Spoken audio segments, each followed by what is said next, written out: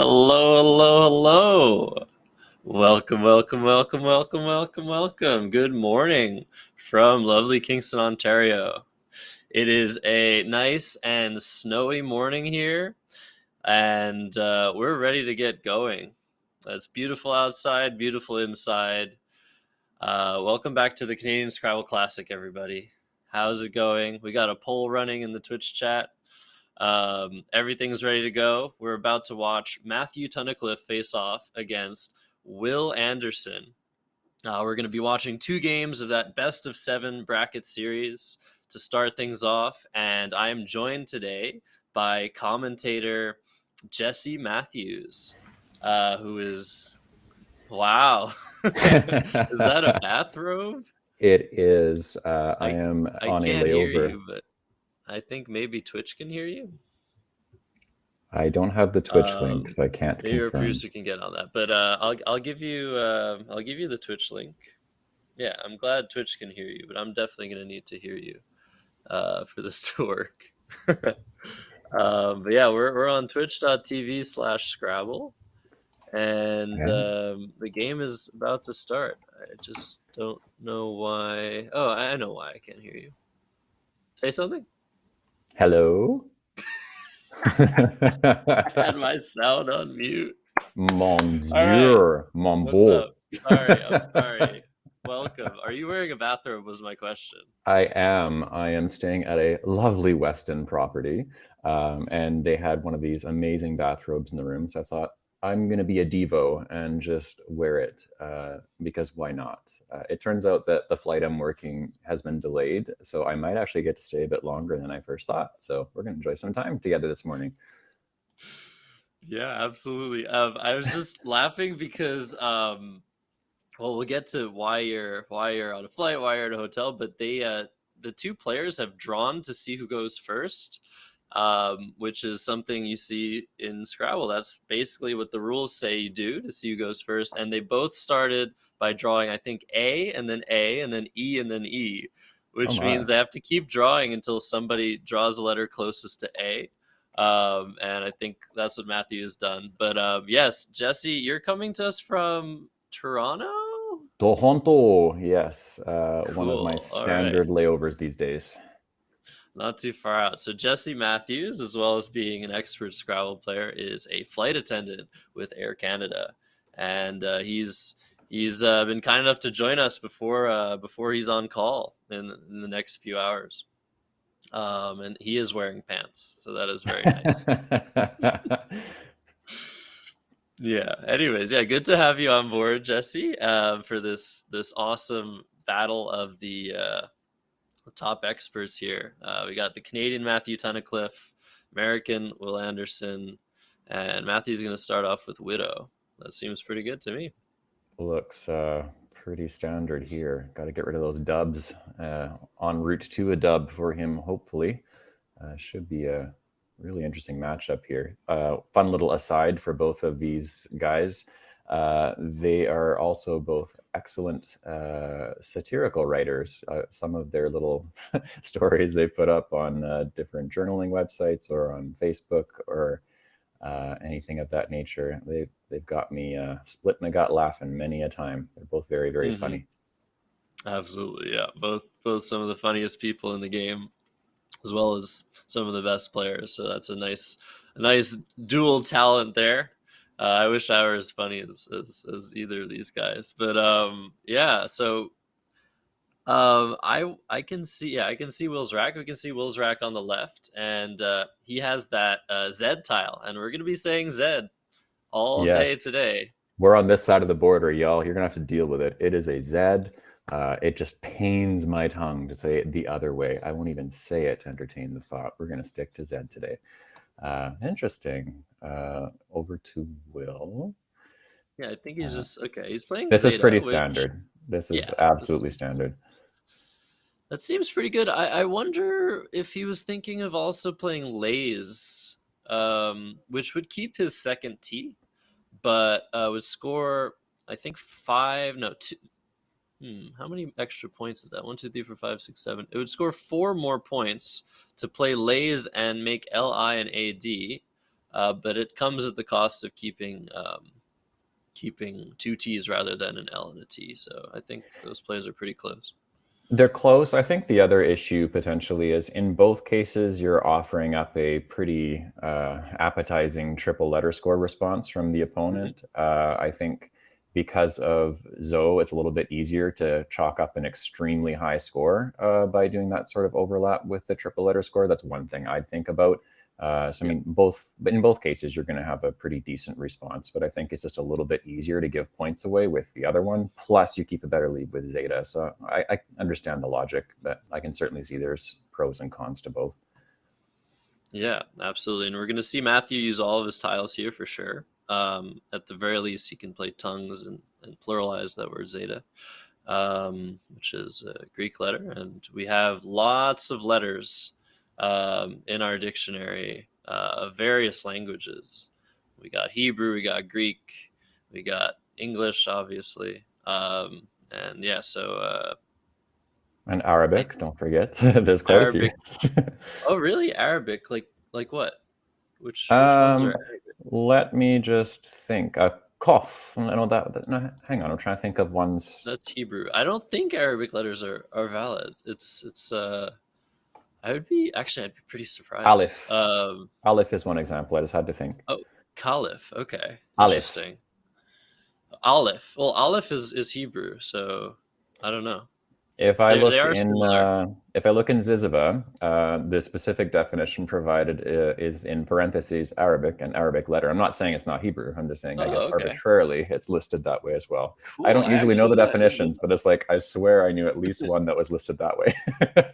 Yeah, and that's an interesting thing to mention. I mean, definitely both these players know what the word widow means. We did see the definition pop up on screen, um, and both players definitely know what zeta means. Um, but yeah, and tongues, we know tongues. But a lot of the words that we play are just words we know. We don't know what they mean. We might know their inflections, and that's all that matters to us at the top level of Scrabble play. And it's like it scores So points. That's basically where yeah, we're at. It's like it's a nice word that scores points. yeah, exactly. And I think I'm not sure if we have our define bot working. Yes, we do. So in the Twitch chat, if there's any words you're unfamiliar with and you'd like to know their definitions, feel free to use that command. So exclamation mark define, and yeah, it'll pop up and it'll tell you what's good. It'll tell you what the definition is, or at least one of the definitions. And as we see tongues come down, we like that play. Nice. Um, Will's got a nice and 8 in response that's going to be coming up here, and you know he knows it. So I just won't tell you, Josh, so you can have a nice little look. I promise it's not oh, columns nice. only, so you should know this. Yeah. Yeah, I was seeing how through the O you can play Localite and Tio Cali, Callie, yep. but neither of those fit on the board. So Clientele comes down very, very quickly. Will is a master at knowing all of the words from 2 to 8 letters long, and he sees them pretty much faster than anybody. Um, and yeah, he's very confidently laying down Clientele. If it were me, I would have taken at least twice as long to see Clientele, let alone make sure there's nothing else to be played. So yeah, very nice. The score is now going to be updated. Will's going to take the lead again, and ooh, that's interesting. What he just drew, he's close to a few things there, but yeah, I think we're going to see a nice score from Matthew to pull back into the lead, and yeah, I think it's just going to be a classic game between these two players, sluggers, slugfest. Both have very, very high average scores. Will Anderson's average score is 435 points, and Matthew Tunnicliffe on his end is sitting at a lowly 425, which is nothing. Unacceptable. Yeah, nothing to. Well, I would say nothing to throw tomatoes at. I don't know what the expression would be there as Yeah, I fun think this comes one's down to I it. like this play with Matthew, because he's not really telegraphing anything as far as like his J. There's a couple of great spots he could use it. It's just he didn't quite have the right complementary vowel or other consonant to get the easy triple letter score, but he's got a pretty Mhm. decent chance at pulling one for one of the two spots Yeah, in the next turn. and yeah, the last letter he drew was the only vowel, which I know sometimes when you're leaving yourself with a lot of consonants, it's very difficult to make plays because at some point you might get worried that you're not going to draw any more vowels. And yeah, the last letter drawn was a vowel, and I'm sure Matthew is like breathes a sigh of relief there for sure. Yeah, and in this case, he's got the minimum jaw and gel for a really easy Hmm. set of points in the next turn, Hmm. since he's got Yep. those two L's. The top triple letter score spot, he hasn't gotten anything there. So he's just going to hope for an easy scoring play next turn. With Will's rack, it's very possible. I'm not seeing anything immediately that jumps out, given how clunky it is. Yeah, I think Will might have to play something just like vid and DZO or something. She It won't be meets the super scoring happy with, criteria, certainly. but he might be seeing something. Yeah, okay. So two mid is a better play. It actually retains the play that I just mentioned, but scores a lot better and covers that triple word. So that seems very good as well. Nothing to say about any of the plays played so far. The we're we're we're in the semifinal bracket, so four players can still win. As we see the play Jesse mentioned of Gel. So yeah, the top four players, there were no upsets. So the four players that were higher rated coming in did win their series in the original bracket, and they're now facing off in the semifinal bracket. And later today, as well as some of tomorrow, we're going to see the finals with whoever wins this best of seven. Um, and yeah, we see lixivium defined in chat. Yeah, that's a really nice word. Um, but unfortunately, Will's a couple letters off of that Yeah, word. he's still looking like he's in Roman numerals territory and not in playable words territory. A little bit of difficulty there. Wavin has got some interesting suggestions from the two midterm turn, pardon me, Dime or Madid. I can see an argument for Dime for sure. I mean, Madid also scores well. I think probably a little bit easier for us knowing the J bomb was likely coming, but I can certainly see Mm-hmm. those being candidate plays. I like two mid balancing a bit better. I just don't think necessarily that it worked out in Will's case, given we can see what his rack looks like now. Right. Yeah. This is a very good Roman numeral rack for sure. Yeah. What's the highest? How what's the number? I forget my Roman numerals. So M is would be the X? 1000 Uh-huh. number. So you would need an M to go really high. Otherwise, you got the I's that can go before or after things to make it either, well, one Yeah. So the before to V make is it four. five, right? V is The V five, is five. IV The would be I's are four, one. VII would be seven, Yeah. X's would be VII tens, is and eight. D's would be 50s. Okay. Cool. So that's I think 68 points. Oh, Oh, wait, have I interesting got it play wrong? by Will. Um, oh, D is 500. Oh my goodness, that's great. Oh, L is Okay, 50, very right. nice. I have mixed the two up. Thank you for the correction. I appreciate Unfortunately, that. unfortunately, we only use the values that are written on the tiles. But Will makes a very interesting play of DV, and we call this a setup play. Um, I think I don't know if we have a graphic for a setup, but a setup play is basically a play that's trying to set you up for next turn, basically. And what Will has done with DV is he is able to put his X next to the I next turn, make XU or XI going downwards, and that's going to be able to score points if it is not blocked by I Matthew, don't who has think a it will be very nice blocked. rack. It is not going to be blocked because Matthew's got a very nice bingo in several spots that can go down Hmm. on this turn. Just a question of where he chooses to go. Yeah, so yeah, he has the word Gorhens. So I want to mention something interesting about the differences between these two players. So we see Will has his letters in alphabetical order. That is a very standard thing that you see at at the top at the top level. We memorize words by looking them in alphabetical order.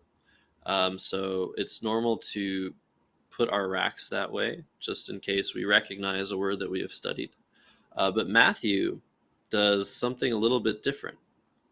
And I don't know if people have noticed what he does, but if in chat you've noticed, if in chat you've noticed, let us know. But yeah, we're gonna see it again, I think, on the next move when he arranges his tiles. But he has a different way of recognizing patterns on his rack.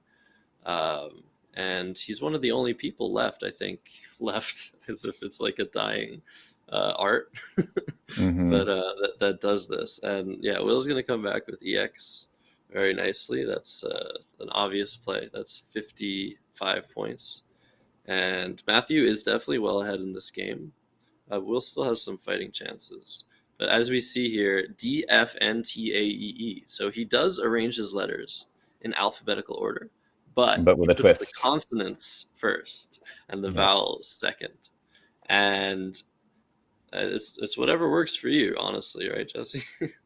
Yeah, I mean, like as long as you can bring it back to memory in whatever way. I mean, essentially, we do alphagrams nowadays because they're the most popular, but it's really doing the same thing psychologically speaking. You're building a pattern recognition mechanism in your brain. It's just this older way of doing consonants and vowels separately, but otherwise alphabetical. It's just fallen slightly out of favor. It doesn't mean it doesn't work. I mean, having studied psych myself and memory, I can affirm that both are perfectly fine. It's just not necessarily the most popular way to do it anymore. It is fun to see, absolutely. Yeah. As we see in chat, physics is fun. Coming in with the hot take, the first hot take of the day. Vowels first is the way. Actually, I think I've quoted or seen Matthew Tunnicliffe say the complete opposite. That vowels first is what's blasphemous.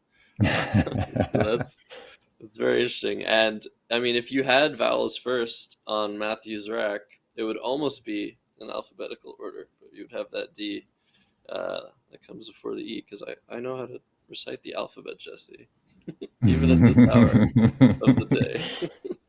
You know what's interesting is I could. Hi, Aaron Bader. By the way, it has been some time.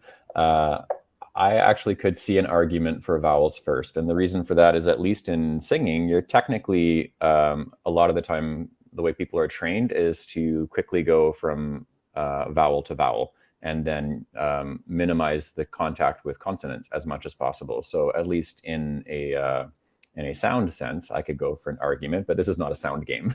So I mean, like if you're going for something like singing, then yes, I could see the stress on vowels. But here, I mean, whatever works for you.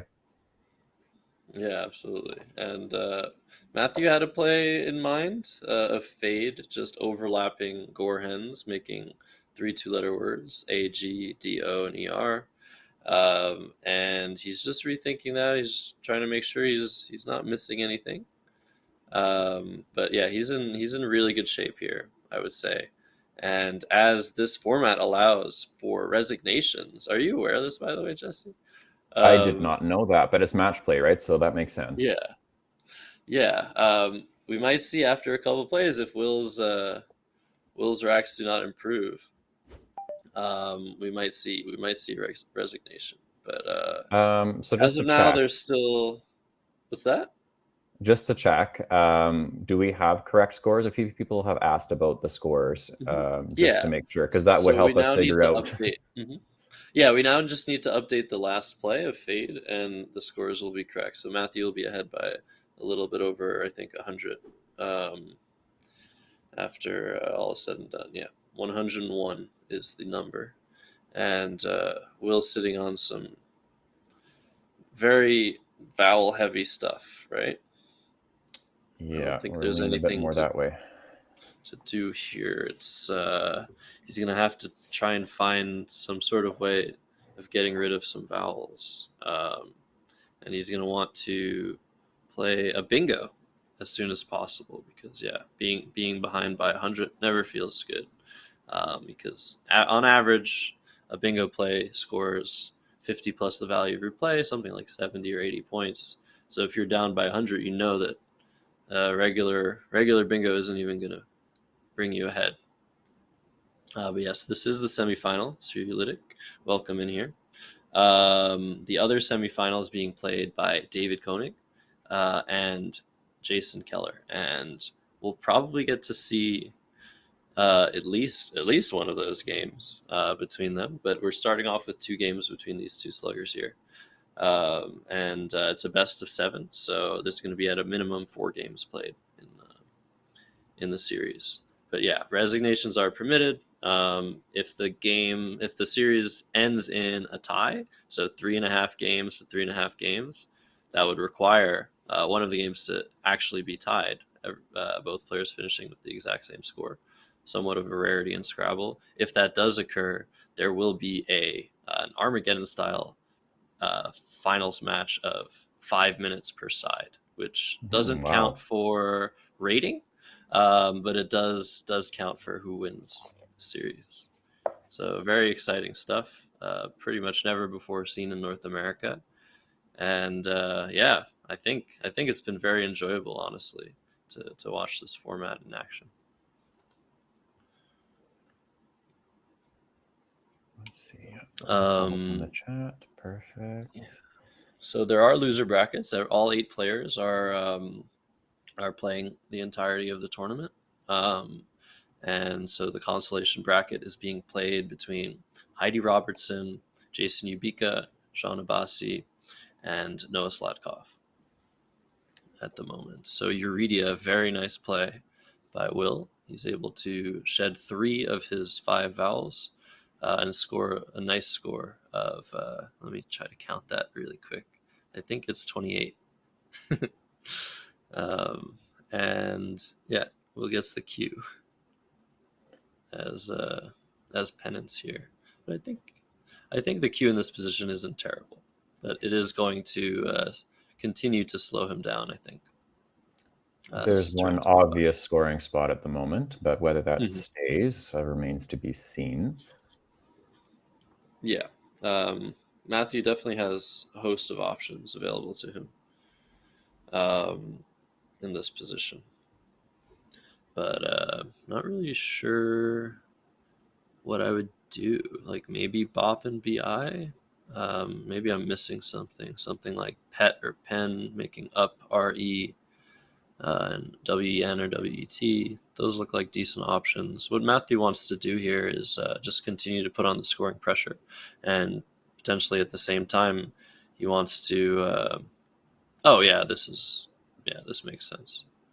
Pintos. Hitting 2 double word scores, scoring a boatload of points, and taking away opportunities from Will. Yeah, that looks very very good. And yeah, we took your feedback from yesterday, everybody, and so now we do have a little scene here with a larger board. We were aware that people might have been having a little bit of trouble reading the board in yesterday's matches if they had a screen that was on the smaller side. So here we have another little scene with a larger board. So hopefully you guys are happy with that. Um, and yeah, I can see everything very well. Everything looks good. Um, but if there are any issues that you guys have, any feedback, feel free to post in the Twitch chat, um, and we'll do our best to accommodate what everyone wants. So while Will figures out what to do with his rack, I have a fun little bit of trivia for you, Josh, involving Matthew's rack. There's Awesome. an 8 that's a little bit more common, and it actually describes my life fairly well. But there is another 8 in here. I will say that it is Collins only, but it's an Okay. interesting 8 as well. That's kind of in the same family of words. That's the best hint I can give you, but I'll let you have fun with that one. Very nice, very nice. Yeah. So I do see the 8 that I definitely know that applies to a flight attendant. If anyone else in chat He's very close, Dustin. Yeah, very close. um, but yeah. So you're saying neither of them play, right? Yeah. In The either other case, eight things letter will go down. word.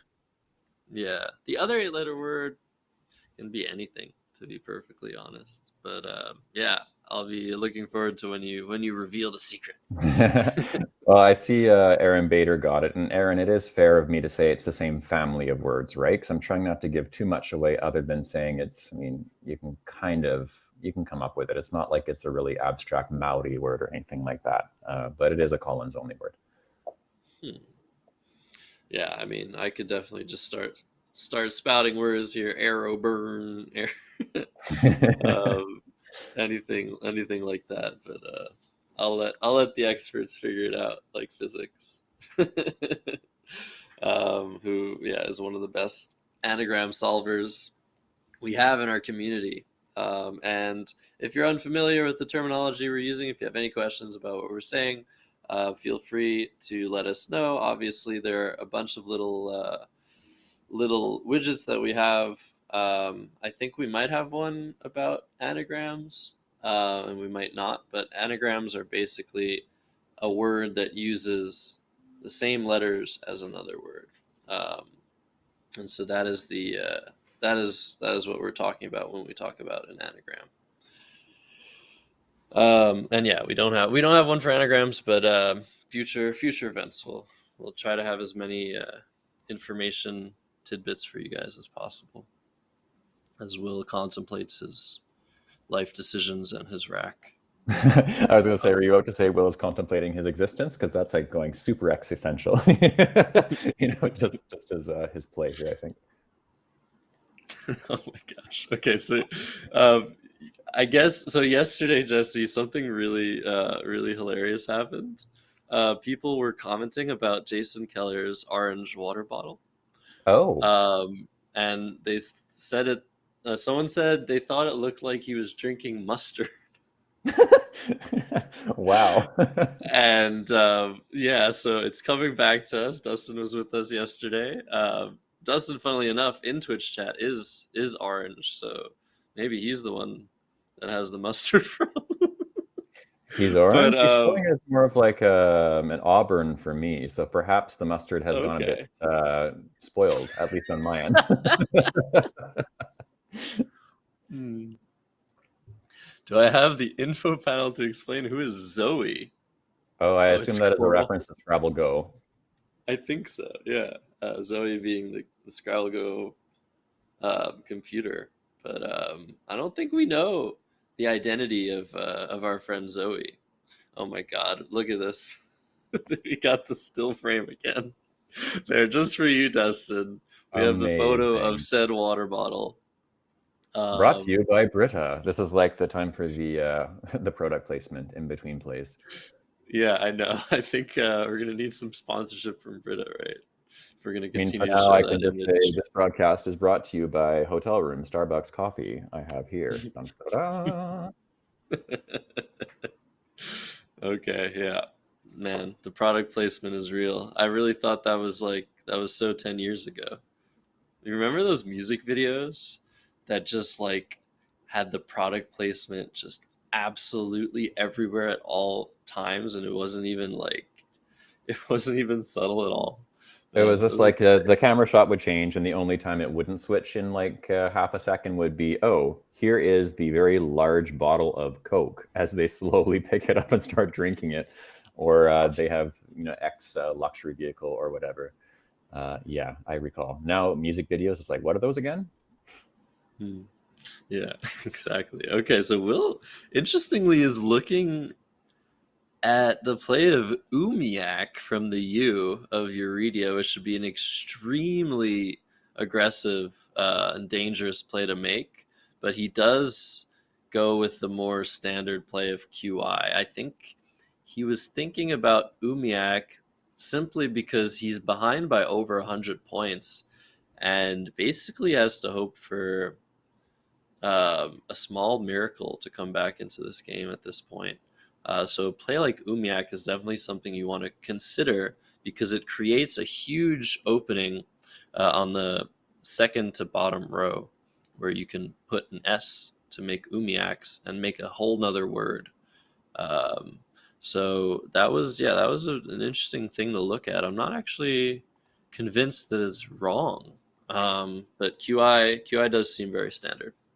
I think one of the things he's thinking about is Matthew for sure doesn't have an S after his play because stepson is just one of several options he could have played otherwise. So Will can Mm, definitely peg the idea that he doesn't have an S left over. Of course, it's right. possible to draw one after making a play with 6 tiles. So Mhm. there's probably that whole balancing factor because that's the second of the 4 S's and then one blank's been played. So it's not like it's highly probable that he has an S, but drawing 6 tiles is still quite a few. Um, yeah, so I Right. think QI is a bit safer. That's an interesting thing to mention too. Yeah, because as Scrabble is not a full information game, you don't know what your opponent has in the rack until the game is over. Um, it's very important at the higher levels to use all the information that you can get and gather from previous plays to make a more informed decision on what to do. And in general, the S being the second best tile in the game of Scrabble, people tend to keep it a lot more than other tiles. So at a normal period in a game without any other information, someone is more likely than average to have an S. Whereas after a play like Pinto's, which again, you mentioned that if Matthew had a second S as his seventh tile, he would have had the play of Stepson. Um, we then know from Will's perspective, he can then determine with almost certainty because we think that Matthew would definitely have seen the word Stepson. It's possible to miss it, but at this level, unlikely. Will can be sure, or pretty sure, as sure as you can get in a not full information game, that Matthew doesn't have the S tile and that it's more likely for Will to be able to draw it, although he's still less likely to draw it after playing 4 tiles to 6 tiles. As we see Tabor come down, which is just, I understand the decision there. Matthew just wants to cover triple word scores and score points so that he can just outscore Will. Will's going to need, I Yeah, think, at this point, two bingo plays to come back. And I think he's going to get one. yeah. Emirates underneath QI would have been his play if Tabor had not come down, but this is going to be Mhm. pretty quick as the response here, I would say. Before Tabor, there was actually 2 spots for Emirates, but yeah, this made it easy because it took out both. Nerd alert! Welcome back. Yes, I apologize. I didn't say bye to you before you left yesterday. So yes, I'm sorry about that. We're back here. Welcome back to Nerd Alert, and yeah, it's good to have you back. Amberite comes down, so giving Will a glimmer of hope in this first game of the second series. Um, and welcome to Adenic LMAO, who is using the define command, which we like to see. Um, Tabor also divides the board into. Oh yes, I love talking about what we call board dynamics and board shaping. It's a very fun conversation to have. It's something that the expert players in Scrabble really like to talk about. I think, and everyone has slightly different ideas. I think about this particular aspect of strategy. But yeah, we could definitely Spherolytic being another very strong um, grandmaster level player. Mentioning that yeah, if nothing happened after Tabor, if Will was unable to use all of his tiles, Matthew could then pounce on the opportunity to shut down parts of the board. That did not happen. Matthew has an unplayable Perinia, I think, and so the game is still up in the air. I think. What do you think, Jesse? I think the scores are accurate. That's definitely very close. I can't see any of our remaining tiles in the bag, but just looking Mm, purely at their racks, I do I do like how Matthew's looking at this point, given he is up on tempo and it's his turn. Will's got well, the G especially, the C not as much, but both of those are a little bit difficult to have together here when there's certainly no bonus option. So I would say getting rid of the G at minimum would be ideal in the next turn. But again, that depends on the pool for the C and the rest of his rack. yeah, so yeah, it would be good. It would be good if we could get an idea of what letters are remaining at this point in the game, because it's becoming more and more important um, as we get to the end of the game. And oh, we see a nice pull by Matthew. And if Will is unable to make a play that blocks gels, Matthew is probably going to take this one. He's looking pretty comfy there. And yeah, scenarii, that is the word, Zuglia. Very nice find there. That is one of the words you learn pretty quickly when you start playing competitive Scrabble. It does come up very often, and it's a very weird looking word, but all of the letters in it are worth 1 point, and there are lots of those letters, duplicates of those letters in the tile bag. So that is a very important word to know and find. And yeah, Matthew is definitely sitting pretty on that. We'll see if Will can somehow uh, keep the game alive. But if not, I think we might see a resignation after a move. Yeah, I wonder about how the vowel situation is looking in the bag. Let's see. Oh, Unseen to there we Will. go. Perfect. Ooh, yeah, that's not the best.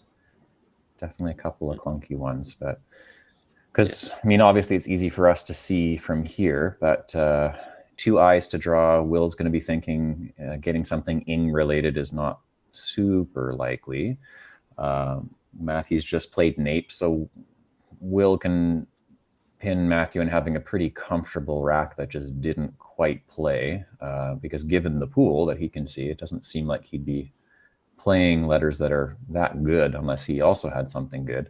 So I mean, obviously, I'm looking with full vision here, but something like Jello and Cog, if you were to have enough vowels, but there's not really a lot of vowels in the bag, so he's probably going to want to, if he's using a vowel at all, unload some of those consonants. So maybe, I mean, the more I look at it, it just seems unlikely he would play anything there because playing with Jello would take away one of his options that doesn't require having a nest necessarily or a fully balanced rack, or he could play some seven that maybe is less common.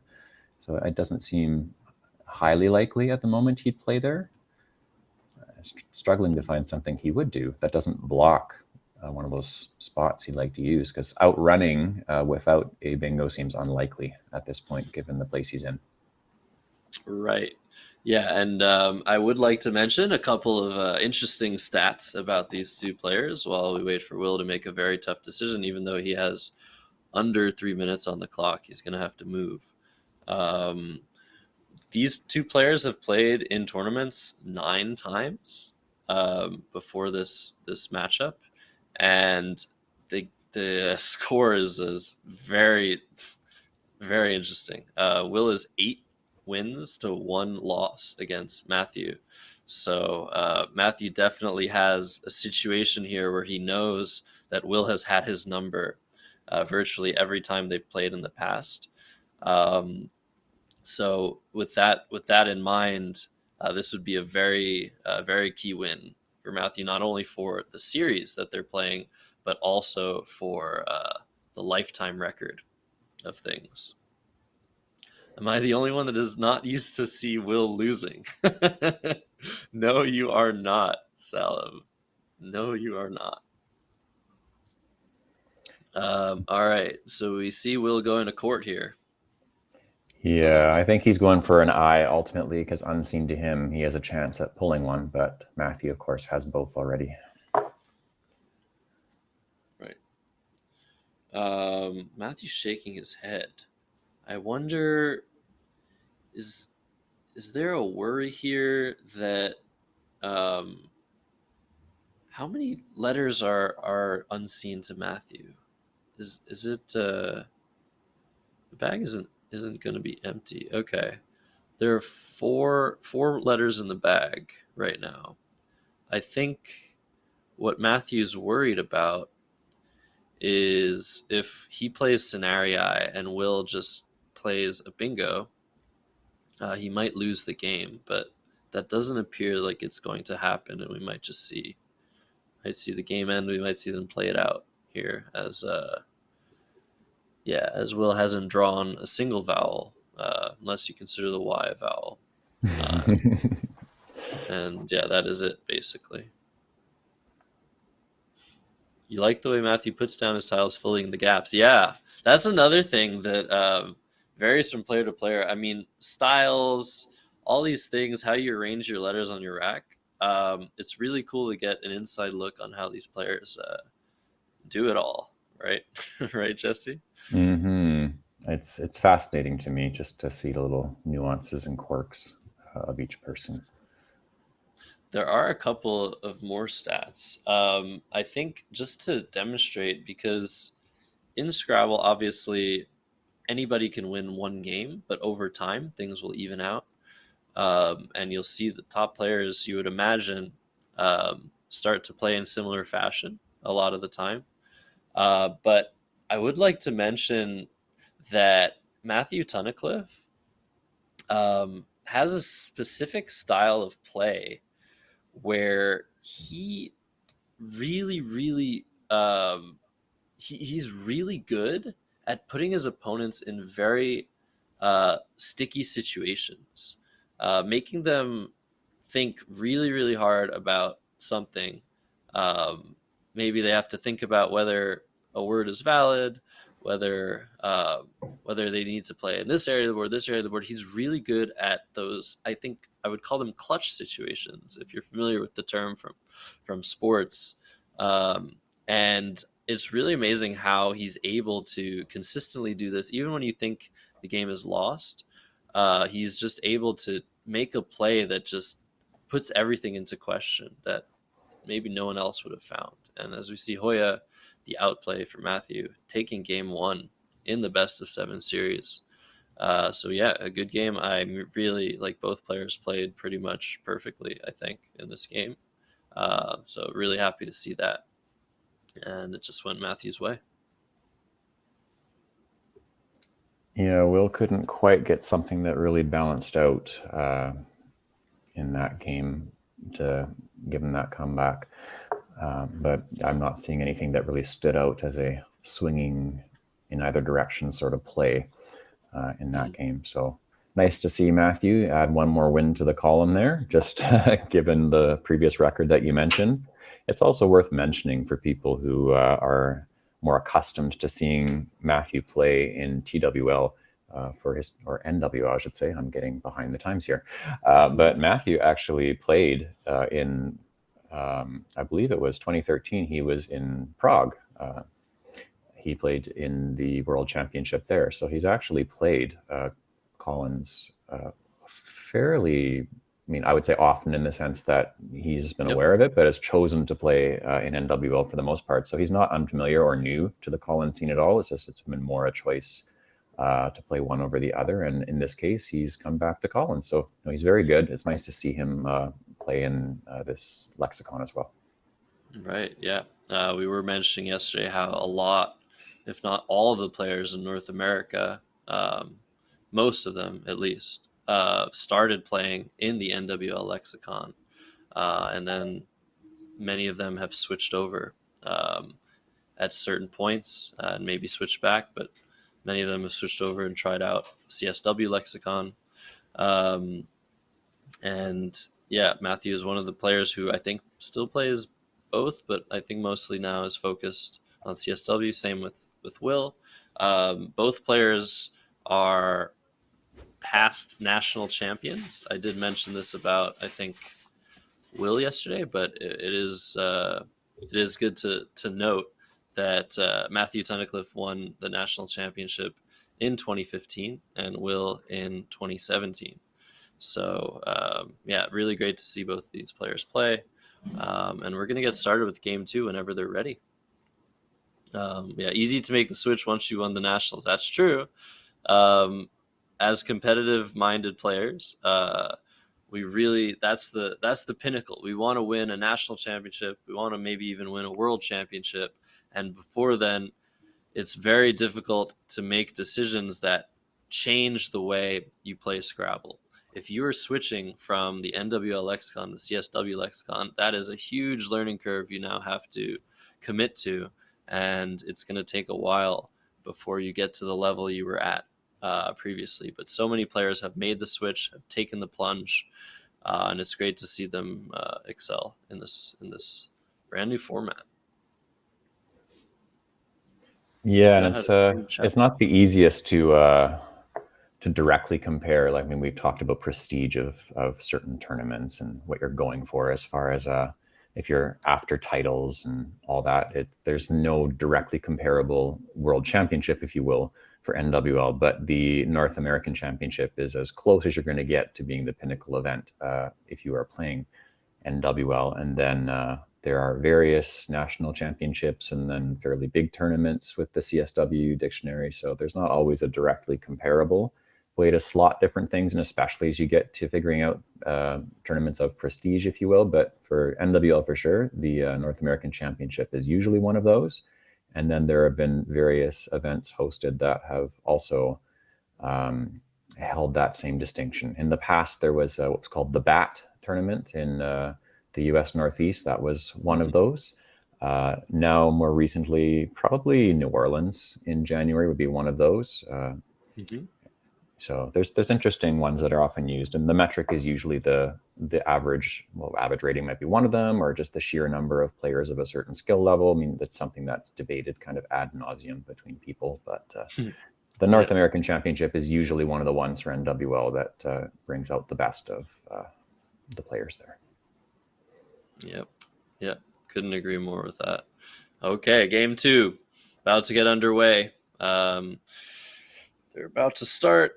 Will's first this time. Matthew was first last time, and we'll see if he can bounce back from that loss from last round. So, Joker in chat asking, how do you qualify to join a Scrabble tournament? Well, you don't have to qualify. Pretty much every tournament in North America is free for anybody to join, so long as you are a member of the governing body that is sanctioning the tournament. So at the moment we have NASPA. Okay, as we see very very quickly, Ganidia come down for Will. That's a very nice find and nice word to have on your opening rack. So bouncing into the lead, but yes, there's NASPA. That is the body that is sanctioning this specific tournament, and there's also WIGPO. Those are the two main governing bodies. So WGPO. So you can Google NASPA Scrabble. You can go to WGPO. I think we also might have a website where you can find anything of that nature. I'm gonna post it in chat. I'm not 100% sure that this link will bring you to where I think it's bringing you, but it might be bringing you to the spot where it's like, where can I play Scrabble? And okay, so there's a video and lots of links on that website. So yeah, go ahead and check that out if you're interested in joining live over the board tournaments. Well, Will's pulled another bingo out of the bag, so we're going to get to see him bring on the heat this time to Matthew. Let's just see what else we got here. I also would like to mention, I'm a little bit biased given I'm on the West Coast, but there is also Coco as an option for Tournament Scrabble, and they primarily do CSW tournaments. But they have one partnership coming up in the summer for their version of the North American Championship. WIGPO and Coco are collaborating for the championship that summer. So it's kind of like, yeah, it depends on where you are. On the West Coast, we have a bit more of a presence with Coco, but there is also some on the East Coast. So I would say kind of like there's technically three. Yeah, Coco definitely. I'm trying to. Okay, people in chat saying the link isn't working, and that's actually true for me as well. I just tried. Yeah, it's not working for me either. Oh, that's too bad. Oh, I thought the website was live. That's yeah. Okay, Josh Greenway in chat, our one of our producers behind the scenes, is going to look into it and hopefully get back to us if the site does indeed go live, because that is a very useful tool for everybody to find to find out where to play Scrabble. Yeah, because that's one of the things. Like, so many people play the game. So many people love the game. They might play online. They might play, as we see the score slip from last round. Very nice, 519 to, was that 425? Um, was the final score. But yeah, lots of people play and don't realize that there's probably a Scrabble club in your home city. There's probably tournaments nearby. Um, so yeah. Unfortunately, Spherolytic trying to post links in chat. Links are not allowed at the moment in this chat, but we're gonna get, yeah. If you want to mention what link that is, I can post it in the chat instead. But yeah, this is one of the things on Twitch, because people tend to post potentially malicious links. They are normally banned. But Bant. yeah, yeah let me post that. Okay, I can I can get that. I can get that in. Also, as an aside, I know we have a few avid anagrammers in the chat here. For those of you who don't know, we do play anagrams as a cultural thing in Scrabble, often in the evenings between multi-day Scrabble tournaments. For Will's particular rack, there are no sevens or eights, but if you were to add several letters to his rack, there are some steals. I won't tell you the shortest nor what they are, but I know there's a few of you who will love to try and think about that. So go ahead, see if you can plug some away in the chat there. Huh. Yeah, it's gonna be, oh my gosh. I already have theologizing. Very nice. All right, I'm posting a bunch of links in chat. If you want to check out what's going on in Scrabble in North America, those are the websites. And if you're not in North America, um, I can give you this link as well. All right, there you go. Don't say I never helped you guys out. All right, perfect. Yeah, so sorry, we saw Utropic, which spread across two double word scores, scoring a whopping 98 points, I think. And Neff coming down for Matthew, who was trying to balance his rack. And Will, yeah, Will is just making sure he's not missing something, and he's probably going to score a very nice amount with his Zed. Zoe is being suggested, making ZE and OU next to the E and U in Utropic. That looks very good. You could also, if you want, I don't think you would want to, but you can play ZHO in that same spot. I don't see why you would really do that, though. I think he was briefly debating it just for potential balance, but on the other hand, not playing it, the IGH combination works for a number of words. I mean, light is kind of the most obvious example, but words in that family, especially because he has a blank, it's not the worst if you were to keep one more consonant by playing Zo for so many points. So Mm-hmm. perhaps that's why. I mean, I kind of do that think out loud thing with my rack sometimes. I move letters around. I think maybe Jo is kind of the way I pronounce it, so I think of it with the H in there. But I think that might have been the reason he briefly considered the H was for balance, but he doesn't really need to as urgently balance given how well those letters blend together. Mm-hmm. Yeah, and if Will does indeed play in that spot, was mentioned in chat that Matthew's going to be able to play a bingo, use all of his tiles to play tap and add through an A, through the A of Gonidia specifically. So he will still be in the game despite being down 94 and it not being his turn. So yeah, Matthew's going to be down around 130, 140 points before his play. So he's going to need something to happen. But yeah, the best way to do that is to play a bingo and open the board. I would like to mention as well Spherulitic in chat, who is recommending wespa.org.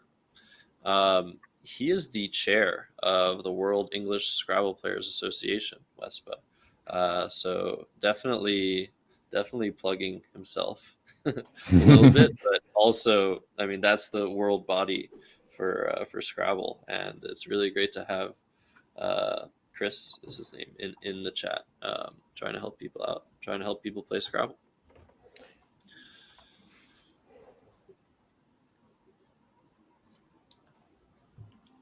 Um, but yeah, as I think we're gonna see tapping out here. We'll see.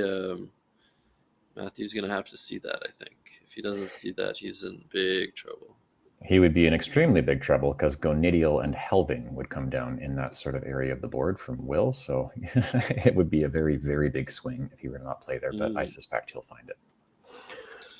Yeah, and okay, so tap and add in either spot would block Helving. So yeah, this is definitely a pivotal position. Okay, there you go. And as Dustin mentioned, he just puts his letters down in a very interesting order. And yeah, I do like to see it as well. So tap and add comes down. Nice food word for 65 points. And Billy Mumphrey is complimenting the find. Yeah, beautiful. These players are some of the best, and there's a lot more beautiful plays to come throughout the entire day. Ooh, there's actually a bingo for Will. Yeah, there we go. It's been put in the chat. Oh my goodness, High Veld. If Will spots this, that is going to score almost 100 points to that D in Tapenad. And if anyone's going to spot that word, it's Will. It would be Will. Exactly. I was just Yeah. going to say Will would be the person to find it. Yeah, this is the king of blank bingos, which means Will practices finding this sort of word more than anyone, and he is better than anybody at finding these words. There's another website I can send you guys to where Will hones his anagramming skills um, on a daily basis, and you will see if you're looking at the CSW tables of blank bingos, which is a table that spouts out, I think, 50 anagrams with blanks involved that you have to solve as quickly as possible. Um, will solve pretty much all of those, even though he only has 5 minutes to do that. So yeah, that's the way we practice at the higher level, and I say we, even though I haven't done that in a very long time. And yeah, it's getting to the point where I'm gonna need to hit the books again. Jesse, what about you? Yeah, I definitely am rusty. I have a lot of studying to do myself. Just wanted to provide some perspective here as far as finding Heiveld for Will. You have to make the blank an H. I think it's one thing when you're looking in Airlift, absolutely, definitely, or in Zarafin or whichever tool that you use. It definitely requires a certain level of skill to be able to find all the blank bingos. But on the other hand, you know something is there based on the way that you're studying. In this case, you not only have to determine something is there, but find it. And in this case, you're making the blank a letter you wouldn't typically make it if you're going for something that uses conventional endings or starts or any sort of affix. This requires a little bit of atypical thinking. It would have to be purely anagramming if you were to come up with that rack, an alphagram order. I think it's a pretty tough thing to do in a game unless you're really, really, really good. I mean, and Will is, but this is definitely, I think, another level of difficulty compared to just knowing there's a word and just taking the time to find it. Here you have to know that it exists and find it. Right, and honestly, this is probably the point in the game. Okay, yeah, this is the exclamation point of the game. If Will were to have seen Highveld, it would have pretty much sealed the deal. But a very very rare miss. Um, well, he hasn't hit his clock yet, but Will did take some time. He probably sensed there was something going on potentially. Whenever you have a blank, yeah, okay. So Glaive does come down in an extremely rare miss from Will. Honestly, I don't remember the last time I've seen him miss something, but he's gonna be hitting himself for missing that. Even if he wins this game, he's gonna want to have seen that word. Yeah, I've and obviously with the knowledge that we have, it's it's definitely easier for us to watch and Oh say, my god. oh, he missed that, but it's like, yeah, it's true, he did, but that's why I wanted to emphasize the difficulty before the play came down, just psychologically of being able to come up with that, just because of the Yeah. extra step that doesn't exist when you're studying in different software like Aerolith or Xerafen. So yeah, I mean, it's too bad he missed it, Yeah. but extremely difficult find. Honestly, it might be the hardest find we'll see this entire tournament would have been Highveld. But we'll see if something if something else comes up. As Woad comes down, whoa, okay. And Will is sitting on an extremely nice set of letters. Um, and there might be a huge play here again for Will. Yeah, and in the chat, I see Chris Lipe saying, with the heavy stuff and blanks the hardest. Yeah, I agree. That's definitely why I wanted to bring attention to that. And then Aaron says, top level play, expected Will to find it because I have that much respect for him. I agree. Like that's why we were saying if anyone would find a play like that, it would likely be someone like Will just because of how good he is. And I'd say when they talk about it after the game, he's going to know the word just because I do believe Will has probably studied that far. Mhm. It's just a matter of Oh yeah. having been able to find it in the game. Did he give up 15 points to open a triple triple? Oh, this might have been a miss from Matthew actually. So the word "woad" played on the other side of that Zia. Z, making ZEA and OUD for I guess 15 more points. Yeah, that's a huge play as well. So yeah, we see back-to-back misses for the players as Will maintains his lead of 70 points, and he's going to make it very hard for Matthew to come back after he finds a bingo on this rack. Um, oh, widen and glaved. Oh, I see. Yeah, potentially that would have been good to play as well. But yeah, no, Woad. Okay, yeah, I didn't think it was a 15-point difference. So 29, yeah, 29 for Woad there, and 12, 13, 15, 19, 32 on the other side. Okay. So no, I get the play of Woad honestly to open that threat of a triple triple, being behind 100 points. It actually makes sense, I think, to sacrifice a few points to open a threat like that potentially.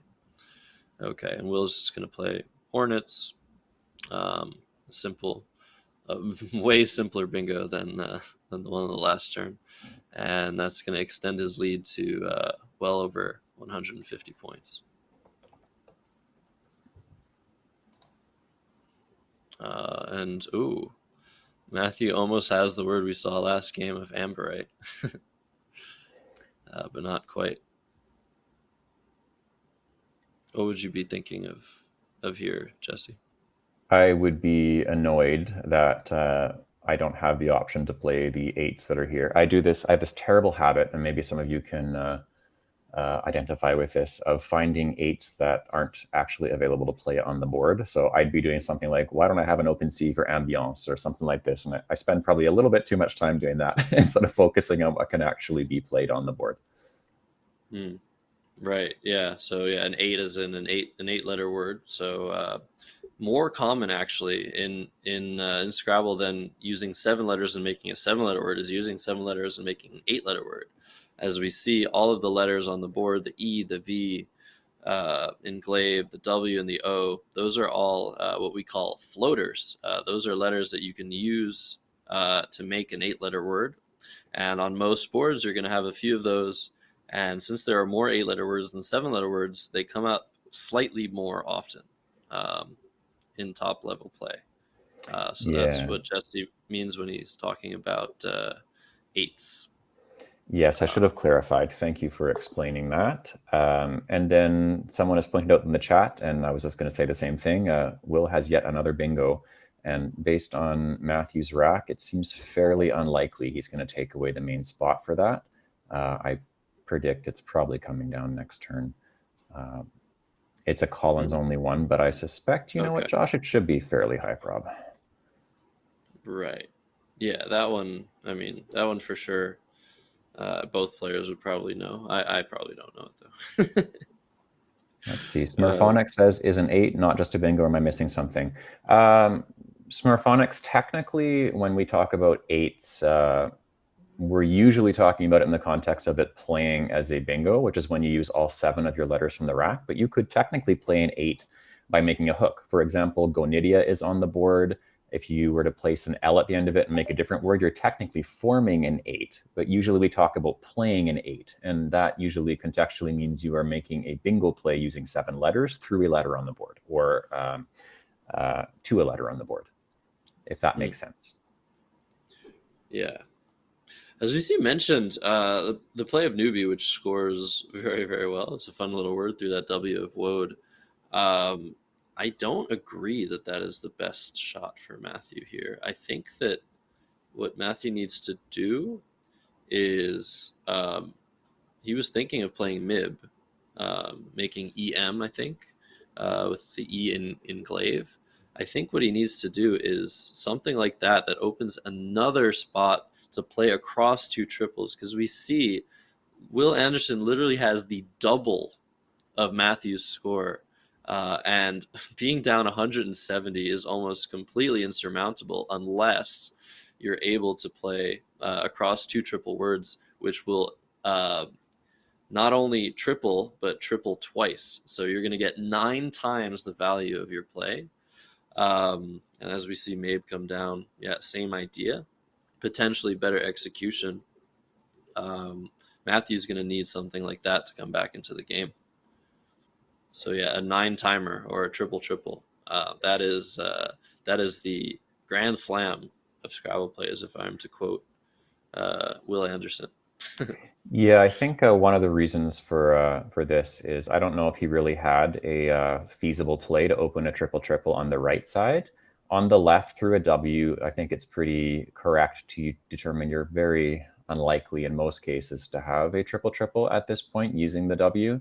An M at the end for like IME or something similar at the end would be a bit more likely. As it turns out, playing on the right-hand side off of glaive would have blocked the 7 for Will, but of course that's us with perfect knowledge here. Matthew's unfortunately not pulled too well, and with Will bingoing on this next turn here, it's probably going to be a moot point. But I think Yeah. opening to the left is likely just creating a slightly more likely triple-triple opportunity, and at the same time not taking both out. But if you're Will, I mean, if you don't have a bingo here, you're probably taking out the M as far as a triple triple spot, because the W again is less likely. Oh, I know this word. This is a no. This isn't a colon. This is a word I know. I just didn't see it. Will was contemplating. He definitely saw this word prior to Matthew's play, but in situations like these where yeah, the game has been resigned. So yeah, the game is over. But in situations where you have a situation where you're up by like 200, um, you can contemplate foregoing a bingo if it does not get rid of the main threat, which is the triple triple. So if Will had a play other than the play he made that would have blocked both of the triple triples at the same time, that would have been something to consider in that position. But as it stood, game is over. Will takes game 2. Series is 1-1. So we're gonna have a lot more games in that series for sure. At least Yeah. 2, I guess. And then just to So address a few things in the chat, Smurphonics, yes, the knowledge that's being shown by the players on this board is very impressive, and they are among the best that we can see in the tournament scene. So it's not surprising for all of us who are watching in the chat and also commentating. oh, Yeah, we do know a lot of the words, but we also have software that we can Game use isn't over. words. Sorry. So, it's not always the case that when someone types word in the chat here that they've come up with it without assistance. A lot of the time that can be true, but we do have the additional benefit of using various software to also look up words. I think the challenge was for Santals because, Josh, I'm pretty Right. certain that it's still Collins only. I don't recall this working in NWL, but I could be very Oh, wrong. okay. Yeah, maybe. Yeah, sorry. I thought the game was over. I overstepped there, but basically that was not the end of the game. That was a challenge. Um, so the word Santals was challenged, and the game is continuing. Matthew's still fighting despite being down over 200 points. So he plays Vaney, leaving both of those triples open. And yeah, we might see resignation soon, but it hasn't happened yet because Matthew still thinks he has a small chance to hit one of those humongous plays. But Also, Salem, I see the question, who decides which words go to the lexicon? Without getting into a topic of contentious debate, there are generally lexicographers that examine different sources, and based on a compilation of words that they pull from those sources, uh, depending on the situation afterwards, there are a few steps that happen before there's agreement on the words that will go into the Scrabble dictionary, well, one of the two, and mhm. then an update is posted.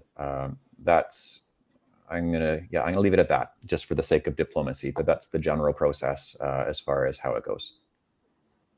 Right, yeah, absolutely, and yeah, I think the score might need to be 417 rather than 412 because, as I will mention, the question in chat from who was it there? I'm missing it.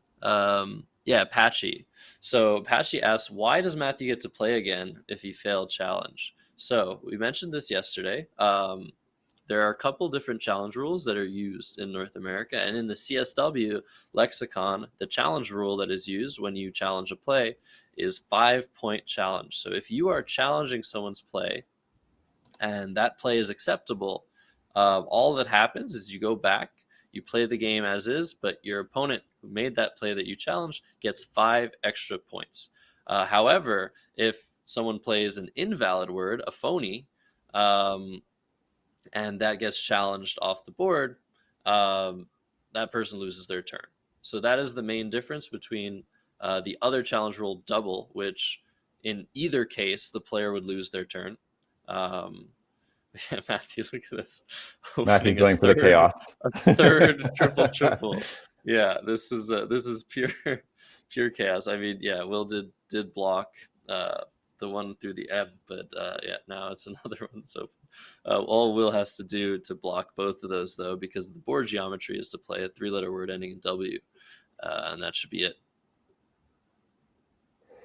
Sela mentions the Spanish words like pinto, not English, but Spanish. I don't want people to get in trouble. No, that's a good question.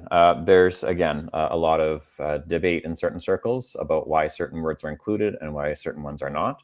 I will say that, for example, pinto is a type of bean, and you'll hear people in even an English-only situation referring to, say, pinto beans or lima beans, and if those words are not capitalized, then that's one of the criteria typically that makes it work, because the word has simply been borrowed and it's been used enough in English where it's considered to be, as Chris has just typed in the chat, a loan word or an imported word. English does a lot of borrowing from other languages. It's just one of the natures of being a lingua franca used in the world now. So that makes the criteria for word inclusion quite interesting as just another thing in the list. Yeah, and now the question is now Here's a that French one. yeah, another loan word. Will Matthew resign in this position? He definitely should. But there's still what's crazy is there's still some potential, since Will did not cover triple. He rather obscured and fully blocked the triples through the Y, but he obscured the triple on the left side. So there's still potentially, if there's some sort of word that still fits through the W, making all sorts of overlaps. Um, there's still potentially a word that'll fit for Matthew, and it looks like he's going to play on. No, okay. Did he put He's going to put SOS us on it down? this time. No, he just showed Will's rack. It's like, okay, good game. Yeah.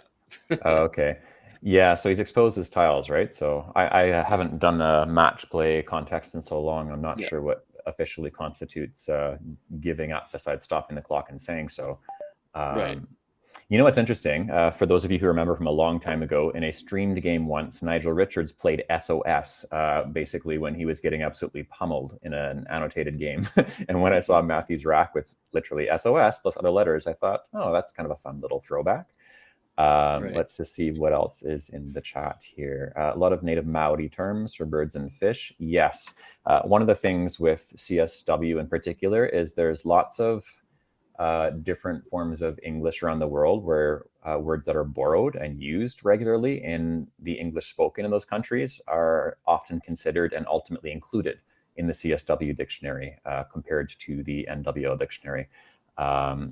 There's quite a few examples I can think of. I would be going on for a very long time by doing that, but suffice to say, if it's something that has been imported even into a local variety of English and used often enough, it can be included.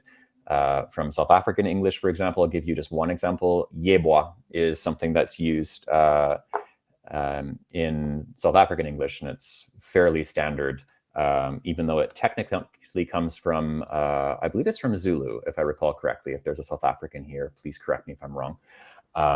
But it's a way of providing a yes in a little bit more of an informal South African English. And we could go on and on with examples, but that's just one. Yeah. So I'm communicating with our producers behind the scenes, Josh Greenway, and for those of you that were here for the poll this morning, I asked you who you think the second producer is, and there was a tie between two names, and one of them was correct. And our second producer, Ryan, I think, is going to put us on a break here. So we're going to cue that up as the players get ready for game three, and I think we're going to be staying. I think we're going to be staying with the same players potentially, but we'll get to you guys soon enough with game three. And definitely, Jesse, you have to head out, right? I They've think. actually delayed my flight that I'm working, so I could stay for one more if it goes relatively Okay. to on time. But if you've already got someone lined up, I can gladly bow out. Just let me know. I think so. Yeah, I think we're gonna go into break. We're gonna let you go, but it's been a Oh pleasure, no. Jesse. Thank you. Okay. Yeah, I honestly, I wish I had a bathrobe in my in my hotel. I would definitely be wearing it for you guys. No, gotta be professional. No, totally not. I love bathrobes. But anyways, Jesse Matthews coming in from which hotel was it? Hyatt? I am at the Westin in The Toronto, Westin. and I'll The be Westin in providing Toronto. French translation this afternoon for the flights. I am on board officially as a bilingual. Josh, that's something we never talked about before. I am Yeah, now that's French amazing. qualified. Congratulations. Okay, well, we'll Thank you. continue to speak in French off stream. And yeah, it was great to have you, Jesse. Thanks for helping us out. We're gonna cue a break here, and we'll be back for Game Three in the Canadian Scrabble Classic. Thanks, Merci. everybody. Bonne journée à tout le monde. See you later.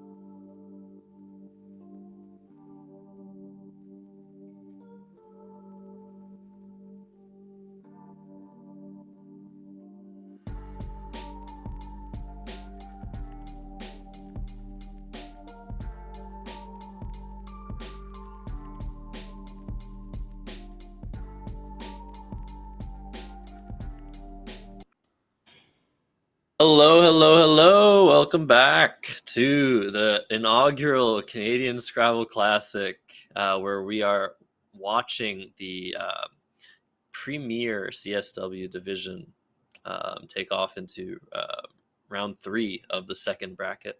We're going to be watching Will Anderson versus Matthew Tunnicliffe once again. The series is tied 1-1, and I'd like to introduce you guys to our new co-commentators. We have Charles Ranke and Aaron Bader coming in both from Madison, Wisconsin. So, hello, welcome in. How's it going, you two? It's going great. Yeah, Are can't you ready complain. for some awesome Scrabble? We've been I'm ready to just see watching. Will. I'm ready to see Will devour and Eldritch baked good, perhaps, or maybe the Eldritch baked good will devour Will. We'll find out. Okay, that's very cryptic. I like it. I like it so far. So both of you are in Madison. And how's the weather over there? It's nice and snowy here in Kingston. It's like 75 degrees and balmy. I can Charles, what is complain. your experience with the weather? Everyone experiences weather differently. Hello? I'd say 75 degrees is about 50 degrees or 60 degrees on the high side. But, can't complain.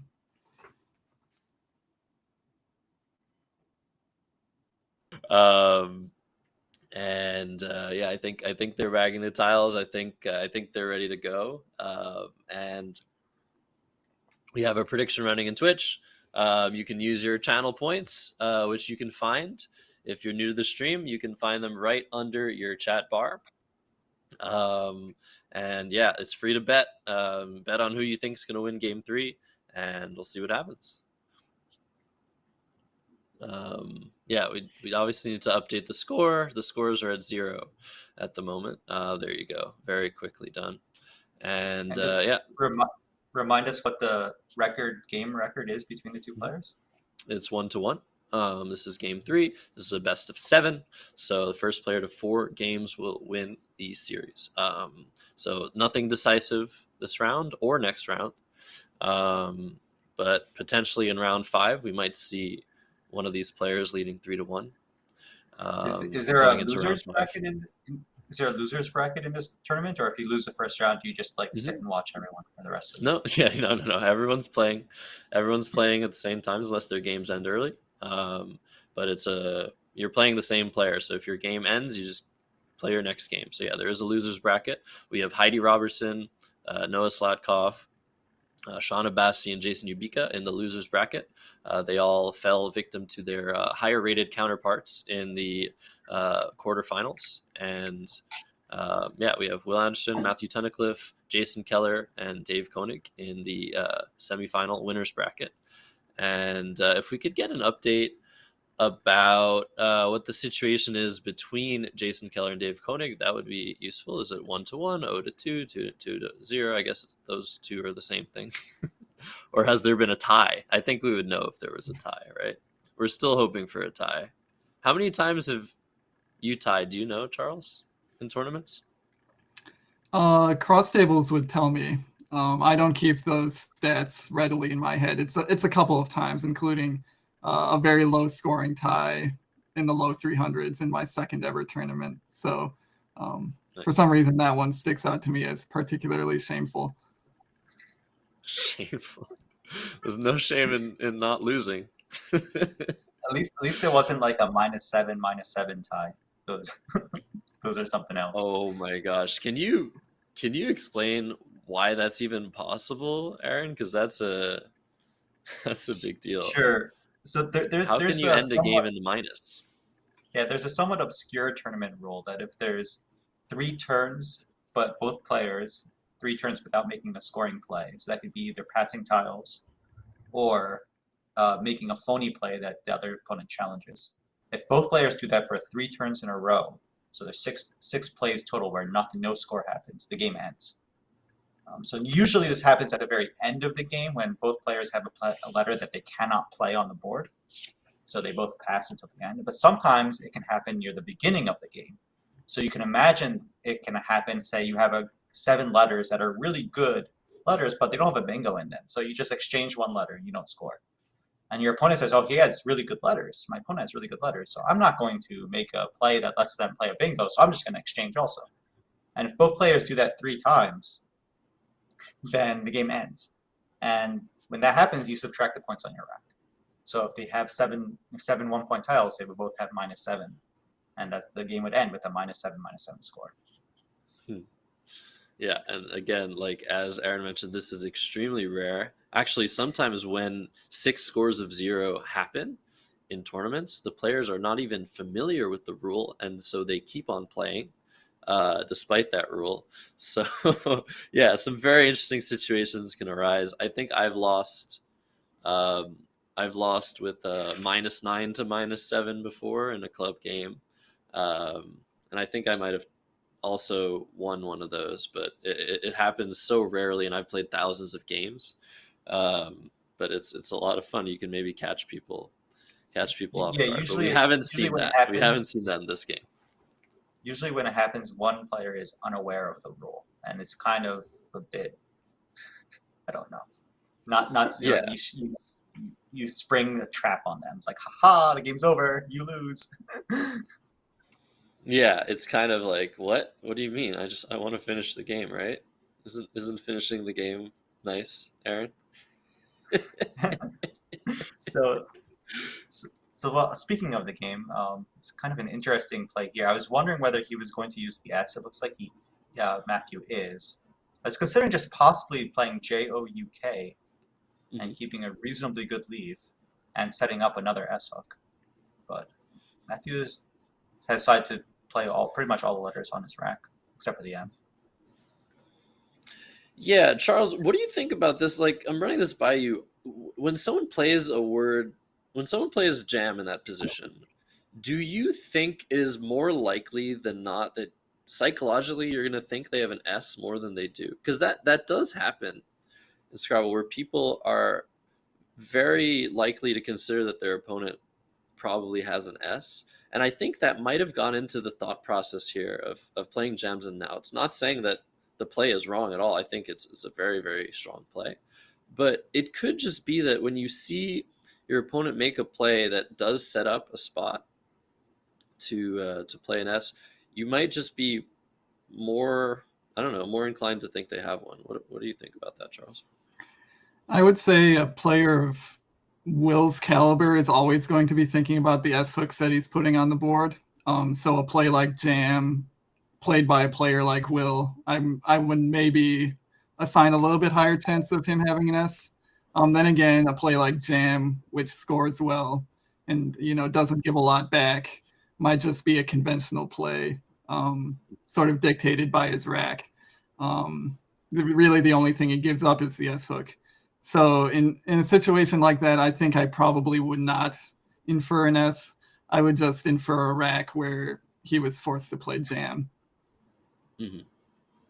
Yeah, it makes a lot of sense. And I think Matthew's definitely going to regret, or he probably already does regret his play if he was also considering the play of Juke, which would have extended from that J and O to score 25 points and keep the S on Matthew's rack. But Will hammers him back with Zooks, which is almost the same as Juke, funnily enough. And yeah, Will, having kept the Z on previous turn, is able to maximize its value. So that puts Will well into the lead here. Unfortunately for Matthew, OJAM is not a word on this rack, so he does not have an available bingo. Yes, yes, was mentioned in the chat by Sidewinder. Good to see you here. A very, very strong player. Um, that biomorph is almost available. If you would remove that J from the board and maybe just hide it somewhere, maybe your opponent wouldn't notice, right? So just going back Doing to that the, on. to the Go ahead, going Aaron. back to the jam play. I mean, I don't have as much tournament experience as either of you, but I don't think I would make pretty much any inference on a play like jam. Um, the only inference that I might possibly make is there's a slightly higher probability that the opponent has a B, but even that's really small. Uh, Oh, it just really? Okay, interesting. Because Jam also takes a hook of a B for Jam. That's very yeah. interesting as well. But as far as like other inferences, there's just so many possible racks where jam is like the highest equity play by far that it's hard to bring any strong inferences on that play, I would say. But you guys have more experience, so Right, and big fan of Will in chat is saying she does not think that removing a tile from the board and hiding it is allowed. So, are you saying that if Matthew were to do that right now, you would be upset? I don't really know what the problem would be. Like everybody wants to play biomorph in their life if they know the word. So why not allow him the opportunity to do it? He could say, "Look, I'm going to play this. I'm going to take the J away. I'm going to give it back to you. I'm going to score 0 points. Will you allow it?" You can just like bargain, right? okay. This is a really tough play for Matthew. There's not really many good options, I don't think. I don't actually know where he's planning to play Himbo, whether under Zoe or under Go, but neither, or maybe there's another spot I'm not saying, but neither of them look all that great. Yeah, Yeah, it I'm looks not. like I would guess he's going for Zoe and Himbo here. Maybe a little Yeah, I'm bit not sure either. preferable to something like Hobo, which exposes the triple word score a little bit too much. Himbo just Yeah, sort of clears out the rack in a nice way. Doesn't yeah. score particularly well, but no way to do it here.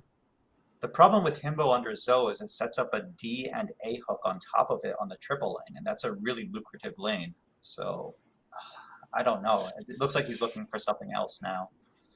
Yeah, it's a play you just do not want to make because when you make ZO, what can go above that? Well, an A and a D, and we keep talking about these hooks. They're the bread and butter of Scrabble games, and you just at the moment there's no way to access that triple word. But by playing Himbo, you're giving 2 access points to that top middle triple word score. So it's something you don't want to do, but it still might be worth it. It's just not a play you'd like to see. So for Boom is second, also an option.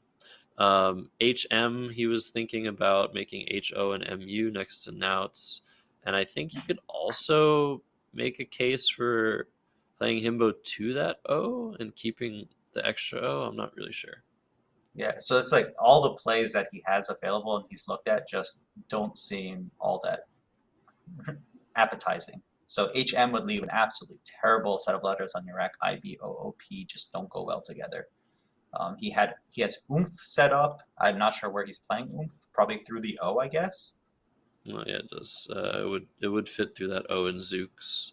And yeah, this is a very, very tough position, especially when you go into the position seeing that you almost have biomorph. It's really hard to get out of that tunnel and even start to look for plays, Yeah, and yeah, I don't even know that it's like tough. if we have someone running Quackle, like what is the best equity play in this rack? It looks really rough. These are the plays that I just make me hate the game of Scrabble because none of the options look appealing. 5 minutes in, and Aaron already hates the game of Scrabble. But yeah, Boo, I think, is going to come down. That was the recommendation by Nibiu, who is a extremely strong player in chat. It's good to have you here. Boo would play through that O and Nouts, BOOH, score 26 points, and yeah, not open nearly as much as any of the other options. But yeah, we do have someone, we do have a commentator who hates the game of Scrabble. I think Charles, you like it, right? You're a fan. You're a fan of Scrabble. I hope there's at least a majority of Scrabble commentators that like the game. Yeah, I would say on this particular broadcast, at this particular moment, we have 2 out of 3 broadcasters who enjoy the game of Scrabble. So I'd say that's a pretty good ratio. Very I good. just don't like. Sorry, I you're just don't like. outnumbered, Aaron. I just don't like really tough plays that I don't know what to do and I make the wrong decision. I don't like making the wrong decision. It's bad for my ego. Well, luckily you don't have to make any decisions here. We're just sitting back, relaxing, and commentating over the game. And yeah, Will has drawn that first blank. As we mentioned yesterday, we have the beautiful maple leaf on the blank tile, right next to the maple leaves of the stream overlay. And Will, I don't think has any way to um, play all 7 of his letters, but VAR is a very good option there. He Yeah, has the this lead. is a really defensive play, so maybe you could talk Mhm. about that a little bit. Yeah, I mean, Charles, you can also talk about it. Charles is just as equipped as I am to talk about defense, but basically, with the lead, it's good to make plays such as VAR that remove access to parts of the board. I think that's about it. Yeah, Simple I enough. would say, in a lot of circumstances where I'm ahead holding the blank, defense is actually, not a bad idea, because if your opponent feels forced to open the board, then you're ready to pounce with a bingo because you have the blank. And so you leave your opponent in a very bad situation where as soon as they make attempts to open the board, and an expert player is certainly going to know that they have to do that, um, then you're ready to pounce as soon as they make that attempt. Right, I can and I can elaborate. I can elaborate a little bit if you'll let me. I will So unlike interject. We have a yeah, photo to show though. While you okay, elaborate on that, sure. the town crier from Kingston, Ontario, was in the playing room this morning, um, making his speech, and that's a little that's a little image of what's going on at this hilarious event. And yeah, anyways, go ahead, Aaron. We just wanted to show that picture. So unlike ZO, there's nothing that goes in front of ZA. So that top lane is now very difficult to access. You cannot access it. Another thing that VAR does is you can't play anything below it because there's no 2-letter word that starts with B. And you also kill probably the most dangerous bingo lane that's currently on the board, which would be an 8-letter word ending in ing, because you can no longer hit from that triple. So it basically does 3 things all at once, and makes it the only place right now to score on the board for Matthew is from that H. And it's not going to be a bingo. It would be a 5-letter word probably. And it's Mm-hmm. not so easy to hit that. Not all the racks would have a word starting with H. And if he doesn't have that, then it's going to be really hard for him to score. And that's the situation that Matt's currently in. And you can see he's going to play a score that just doesn't score very many points. Hmm. Yeah, and Vomito looks pretty good. There was also a suggestion of opium through that U of Nouts. That would have blocked some of one of Will's potential bingos, but he's going to bingo no matter what with that rack. And we have handcart available, I think, through that H, and maybe now there's even the possibility of playing through both of those double words using that M. Oh, thank you, Jesse, in chat. Carborn. That makes a lot of sense. A puzzle from earlier, using the letters in airborne minus the I and carborn minus the C. Yeah, that was a word I was unfamiliar with, but okay, very cool. Yeah, so Will's going to be looking, I think, through that M, and if he doesn't spot anything, he's probably going to go with hand cart.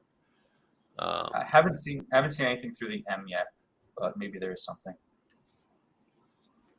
Oh, Radiant. Okay, so handcart uses the triple, using that H and Boo, and that would score 83 points. But there's also the option of overlapping or underlapping, should I say, the play of Vomito and playing the word Radiant, making 5 other words, which would score almost as many or maybe just as many as handcart. And it's a lot more defensive, as we were talking about defensive play. When you're ahead, Will has a 21-point lead. He's going to have a 100-point lead once he's done with his turn. And it's very nice to have a lead on a board with fewer and fewer options available. I think hand card is sort of more in Will's style of a play, but and because Thanadar it's as well. Wow. or Yeah, something go like ahead, that. Aaron. So something that bingos through the H, I think, is a little bit more in his style, and he's probably going to see one of them. Mm-hmm. But I could see that there's probably a class of players that prefers something like Radiant as a play. Right, yeah. Again, mentioning the differences in style. So, okay, we're seeing Thanadar for 83. There was also Radiant for 81 underneath Famito, but this is a great option for Will. He's now ahead by, if he hits his clock, he's going to be ahead by 100 points. But certainly, if he doesn't decide on this play ultimately, which he does, indeed, you see the clock going to Matthew, he would have played something else for a similar score. And Matthew's in big trouble here, I would say. Yeah, he's been drawing dead pretty much the whole game. So his opening 2 racks are probably the best racks he's had so far, and they weren't that great. I would like to bring up a couple of stats while we have a moment here. Both players, as you saw the bingo of Thanadar, that's the first bingo of the game. But both of these players have an average of over 2 bingos per game, which means on an average game you're going to see 2 from each of them, so a total of 4. And Will has exactly 2.21 average, whereas Matthew has a 2.06 average. And I think that reflects more of the style of the players that we have here. Matthew likes to make longer plays like Nauts and Toppy that score really well, which in turn make it so that he doesn't draw into as many 7-letter words because he's playing a lot of tiles and not balancing the letters he has left. Whereas I think Will tends to play a little bit. He does play an open board, like he likes to open things. But I think he doesn't play as many tiles as Matthew does, and as a result, he's able to draw into more bingos during the game. So I think that's an interesting stat. I wonder what your thoughts are, maybe Charles, on Toppy.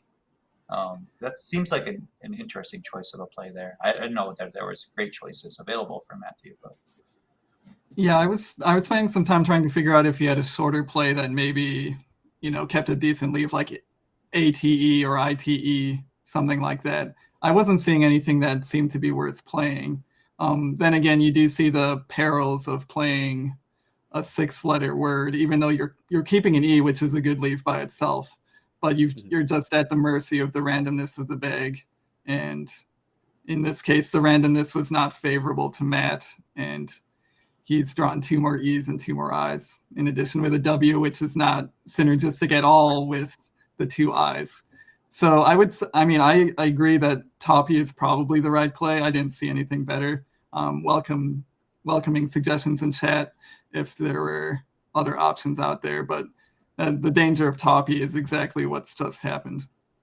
yeah, we had a suggestion of Kumi through the M of Vomito. So that would leave, I think, ATE on the rack, which is maybe a little bit better.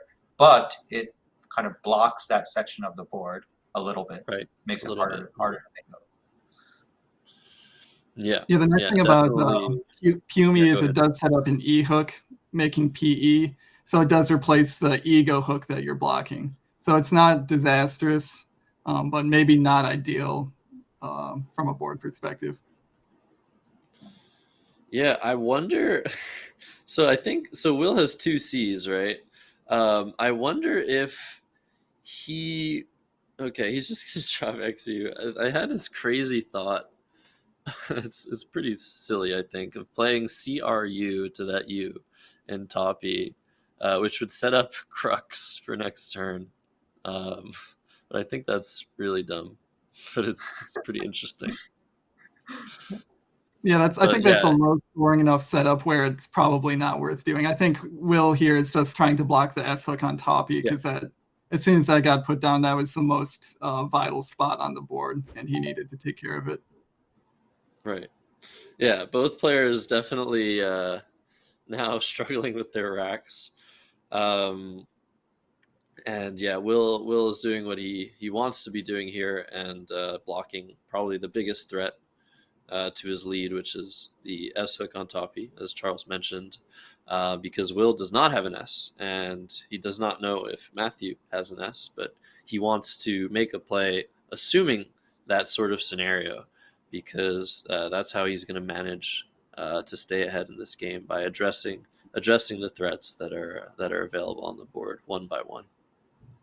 Looks like Matthew is setting up melee for his play from the M to get rid of some of those vowels he has. He scores almost no points and keeps a W, so this is a really tough choice for him. Mm. Yeah, definitely not a position you want to be in. Down over 100 points, no way to score, no good letters on your rack. I wonder if something sort of like wipe through the P and Toppy might be worth it. It does set up another bingo line, like an easy 7 ending in an E, but the vowel consonant ratio on that leaf is not ideal. But it does score a little bit. It does achieve some of the things you want to achieve, and maybe that's the best you can hope for in a situation like that. Yeah, I like the play of wipe.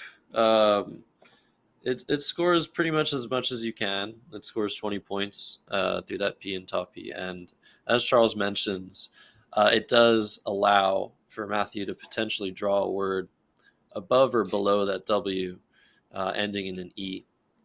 And if he's able to draw consonants, which is what he needs no matter what, and he's about to play wipe after considering Weevil, which was mentioned in chat, I think we like this play. I think this is pretty much the best he can do.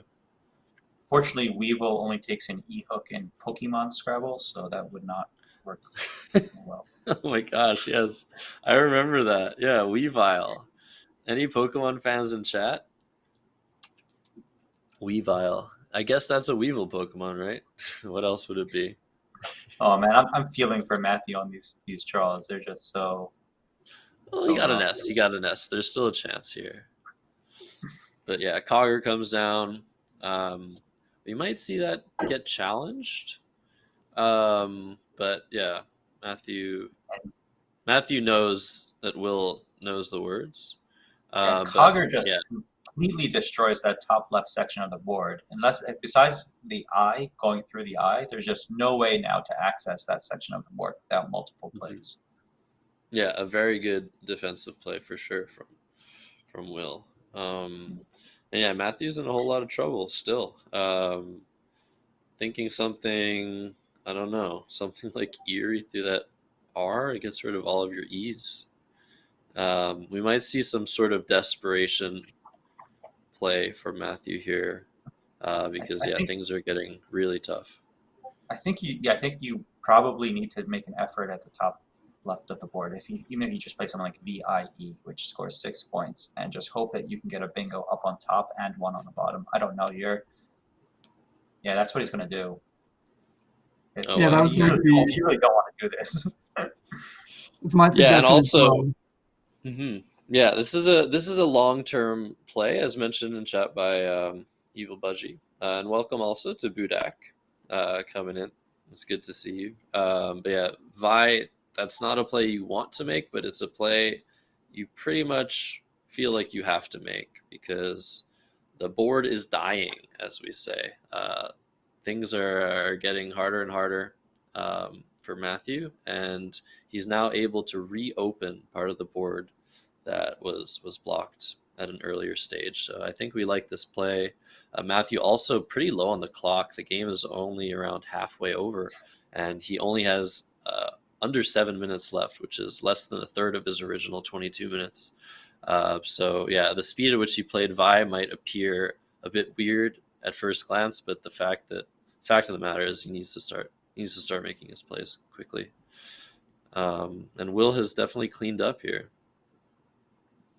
And I'm not saying his looks, because we can't really see if he has any shaved beard under that mask. But yeah, of course I would say something with an innuendo that I didn't. that I didn't think of. But yeah, he's cleaned up his rack, okay, I don't and think his he axe. has a. I don't think he has a bingo here, does he? I don't see one. Yeah, the only thing I see re-clean as a double-double through that E that just opened up. I did not see a bingo, but something like re-clean, scores well, neutralizes that S hook that, Will is almost positive now that Matt has a hook on Vi. Could be a D or an R, likely an S. Re-clean takes care of that particular problem, forces Matt to find somewhere else to get his bingo down. And it puts him Yeah, up by, if these scores are accurate, it puts him up by like, what, 150 almost? So that's going to be almost impossible to come back from. yep, absolutely. So yeah, reclean seems like the call here. Saying to Matthew, "Oh, you want to open the board? No way, sir. No way. Um, I am going to close things back down. I'm going to score a lot of points in doing so." And yeah, it's going to be really, really tough for Matthew, regardless of what Will does. But we see, if you see a 7-letter word on Matthew's rack, feel free to mention it in chat. There's at least one. And there might be multiple available bingos, but I'm bad at Scrabble, so I don't see them. Well, you should see at least two, I think. One maybe is okay. You don't see it because you see it's W. But I don't know that any of them are going to play. That's the problem. After that E of Vi is, or the hook on Vi is blocked. We do see Yeah. mentioned in chat that one plays under Vomito. So hope is not totally extinguished for Matt. You're right. You're right. The Collins one plays underneath Vomito. I didn't notice that. Oh, is it? What is it? What's the? Did someone say? was Oh, NW. Furley's. Oh, Furley's is good. Oh, wow. Okay. Yeah. Yeah. Furley is So. both an adjective and a noun, I think. Right. Got it. Yeah, I did see Furley's before seeing reliefs. Oh, that's a cricket fan waterfall. That's so cool. St. Lucia Zooks. All right, shout out to them. But yeah, Furley's being valid really saves Matthew here for sure. And he's going to need to see that if Will goes ahead and finds reclean. Yeah, I think it's as Zuglia says, if he played someone like Carline, he could block both. But not knowing his rack, it's unlikely that he'll think that the lane under Vomito is the most dangerous lane. It'll be the E through Cogger or the R through Cogger, and up on top. And those you can't really block both of them. So in this case, I think what Charles said, if he sees reclean as an option, it's probably the standout play here. But he's taking a lot of time. Yeah, I imagine he hasn't seen it. Because I think he would be pretty quick to play it if he does see it. But these letters do look really good, and it's important to think very hard, make sure you're not missing something. And I think it could be that the previous game where Will indeed missed a bingo, which is an extremely rare occurrence for this man. I think that could potentially be affecting his thinking here, being like, oh, maybe I'm missing something else. I don't know. But yeah, he definitely had the time advantage before this play. But at this point, he's going to be lower than Matthew. And yeah, time's ticking. Again, only around half the game has been played. Oh, he does see it. There you So go. he was debating something else, because he probably saw that very quickly and was debating some other play. So it'd be interesting to see what he was debating.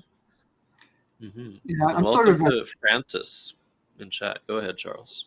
I'm in Josh's camp where I'm sure Will was just thinking, do I have a bingo here? There's an I open, there's an E open, there's an R open. Am I missing a 7?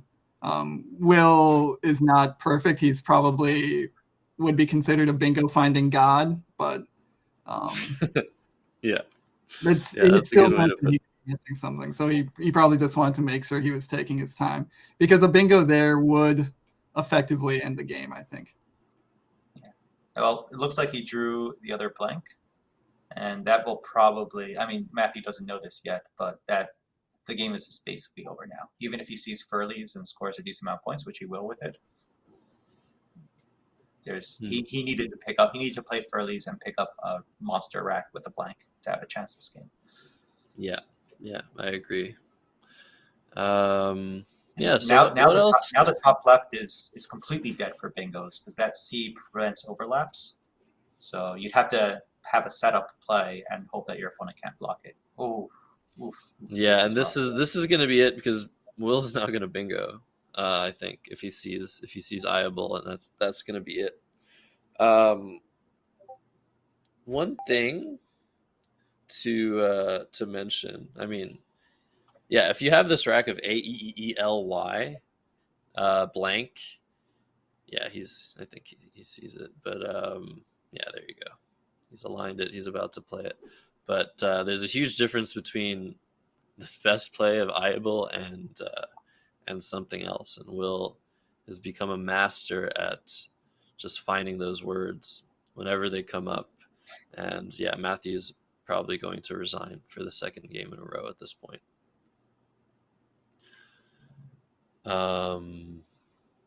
Yes, Anodizer, welcome. There was an Israeli Scrabble Championship, I believe, last month. Yeah, as Nibu mentions. So yeah, the Desperation Challenge before the resign. Matt does have Swirlier here through the R, and that opens up a triple. He might play it, hope for one last miracle, and then probably resign after that. But I think he might make one last attempt here. Yeah, yeah, we'll see what happens here. Aaron, would you resign here?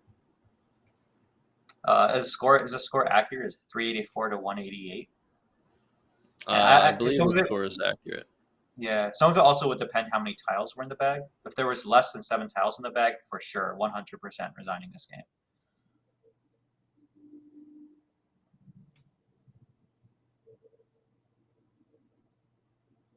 But I mean, I don't resign probably as much as it might appear based on my comments in chat. But I think like playing Swirlier and then hoping for a play is you can see that like Matthew is a little bit flustered because he did not play his letters in his normal order. Yeah, yeah, he didn't do the nice little one at a time, like different parts of the word thing, and yeah. Basically, what he needed to do here is just hope that Will had absolutely zero vowels and was unable to block the triple. But as we see, Will has 2 vowels, and he's probably just going to make the play of maybe just QIS or maybe something better than that. But once he blocks the triple, it's resigned territory.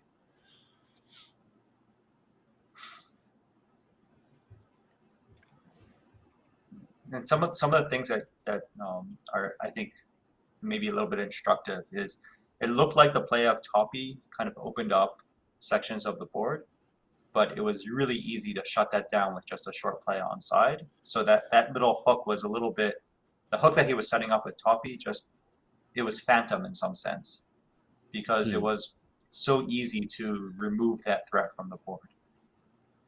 I think that might be a little bit I don't know.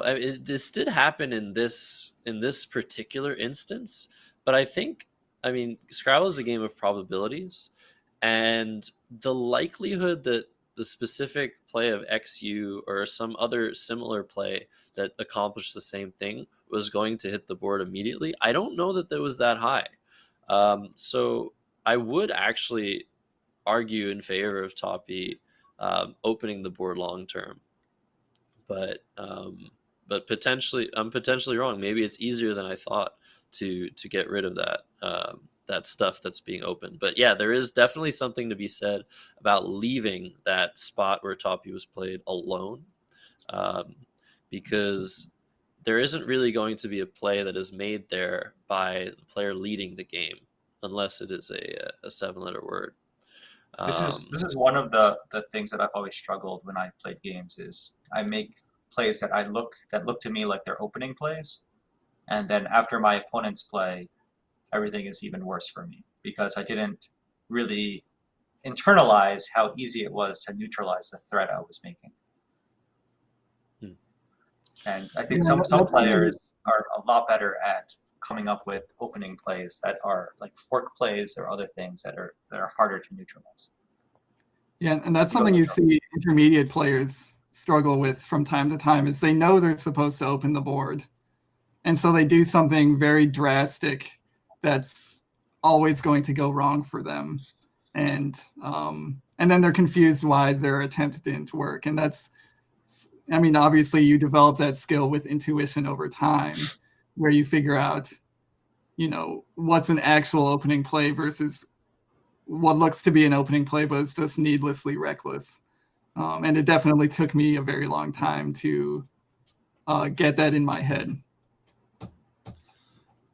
Um, are you implying something there, Charles, in Yeah, response he to Aaron? I saw he Aaron basically called smirking me there.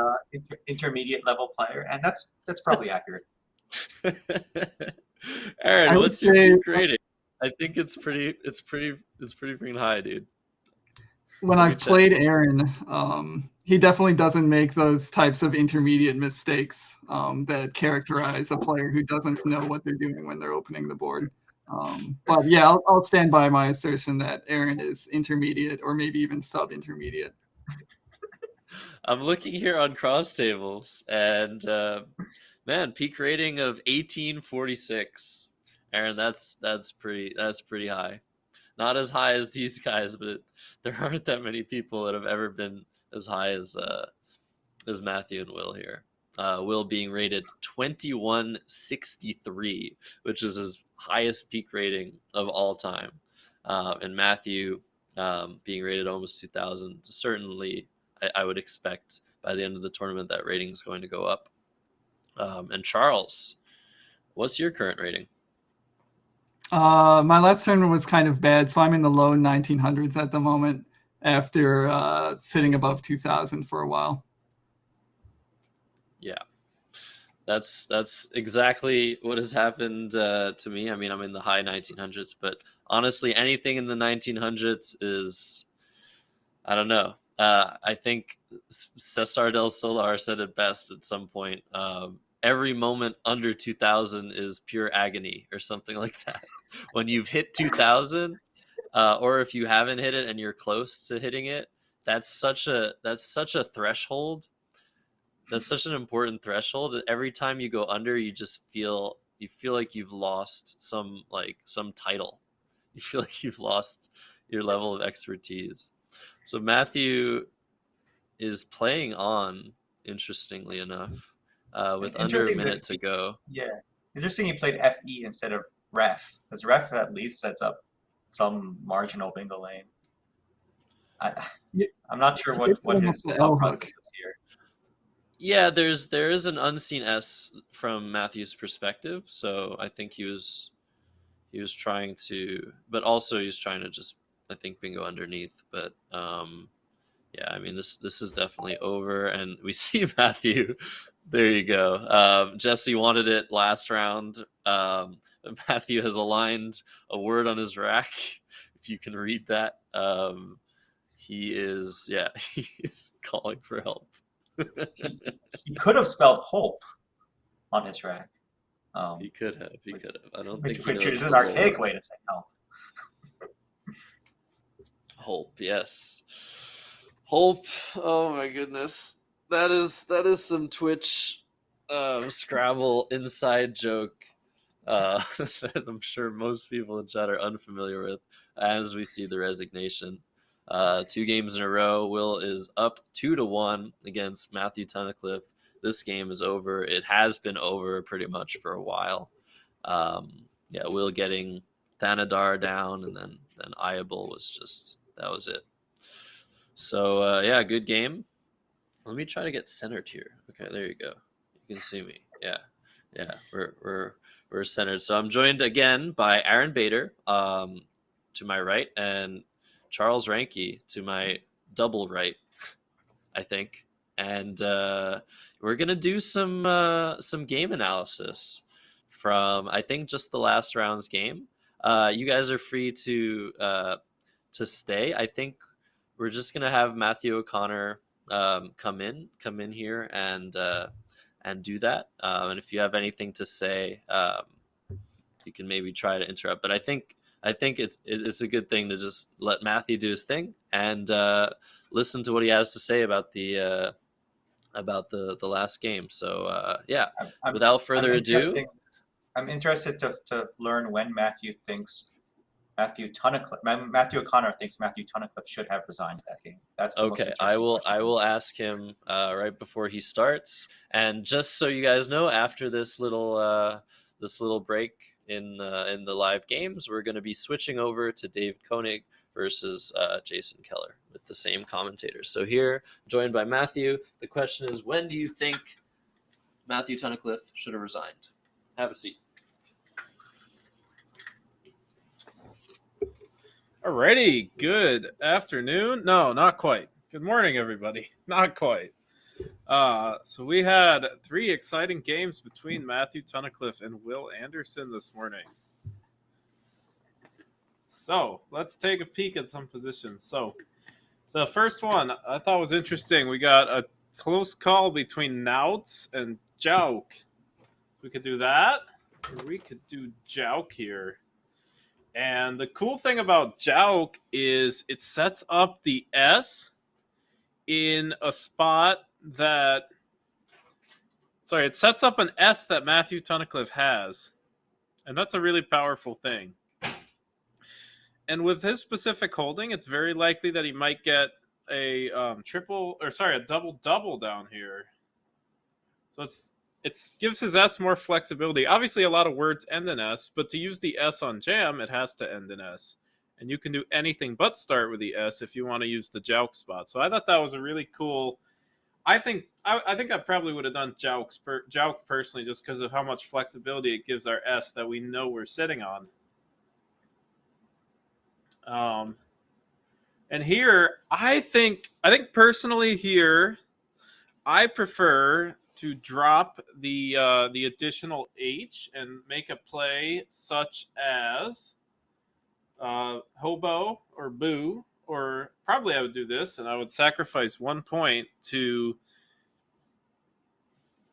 keep the letters out. The lane it creates is slightly less high scoring. Now, I'm guessing the reason why Matthew did Boo where he did was because he was scared of an A or a D play. But personally, I think that it is going to be slightly better to get rid of that O, because the O is not going to work very conducively with the IMP. Personally, I think I would probably show a slight preference for that. Let's see what else we got. Here's an interesting one. Here, Will plays Thanadar for 83, but he has another option right here, which is Radiant. And Radiant is going to be a 2-point sacrifice, but it's going to block a lot of the lanes.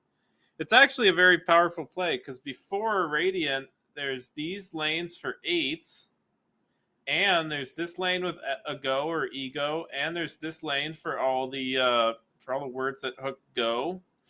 And Radiant is going to take that, and it's going to turn it into a position where there's really just this lane with the N and the T in Radiant left in that spot, plus a couple of lanes for 9s.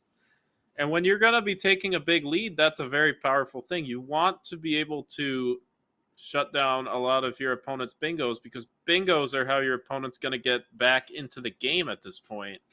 So I think Radiant is a really great option for Will here.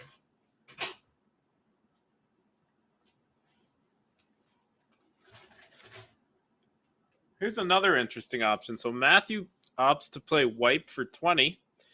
And I think that another interesting option is Weevil. And the reason why I like Weevil is because there's actually a lot of E's and I's left. So I think that it's not a bad idea to try to get rid of some. Also, the cool thing about Weevil is that it does what's called forking the board. And for those of you unfamiliar, what forking the board means is you basically set up two lanes at once that can't be blocked together. So when Matthew had this rack, if he did Weevil, what we're going to notice is we've got this lane up here and this one. These are kind of together, but we also have this L, and we have Weevils if he draws an S or a blank, and you can't block all of those.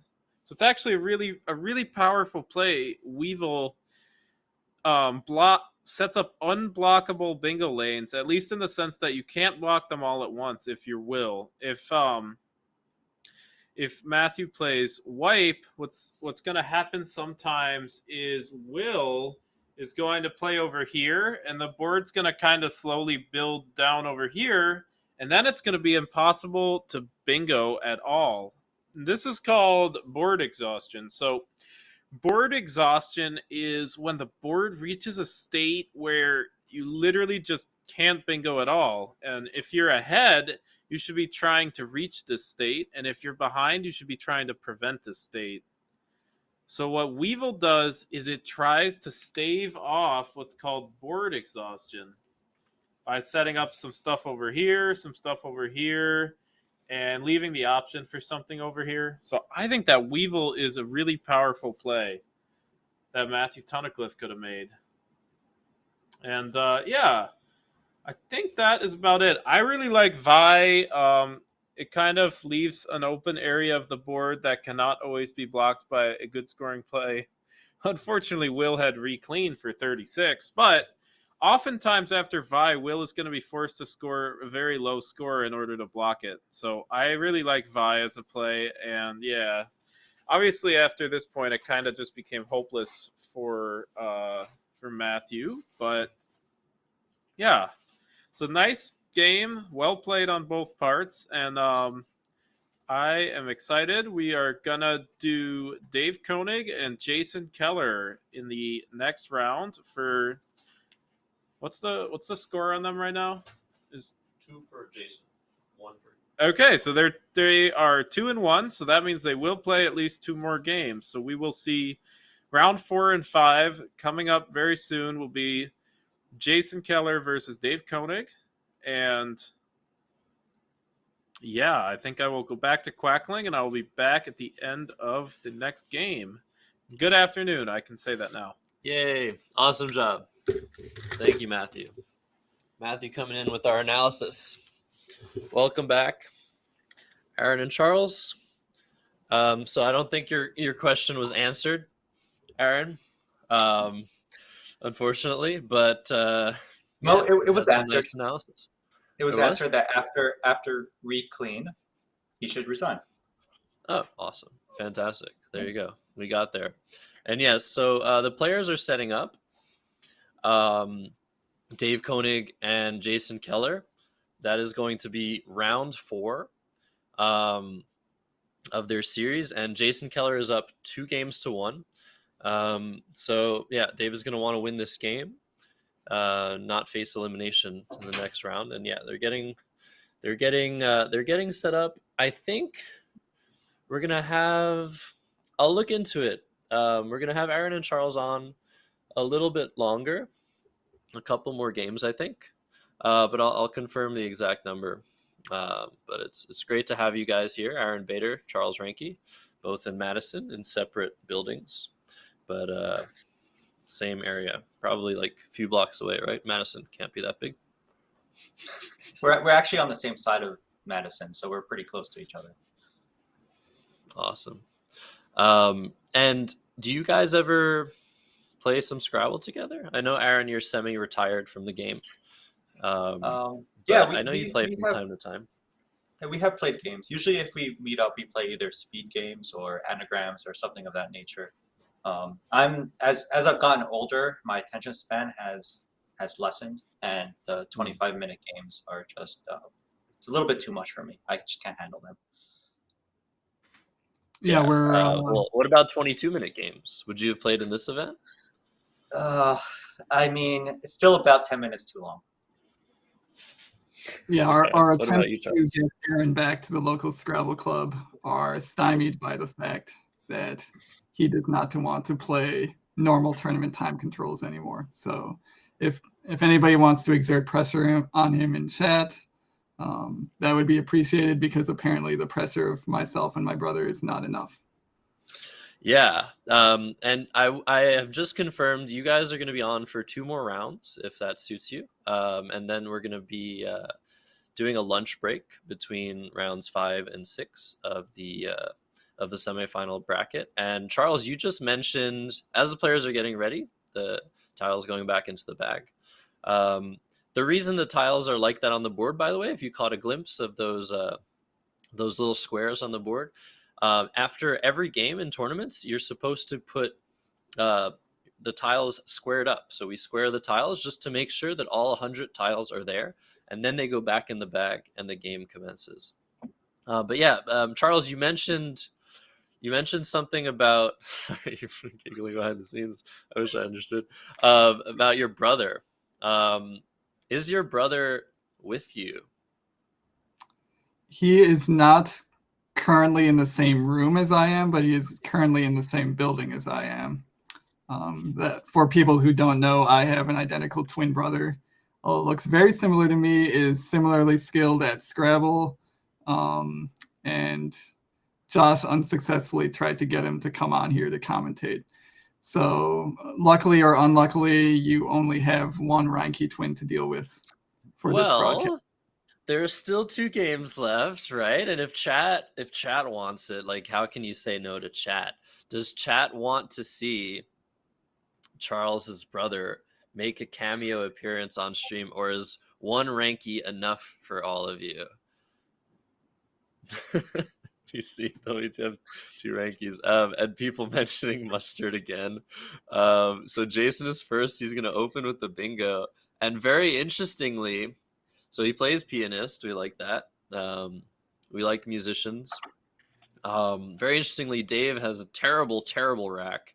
But in the game we showed of Jason Keller yesterday, he made the play of IE, and I'm pretty sure we're going to see some form of that play come down for Dave Koenig. So yeah, this is an incredibly good start for Jason Keller, taking a 72-point lead right out of home base. And yeah, I think something like IE is going to be somewhat necessary here. Pianist hooks E. Almost an embarrassment of riches on Jason's opening rack, and then he hooks the E to pianist, which is, I guess, expected. Almost the complete opposite for Dave. This is probably the best play he has available. Mm-hmm. So yeah, Jason sees IE played against him, and he's probably remembering when he played it yesterday, as I am. And he's drawn the J and the X. So yeah, embarrassment of riches for sure. He's going to look to get rid of at least one of them on this turn. But there was a wait a second. Did that actually happen on camera, Aaron? You took a shot of mustard? Oh my goodness. Well, That's why people were freaking out. I figured Jeez. if we were watching Jason, I had to bring some solidarity into the stream. It's interesting that he chose text instead of text. I guess it's not that interesting. Text scores like a lot more points, but you leave just one more consonant on your rack, and you run the risk of drawing junk like you did. Right. Oh, so we're trying to get that camera fixed so we can show more of Jason and potentially his water bottle. But yeah, there you see it again. If we can't see it in live in frame, we still have the still frame from yesterday. All right, I feel like Josh is gonna have to start taking different pictures. I think the we've been beating this dead horse for quite some time at this point. And it'd be good to have the score update once that's possible. But yeah, it does seem like there needs to be a little bit of a frame change if we want to see both players at once. And Yeah. So right now, I think the scores. I mean, Jason's ahead by like 100 points. Yeah, But David but does Dave will have. bingo here, Yeah. so it's it's still early. So you don't resign after your opponent scores 140 points in the first two moves. That's too early. But there's plenty of time to come back. And as you'll see, he'll get a bingo done. He has lots of choices. We'll see which one he chooses. Oh, Alex Ding says he's a twin researcher, and he's always wanted to know how correlated Scrabble skill is. What is a twin researcher? Like a geneticist?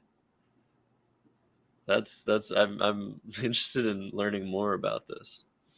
So, Alex Dings, we hereby invite you into our residence so that you can probe us with various instruments if that's going to help you with your research.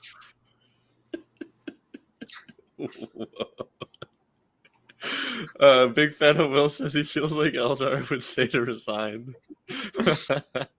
And welcome into the Truth Main as well in chat. And Lola, I didn't say hi to you. As Trasher comes down. So he could have chosen to play trashier through the eye of Mhm. pianist, which probably scores about the same amount, and doesn't open up the triple lane. So this is a little bit more volatile and a little bit more open, I think, to play trasher. Yeah, I'm struggling to come up with a reason why he wouldn't play trashier. Do either of you guys have an insight on that, other than it might have just been missed? I don't think it was missed. Yeah, I think go he ahead. wants the board to be open. Yeah.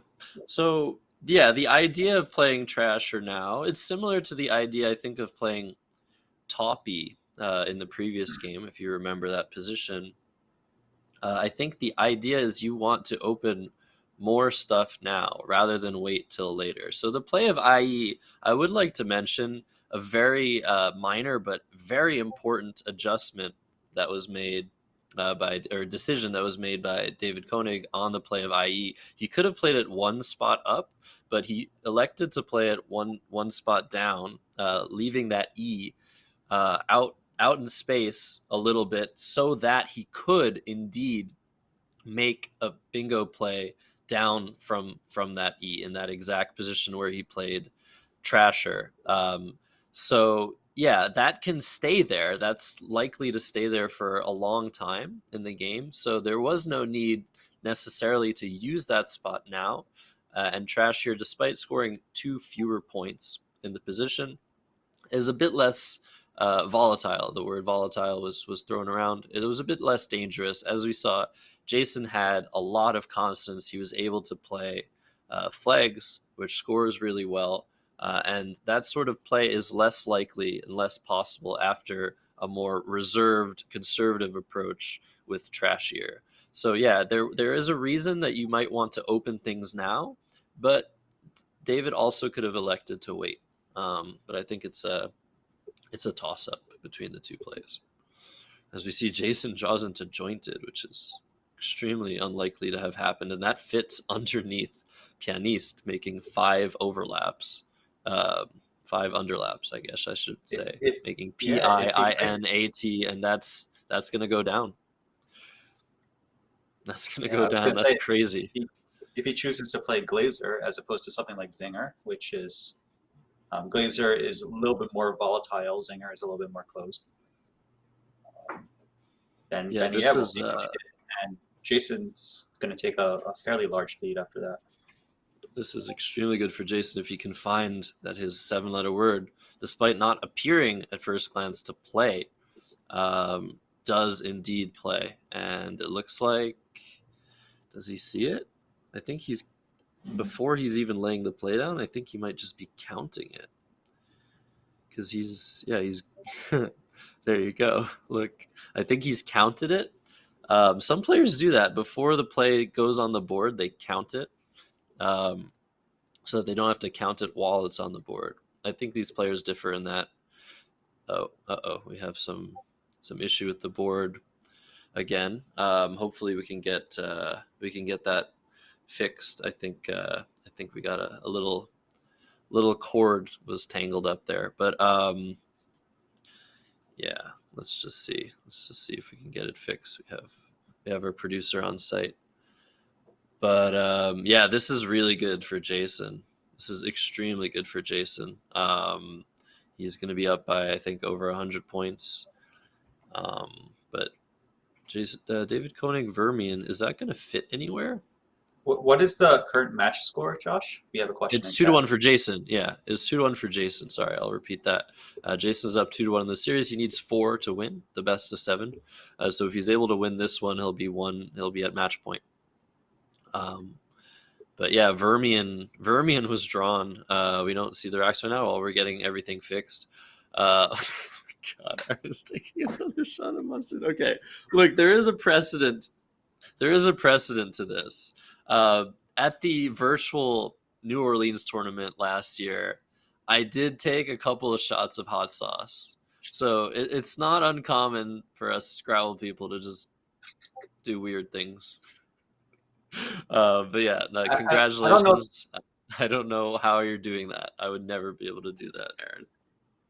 I don't know that it's a specific Scrabble thing to do weird things. Oh no, It might be a Twitch thing. That's probably more accurate. might be a Twitch thing. I could Now potentially. Yeah, figure sorry. out if I could anything here. I could potentially go a shot of mayonnaise. Oh my god! I could potentially go and fix the board if need be. But yeah, I think there was just some entanglement, quantum entanglement, maybe. If you could speak on that, Aaron. Because Aaron, No, we didn't mention what you guys do for a living, but Aaron is in chat. His name is Physics is Fun because he is indeed a physicist. But I don't know if you're a particle or quantum physicist. Neither of those. But yeah, I'm gonna go. Actually, I'm gonna take a little break from you two. Sadly, to go fix the board. Don't do anything crazy, but I'll be right back. Okay, so now is our chance to trash talk Josh. Yeah, the moderators have left the chat, and so we're free to say whatever we want. Unfortunately, don't have too many bad things to say about Josh, but I'm sure I'll come up with something given enough time. No, he's doing an amazing job on this stream, as always, and probably a great credit to the Scrabble community. I can only say this when he's not here. So Surprise! when he gets back, check and let him know how bad it was. Oh my god! Oh my god! I've been hijacked. It's a hijacking. Okay, I would like to say that I fixed the board, but I didn't. Other Josh fixed it. But Josh fixed it. We're back. So I don't think there is any bingos for Dave here, right? Vermian, I'm not seeing anything that plays. Nothing through any of the No Wonderful 9 that plays. Chat mentioned Venire Man, which doesn't work. Nothing to the T. So what is he going to do here? Marvier? I think there's a strategy mentioned in the last game where, given enough bargaining, you could remove tiles from the board. So I think in this case, he's going to try to have flags removed so that he can play Riverman as a triple-triple. Very nice. Yes. Yeah, it's true. Yes, Riverman doesn't fit on the right-hand side either. It's just so close, but so far. Yeah, this. Look at what Jason's doing. He had recycle aligned, and now he's switched. He's switched the blank with the C, and still has recycle aligned. I think he's very happy to have that word available because it's going to fit no matter what. He'll be able to play recycler if the spot for recycle is blocked. Yeah, so this is pretty much over actually at this point, honestly. Yeah, this is getting close to resign territory. I don't think Dave is a resigner, so we might be forced to commentate out the rest of the game. In which case, I hope you guys all have your mustard ready because it'll be necessary. I don't have mustard, sadly. I have some chips. That's about it, and I have my water. Okay, there it is. French's, of course. Oh my goodness gracious me. I feel like the director's supply situation doesn't usually include mustard, but maybe that'll be something for future tournaments, Josh, is to make sure that there's a bottle or two on hand for emergencies. Yeah, Davey's gonna take a lot of time on. This is probably in normal games. We kind of know that this game is over because we know Jason's wreck. But I think in normal games, this is really a crucial point in the game, and this is where you will want to spend a lot of your time to come up with a good play. A lot of your choices block off sections of the board because they include the V, and the V is a defensive letter. So it makes it a little bit difficult to, like, you don't really want to play on the bottom row or on the right hand side, but those are clearly like where the racks is telling you need to play. Right. It'll be interesting what he chooses. Right, because there is, as you can see on this board, a lot of open space. If you just look at where plays have been made, there's a lot left on the board that can be filled, but it's hard to access that space as a result of a couple of through plays, Glazer and Flags, and Jointed really cutting the board in half, going to make it really hard to access both the bottom left and the top left of the board. And so making a play such as Marvier, despite its scoring really well, is going to create a situation where time is running out, and spots on the board might be running out pretty sooner rather than later. I think if this game does go to Jason, interesting. Yeah, that makes a lot more sense, Maven, actually. Yeah. But if this game does go to Jason, we're probably going to watch the fifth game, depending on what happens between Will and Matthew, because it will be David facing elimination. Sorry, go ahead, Aaron. Yeah, I thought a play up top might be his best bet. This is a really volatile play. There's now two triple. Well, there's only one triple open, but there's there's two triple lanes besides that. And he leaves a reasonable good lead of RE, but you can see he's drawing junk to it. That's too bad. Unfortunately, I don't think there's a triple, but Jason's going to bingo with either Lechery, Recycle, or Recycler, or whatever he wants to bingo with, and then the game's pretty much in resigned territory. Yeah, and we have GI Joel 6 in chat talking about the available 9-letter words through the I and the N, fitting across two double word scores. Sincerely doesn't, and neither does Glycerin. But anyways, those 9s are still available, and there might be one that reaches across both doubles. But that is some sincerely good finding from. I guess I can't use Glycerin in a sentence, and it wouldn't make sense. But welcome into GI Joel 6. It's good to have you in. As Jason Keller is 2-1 in the best of 7 series over David Koenig, and if indeed Jason wins this game, which seems likely to occur at this standpoint, it's going to be really tough for Koenig, and we might want to see the next game. Recycle it. So totally tons of options. Jason's just considering, I think, Lechery there, making FY. I think that's what he's scores a few more points than Recycle, so it puts the C in the same spot. There's take the extra 3 points, I guess. Yes, Keller is up 2-1. Yeah. And yeah, Lechery is played, and Jason's going to be ahead by over 150 points at this point. But there are still some chances for Dave. There's a triple open through that M. And a lot of tiles to be drawn.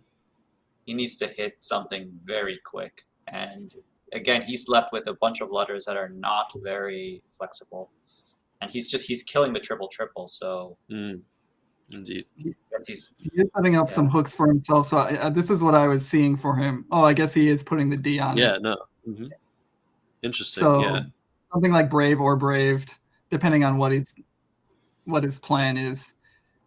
I think it's worth it to, again, make one more attempt here to try to draw something good before saying that this is not winnable. Oh, yeah, no. Definitely is still some game to be played. And Braved...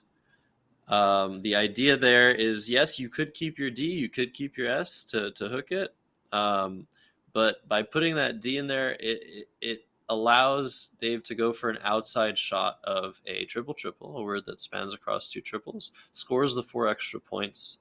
But yeah, it's going to be tough. It's really going to be tough. But yeah, I would say that, is that AEGILOS? I'm pretty sure it is. That's Yeah. right. Does that even fit anywhere? But I would say that there's still some play, definitely, to be had here. I'm not so sure I agree with you. I think we're probably in an area where I would consider resigning if I was Dave. I mean, maybe you wait for this next play to come down, but you didn't draw anything through the D, so I don't know, maybe you don't want to ever resign on your opponent's turn. That could be a thing because it gives away information. But I just don't see any way for him to win this game unless you don't have any confidence in your opponent's abilities. Yeah. So MO is a play by Jason, which is addressing the threat of the triple triple. He's methodically closing down everything on the board as it gets tangled again. That's pretty much the only threat for Jason is that Dave hits a triple triple. I think the board getting tangled is the biggest threat here. That's the biggest threat for us. That's not a threat for Jason. No. But yeah, let's talk about mustard. I think I've had enough. Let's talk about streaming, because I mean, these things happen, these technical issues. Physics, I'm calling you Physics because yeah, that's what I call you when we live stream. But Aaron is also a live streamer. In chat, his name is Physics is Fun, and he does a lot of fun stuff. But yeah, sometimes there can be issues with audio, with video. How do you usually deal with that stuff on your stream, Aaron? Oh, if there's problems with audio and video, I turn off the stream and try another day. But obviously, you can't do that here. That's not appropriate. But, well, actually, we're just gonna take a 12-hour break here and come back to you guys. We said AM. We meant PM. Sorry. Yeah, I don't stream as sort of as on a fixed schedule or as trying to basically make it something more than just a hobby to do when I feel like doing it. So if something goes wrong or I don't feel like it, then don't have to stream. It's not a big deal. Obviously, here you're trying to produce something for a broader audience, and there you need to handle some of these difficulties a little more. Okay, I'm gonna go to the board this time again, and actually maybe fix it this time. Okay, good luck. Maybe Matthew's gonna steal my seat again, but yeah, I'm gonna have to do a better job this time so that doesn't happen again. But yeah, the game is probably gonna end shortly after. But hey, we got all the suspense going on, I think. Joined again by Aaron Bader, Charles Ranke. Take it away, guys. Do whatever you want. Don't make me look bad, please. Too bad. So I'm just amazed that they have some kind of board camera that actually follows the board rather than requiring manual flipping of the video feed, even though it seems to be having some technical difficulties with the wired nature of the camera. Definitely a bold step forward for Scrabble streaming in general, something that has not been attempted before, and I'm sure it's only going to get better. So yeah, I think there's been some big strides here, and actually Josh has been sort of instrumental in sort of bringing live Scrabble streaming up to the next level, including some other periphery individuals of the Scrabble community that really helped us out in many ways. So thanks to all of them for that effort. But yes, the camera setup is beautiful when it works, and just we have a slight problem with the cord tangling, but that'll get fixed in time. Yeah, and I think we need a shout out here to Josh Greenway, the other Josh, for handling a lot of stuff behind the scenes. He's not appearing on camera, although he's certainly comfortable doing that as well. But just making sure everything running smoothly in the background. You always need somebody like that in a big tournament like this. So huge props to both Joshes for keeping this thing running smoothly. And props to Josh S. for having us on board to help bring this great Scrabble content to you guys. He's coming back. We gotta stop throwing shade at him. I think he might be here now. Boy, am I Okay. getting some I exercise. dislike Josh intensely, and I wish he would never come back. Oh, Hey, Chess Bunzo, how's it going? Sorry, what did you say, Charles? nothing was being said. Okay, welcome into Yo Bro. Welcome back to Nerd Alert. Does Josh even realize what he did wrong? Never. I never realize. I never learn. All right, we got everything back in frame once again. Okay, so it's Dave's turn. He's almost assuredly going to play Gasolier here, and then I don't know or resign, but you could take a shot with Gasolier. So here's an interesting point of etiquette. When I have my game interrupted for outside reasons, I try to put my tiles down and act like I'm not thinking about what my play is going to be. But it's unless you're actively trying to prevent your brain from thinking about Scrabble-related things, it's sort of inevitable. So I feel like pauses like that might favor the player on turn, who gets to have a few minutes extra to ponder their things off clock. Do either of you have a thought on that? Yeah, I mean, go ahead, Aaron. I think the extra time doesn't matter so much because your thought train is getting interrupted by something that probably is more of an annoyance than anything else. So it kind of takes you out of the zone in some sense. I don't know. I don't think there's a huge advantage to it. Honestly, like when I stare at my tiles, half of the time I'm staring into nothing. Like there's nothing going on in my mind. So it wouldn't make much of a difference. I do like to play Scrabble blindfolded, but yeah, if it were my turn, I would definitely be thinking. I've definitely played games, and I don't know if this is like TMI, but sometimes you have to use the bathroom but during the game, and there's actually a rule that states that you're not allowed to get up to use the bathroom until you've made your play. That way you don't have all the information of all the tiles you can have to look that up in like some sort of cheating software. But in more casual games, like sometimes when I'm on stream, I will take a quick bathroom break during a game, and I'll be thinking about the position. I think this is definitely TMI. But you asked, okay? You asked. But yeah, that's the thing. Definitely the player on turn has the advantage. I agree with you, Charles. And we have more love for the Maple Leaf tiles. And chat, I'm doing everything to not talk about what I just said. I was hoping that this. Oh, hold! I was wondering what that thing was coming up. I was hoping it was going to be something about bathroom breaks, but no, it's just telling you what a hold is. I do not believe Spherulitic here.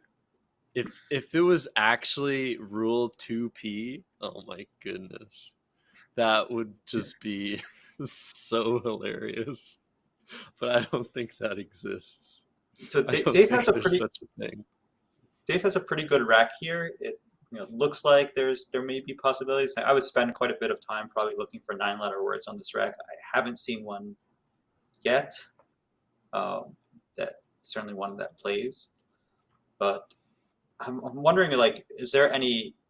You're still trying to win this game, so one of the things I might try to do is just drop the H here and then try to hit a 9-letter word, preferably through IN, as like a last-ditch chance at this game. What are your thoughts on this play?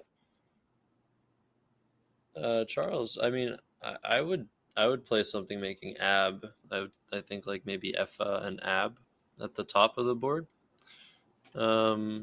Is something I see off the top of my head. What about you, Charles? What do you think? I guess it sort of depends on how confident you are in your nines knowledge. Somebody like Aaron, who has studied all or most of the nines, will be pretty sure that he's not missing anything if he draws it. Not sure where these players are at in their nines knowledge. Probably not as far as somebody like Aaron. And so and you also, doing something like just dropping the H, you probably have to have something in mind that you want to draw. It can't just be aspirational. It has to be, a targeted attempt to hit something that you are pretty sure won't get blocked.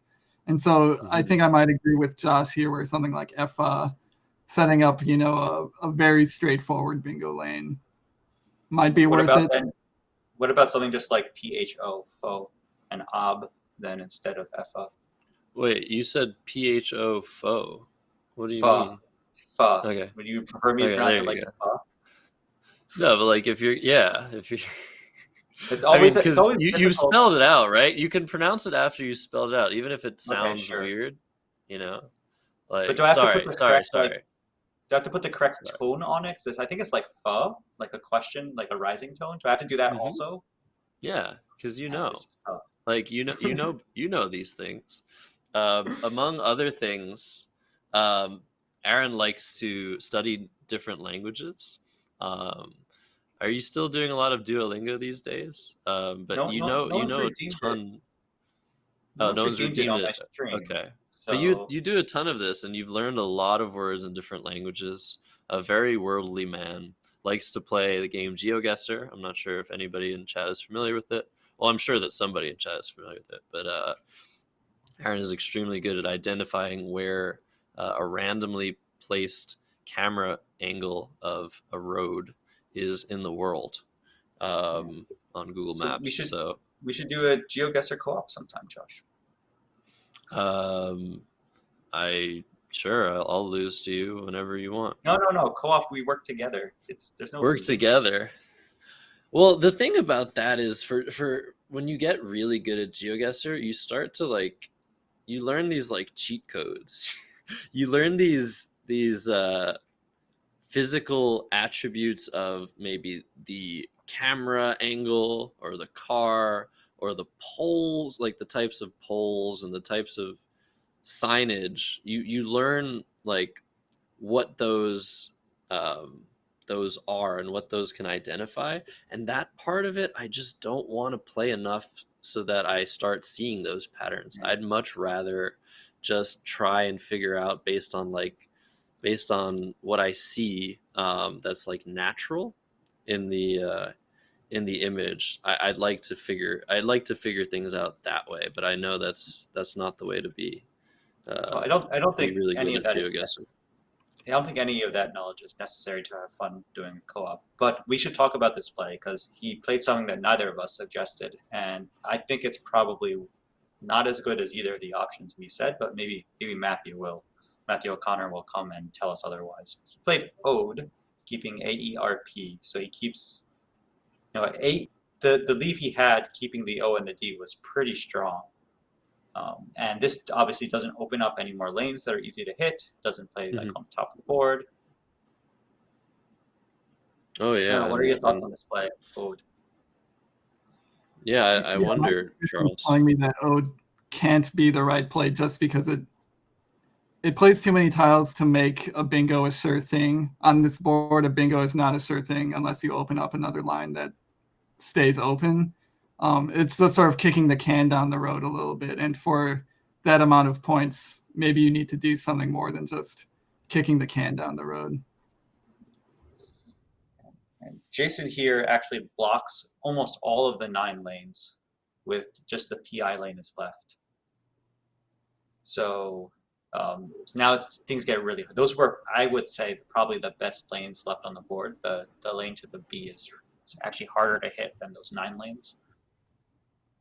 So it's There's really still a dodgy. chance though with the word I just defined um, in chat, puka making ab.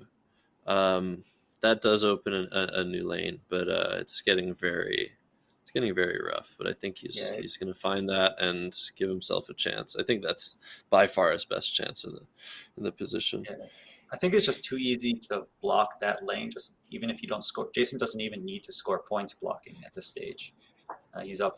I don't know if these scores are accurate, but I think he's up by more than this 90 points that we have him as. Or is it just 90 or 100? Is the score accurate? I think it is. I think it's something like 409 to 310. And if that's the case, if you're up by 100, Puka's going to score 34, Jason's going to be up by 63.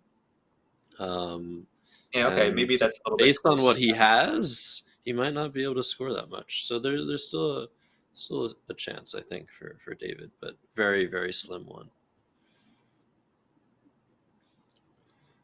Does Watt still take a T front hook? I don't think it does. Was the question by Sidewinder. Yeah, But I don't know any of the removed words too. So but yeah, you might also be able to draw into something that ends in ST, making SWAT and tone. That's also a potential out for David Koenig, but we'll have to see what he draws.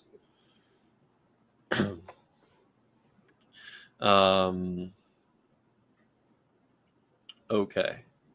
Yeah, so Puka comes down. What did we get there? I don't think that's gonna do it. Yeah, I think that's Well, I think that's gonna do it for Jason with that draw, right? There's not something I'm missing. Anyways, yeah, it looks like game 4 is gonna go to Jason Keller. We're gonna have one game after this before the lunch break.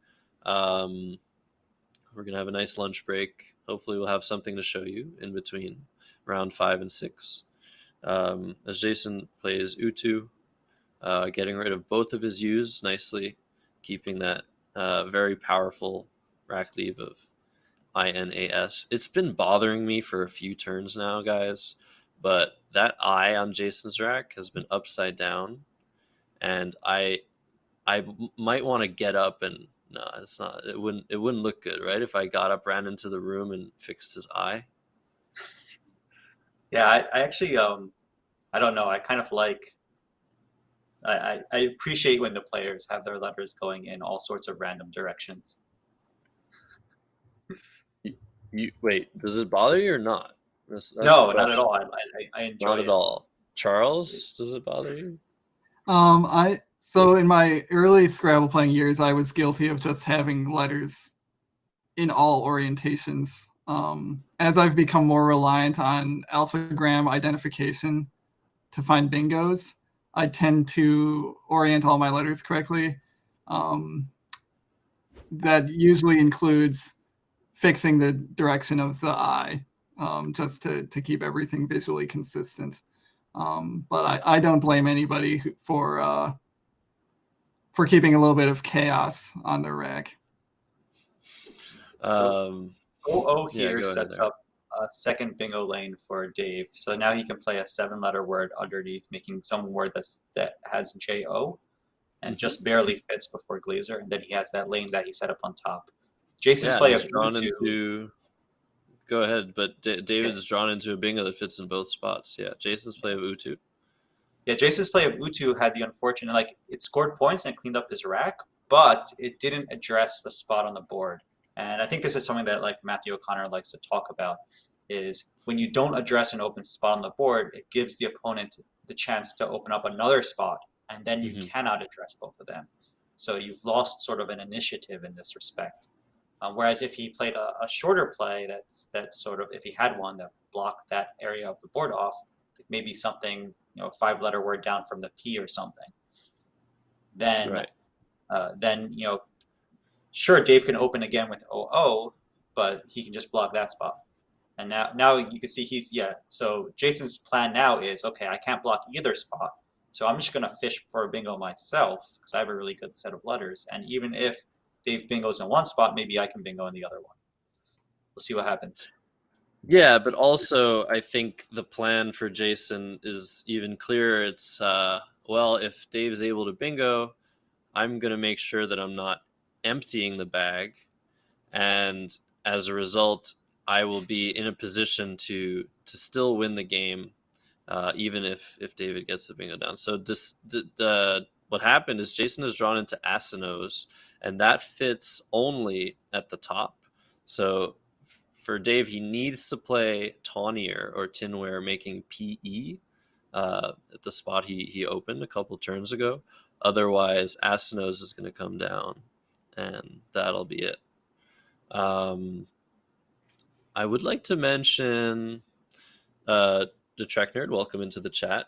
But I think it's nice to mention that Jason has already bingoed 3 times this game, and David Koenig has bingoed twice, and we're going to see the third bingo here. And both players are going to have bingoed 3 times. Now, the stat that I like to mention is Jason Keller averages exactly 2 bingos a game, whereas Dave Koenig averages 2.17. So both of these players have played more than 2 bingos this game. So it's a nice high scoring one. And Taunier comes down, and this might be a bit intense here. Jason Keller has a ton of time to figure things out, but Dave has emptied the bag. And yeah, Jason is looking at playing Canoe overlapping Taunier, which should be enough. So it's a tie game right but now. The game is tied, yeah. Yeah. Okay. So Oh wow, so Dave has Bund. Oh my goodness, hold on a second. So 26, 32, 36, 32. Okay, so that will still be enough. It looks like Jason will still win by 6 points if he plays Canoe. But yeah, this is a bit closer than maybe it should have been, as the scores are currently tied. Matthew O'Connor points out that the best play for Jason right now is to actually block Bund by playing Eniacs underneath JOE, leaving, I guess, another out somewhere. I don't see where the other out is, but interesting. The clocks have been stopped because, once again, we have the correct score available to us. However, the players are on their own to do the math themselves, and there are oftentimes disputes or mistakes that are made. I think one of the 2 players has noticed that 00 might have been misscored, which, yeah, I guess that scores 15. Maybe a point was left off here or there. But in this position, it's extremely important to have the precise score. We actually don't know, and there was my first voice crack of the day. Very nice. We actually don't know what scores the 2 players have for themselves. It could be a little bit different than what we have. So it's important at this stage of the game for Jason to make sure that he recounts everything that has been played, and he has enough time to do that. But you'll sometimes see in situations where the game is really close, a player who's on turn or not on turn recounting the entire game to make sure there was no mistake and that their play indeed will win the game. So not only have the players tracked each other, have done the tile tracking to ensure that they know what the other player has on their rack, they also sometimes will recount the entire game in situations like these to make sure that everything is in order and there's nothing being missed or forgotten about. Yeah, and Jason has enough time that he can basically pull out another score sheet and redo the entire game from the first move to the end, score every single play, and track every letter again just to verify that he's done everything. It takes about 5 minutes or so to do that whole thing, usually for me, and he has 9 minutes to do.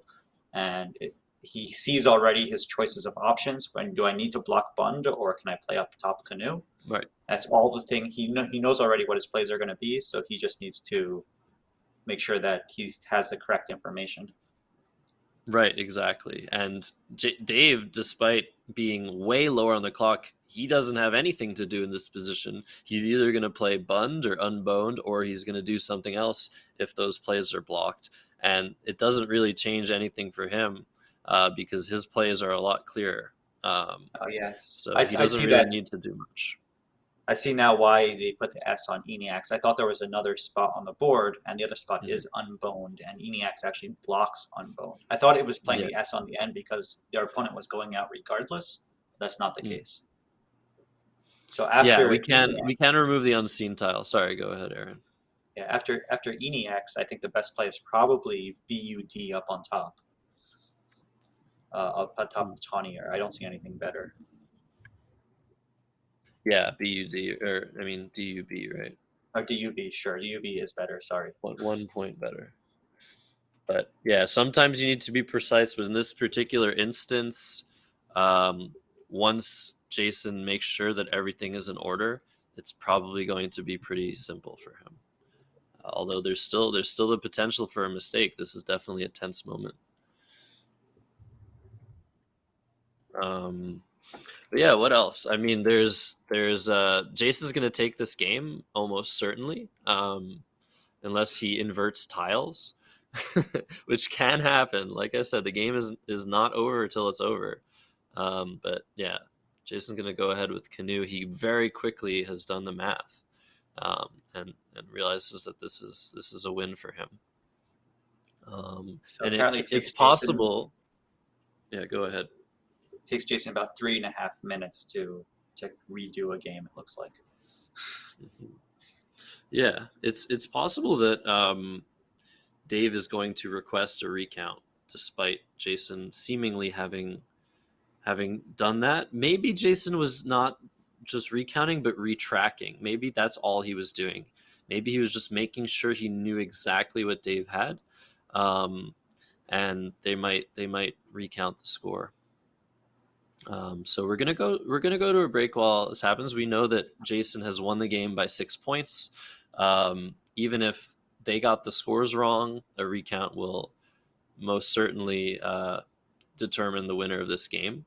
And Jason's going to be ahead 3-1 in the series. So Dave's going to be facing elimination in round 5.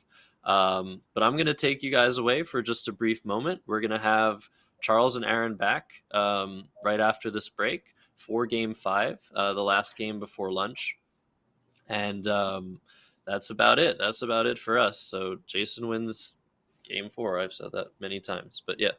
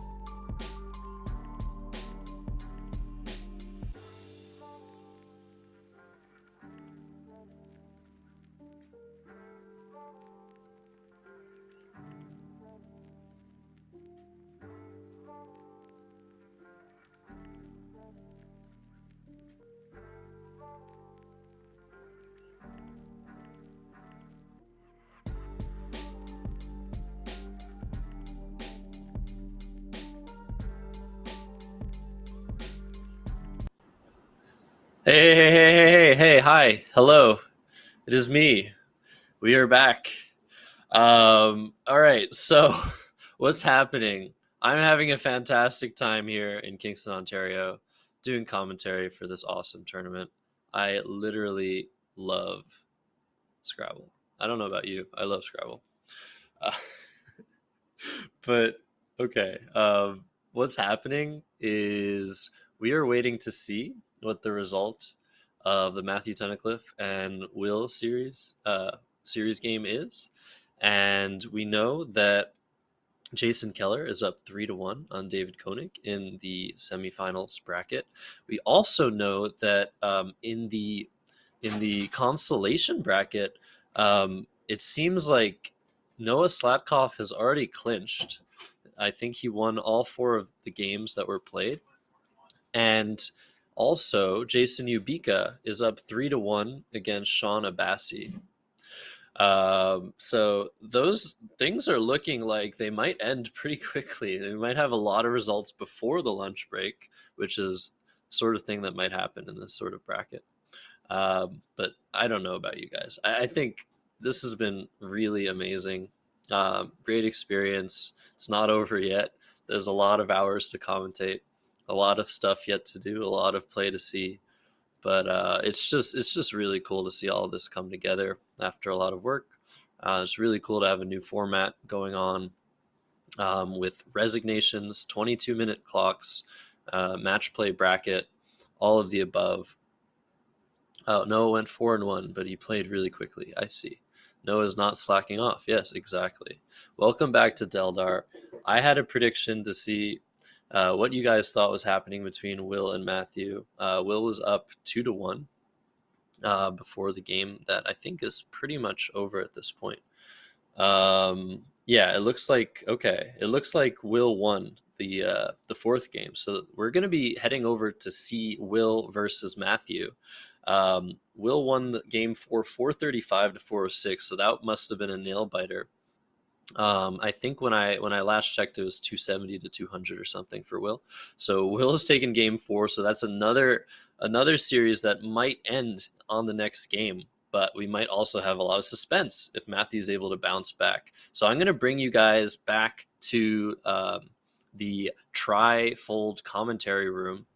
Hello, welcome back, Aaron. Welcome back. What's your name again? Charles. Yes, sorry. I get you and your brother confused.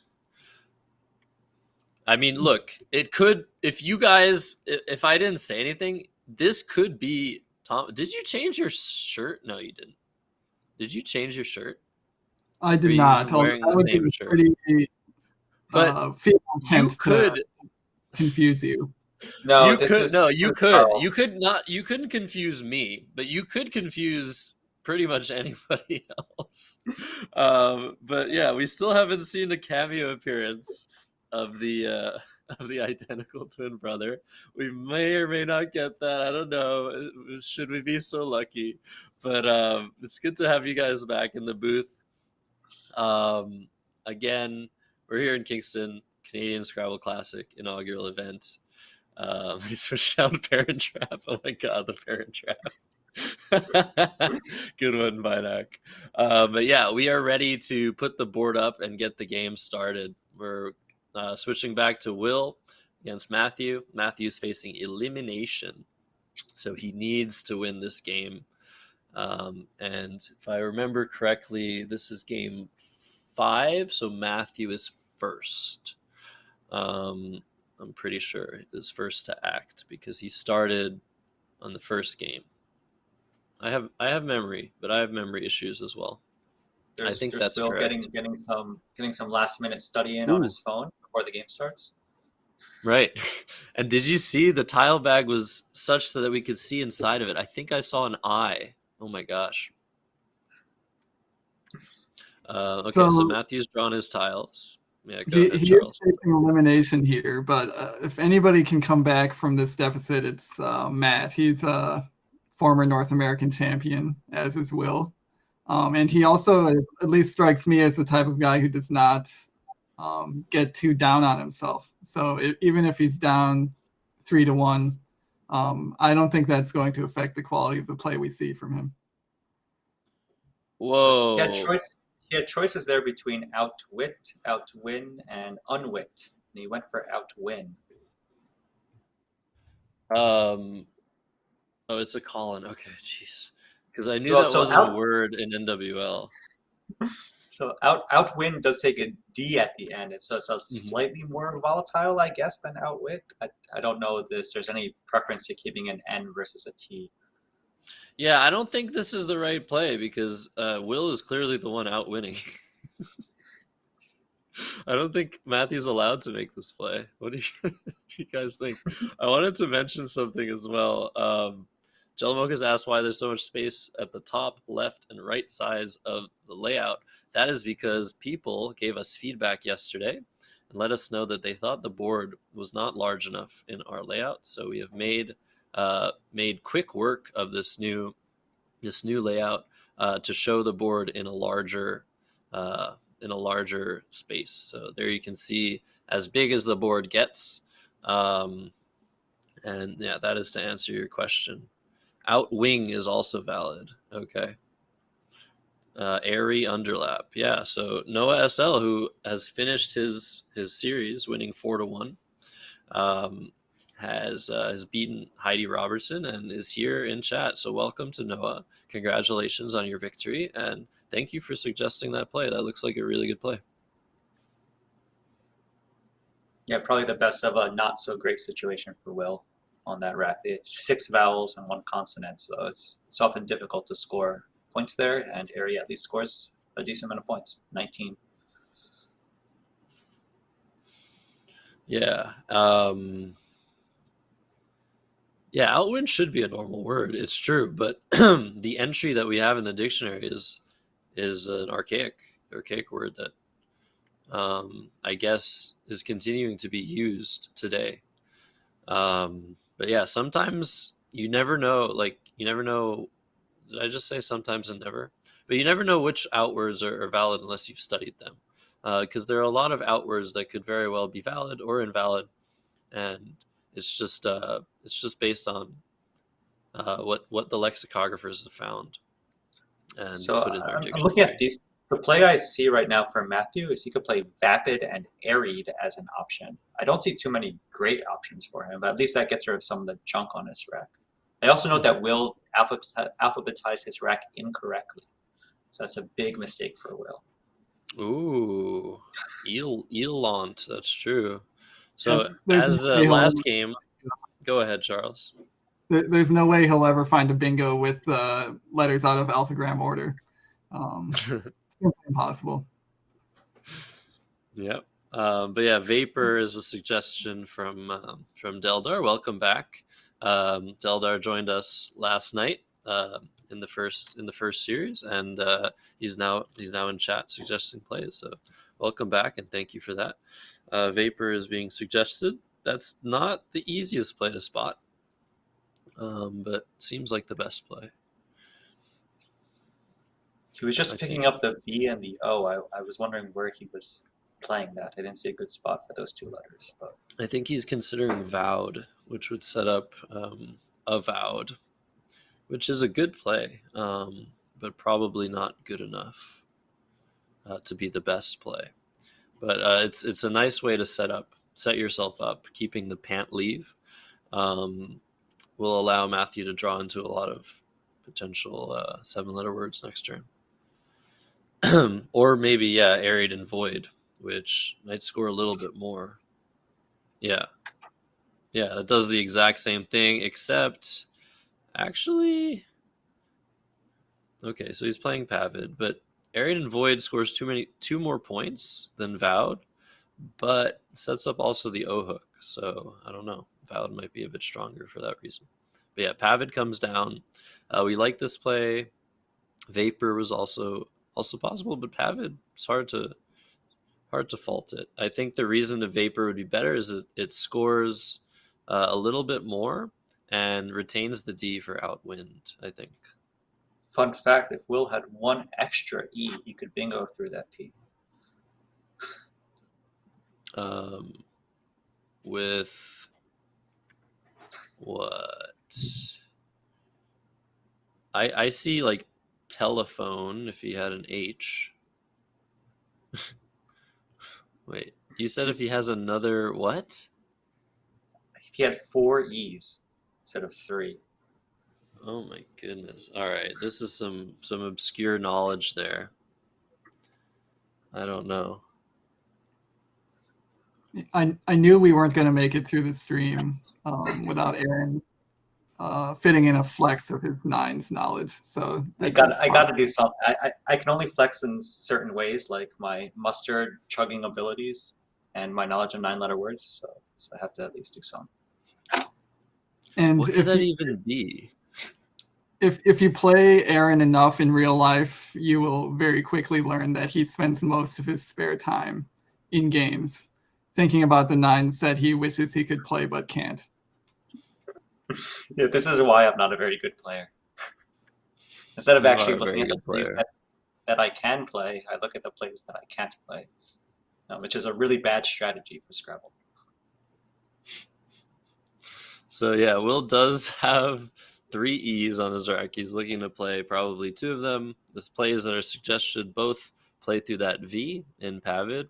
Evo, EVOE, or Eve, EVE. But also EVO is an option as well, I think. Because keeping 2 E's is often comparable to keeping an E and an O. And Evo does set up the E for maybe next turn, potentially. But yeah, there's a huge play waiting for Matthew Tunnicliffe if certain of these plays go down. It seems weird to play EVOE just because LENT doesn't seem that great, and the LNT combo isn't that great, and you could very easily draw into a junk rack on this board with those letters. So I would be much more inclined to keep an extra vowel here. Interesting. It looks Yeah, like I Will's agree considering also. EVOE. EVOE, which it looks like Will is ready to play, but I mean, he doesn't know Matt has a Z, but just in general, you're trying to avoid setting up huge power tile hotspots when you can, especially in plays where that might be the deciding factor. You'll make the play that does not set up the hotspot. So yeah, it looks like he's just going with the 2 tile play here. Oh, he's taking it back. He's leaving us on the edge of our seat. We're hoping he doesn't set up something that's going to be that damaging for him. He's also considering oven or oval, it looks like, to play an extra consonant to keep 2 consonants, 2 vowels. There's like, I bet you all these plays probably sim within like 1 or 2 points from each other, and Will's taking a lot of time. We know in this case there's a big difference between EVOE and pretty much any of the other options, but Will doesn't know that. Yeah, and I'm just about to put in a prediction for you guys for this game 5. So feel free to vote and see who you might prefer to win. I'm also curious, those of you that have voted in predictions, how you're doing in those predictions. If you've made or lost some bank. But oval is the play. A weird looking word. So this obviously blocks the huge Z spot that Matthew had available with Tiz and Z. And this is a sort of time where you're like, okay, he's probably not going to block that spot. And then you see where he's playing. It's like, okay, he didn't block the spot. But then you realize, oh wait, he did block the spot. Darn. And now what is he going to do? I like the event. I really like that. It's like, oh, he's not going to block it. Oh, he is. Oh, he isn't. Oh, yeah. And yeah, it's everything is up in the air until the clock is hit. It's not like in chess where if you touch a piece, you have to move it. If you put a play on the board, you can take it back. What is considered bad etiquette is putting a play on the board and then like switching the play while there are still letters on the board, because that obscures your opponent's view of the board and sort of confuses them.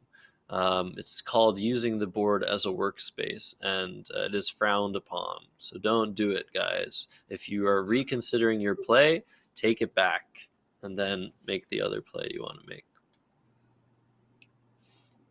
So, suggestion in chat by David Eldar just to play Tiz here, which probably might be his highest scoring option. Yeah, it's kind of weird. We know the Z is super powerful, but yeah, in this position there isn't much to do with it. So just dropping it seems all right. Doesn't open anything new. Scores 32 points. You're keeping balanced letters. Obviously, the W is not a letter you like here, but it's really not the worst thing going with these other letters on the rack. And yeah, Will is sitting on Heathen, but that's probably not going to play anywhere on the board. On the suggestion of playing Epha, which is another really cool, I think, Hebrew-ish word through that P. Already one Hebrew word on the board. Let's get another one. But that's 26 points. Gets rid of both of the H's, leaves ENT, which is really nice. So that's a good suggestion by Noah. Eleoptine, there it is. Okay, I've definitely seen that, but I've seen that because of physics. What we tend to do when we're not live broadcasting a fantastically awesome tournament, and haha is also a really good play. I like it.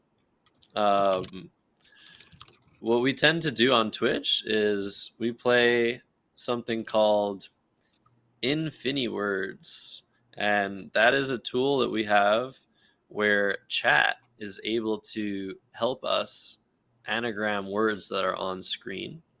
And I do this over at Axter Typo. Yeah, I'm getting there. I stream InfiniWords on my channel Axter Typo. Physics streams InfiniWords on his channel Physics is Fun. And Charles doesn't stream InfiniWords, but he created it. So that's a little bit better. And so we thank Charles for his contribution to the fun word related stuff on Twitch. And honestly, I think it's the most fun that chat has. It's super interactive, and everybody gets to work together. There are a bunch of different functions. So yeah, InfiniWords is the creation of yours truly on stream, Charles Ranke. Yep, and I will say that it was basically InfiniWords was created to fulfill my own sick need to anagram as many words as possible and to do it in a public fashion. There's a certain class of Scrabble player that finds word study and word finding more fun than the actual game of Scrabble. I don't know if I consider myself in that category, but I'm close to it. And so a collaborative word anagramming experience like InfiniWords is definitely something that I like to do. It's definitely a nice break from actually playing the game of Scrabble. So I'm glad that the community finds joy in it. So I found this choice of play by Matthew. Granted, I didn't see a good choice to play, but I found his choice of play of Mo to be interesting. The board was really closed. There's only one lane, which is hooking Oval with an S and playing down. Everything else, there's no hook to Pabit that you can play. There's not enough room to play down from the A of Arid. So this makes a really easy spot to hit any kind of 7-letter word because Mo takes an A, it takes an N, it takes an S. And so I'm wondering like what your thoughts are on either Charles or Josh on this play of Mo. It seems a little bit uncharacteristic, and I don't quite understand. But I didn't see a good play for him either. So. Well, it does open a lot, but the score is tied, and Matthew doesn't really have anything to go on whether Will's rack is better or worse than average. Based on his play of haha, and Matthew's leaving good letters with Mo. He's setting up the N for Moan, and he's keeping EINT. And a lot of the plays that will make will obviously interfere with what Mo does to the board, but a lot of those plays will also give back other spots for Matthew to go. So I have no issue with the decision to make the play. There were other options too, but I think it's pretty stylistic to make that play.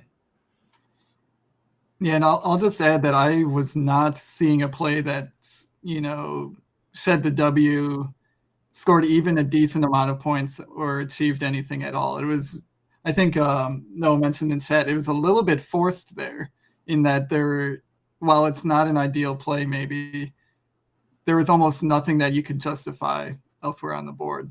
The only other thing I saw which was maybe plausible was you could play TWE over outwin. I'm sorry, TWO over outwin, making WE and OUR. Oh yeah, that's actually board, that's something Yeah, I I haven't know. seen. It's a good option. Anyways, it's really I really think that given how close the plays are, it was a stylistic choice by Matthew. And Will, look at him. He has 3 S's on his rack. Speaking There's of actually too embarrassment many of S's. riches, that is at least one too many S's. 1 S is fantastic. 2 S's is even better. But 3 S's is it's a bit much. It's a bit too much to handle, I think. So we'll play Neg instead of Jen. Jen scores, I think, 1 more point just because Neg only has 1 hook, the S, and Jen has a lot of hooks. Yeah, and Tui, another aggressive play by Matthew, who is facing elimination. He doesn't realize that Will has 3 S's and that Will is probably sitting there like, does Matthew really have the 4th one? I don't know. But he's probably, regardless, going to make a play, either hooking Stu or Tui's on the next move. And again, this game is going pretty slowly. We see what we mentioned yesterday, a staircase board, just plays going on top of one another, as we see a really nice play of Yests. And yeah, something is going to happen soon, I think. We'll see who strikes first. I mean, this is a pretty huge play for Will. He's going to take a nice lead, but Matthew's going to come right back. Go ahead, Aaron. Sorry, I cut you off earlier. I was going to say that the Tui play actually sets up 2. You made the point that it sets up 2 S hooks. The one with Stu and the S hook at the end of Tui's. So it's one of the. It's not not a perfect one, but it's one of the plays we refer to as a fork, where you basically make 2 different places. With 1 play, you make 2 different places to score a bingo. So yeah, extend coming down here, making the 2 overlaps for Matthew. This will score enough points to put him back in the lead. And oh my God, wow. Will, how about his rack? It doesn't play though, so. Yeah, that's crazy. Oh no, it does play. He's going to be able to play. Well, it's probably better to play Squibs, right? And TUIS. Actually, 75, 85 versus Squibs. Would double the Q on the double letter score, but doesn't hit the double word score. 45. So it's 80 versus it's 85 versus 84. Is that right? No, I think I'm doing the math wrong. But they're both really close. Yeah, I think I'm just doing the math wrong. I think so NY also takes an E, I believe. So there is a bingo lane there, and there's also that lane from the E, but right below the E, where it's very easy to score a lot of points if you have like an F or there's obviously no H's left, but something that ends in that letter, you can score 40 or 50 points. Bisques blocks all of that. And the only place you have left to score is that lane from Tui, but there are no S's left, so you'd have to use a blank to do that. So I kind of like Bisques because it completely destroys that top left part of the board, and then where are you going to go? There's only S hooks left, and there aren't any S's left. Right. Okay, so it's confirmed that both plays score 85 points. And honestly, the main reason you might not want to play Bisques and play Squibs is to get rid of that S hook on Tui However, Will had 3 S's last turn and has 2 S's this turn. That's all 4 of the S's in a standard set of Scrabble. So he doesn't really need to worry too much about that until the game gets a little bit more contentious later on and the blanks start coming out. So yeah, I think both plays are pretty good, but again, it's probably something stylistic, whether you play squibs or bisques. But I totally get where you're coming from, Aaron, on wanting to block that part of the board because there's not going to be much to do afterwards. Yeah, I think the deciding factor for me would be the fact that you're blocking the sevens lane, making NYE. That's it. There's really not an easy bingo lane aside from that one, so it's really in your favor to kill it. I was looking to see if Matthew had any emotion after bisques came down. It looks like Matthew he was pretty has no emotion. He's always that way. He will never show. Stoic. He will not show. Yeah, he's one of the most stoic people He'll I've show seen. he'll show emotion on his score sheet, but not Definitely. his actual opponent. Yeah, definitely. The emotion is private. Emotion is yeah, he keeps it all in check. It does a fantastic job. Because yeah, I mean, we saw yesterday when unfortunately Sean Abassi made a play not realizing he was emptying the bag and lost to Dave Koenig's bingo. We saw Sean get pretty emotional, very upset at himself, and these sorts of things do happen. You make a play that you regret, or you do something that you find is silly, and it's really easy to just get in your own head and be like, "Oh no, like I've screwed up." But there's still a full game to play most of the time. And yeah, these two players I think are really good at keeping that in check. So yeah, I definitely can't do that as well. I think also if I ever do play in tournaments, streaming games is a net negative for this because when you stream, the point is to sort of emote and to ham it up in some sense, and it's the exact opposite of what you want to do in a tournament. So I'm actually kind of impressed how stoic Will can be, given how emotional he also is when he streams. So he's able to turn it on and off like a switch, which is pretty impressive. Please. I was going to mention that Will can be pretty tilted on his own streams. How much of that is just making sure that his audience is entertained? That's up for debate, but certainly in a tournament setting, getting visibly tilted is not something that most top players do on a regular basis. Okay, well, let's talk a little bit about Matthew's play because he's looking at a whole bunch of really bad options. So he could play rebar through the B. He could play Brer from the B. These are things I've seen in chat. He could just play BRR as an option, keeping both E's because E's are somewhat valuable. None of these options look good. None of them help open the bottom part of the board, which is probably something he needs to do. What are your thoughts on this?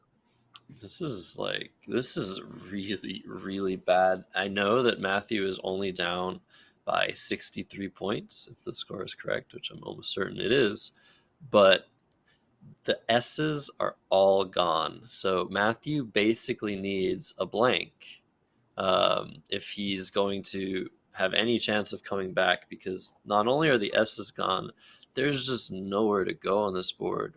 So I like this idea here of playing a rear, playing off 5 tiles, trying to draw one of those blanks and open space on the bottom of the board. It's a very common idea when you're behind, to try and open parts of the board that currently have nothing going on in them.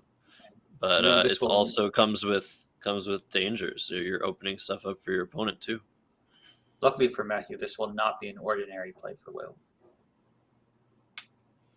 Ah, very good. I get it. Yes. No ordinary play. Yes. Very good.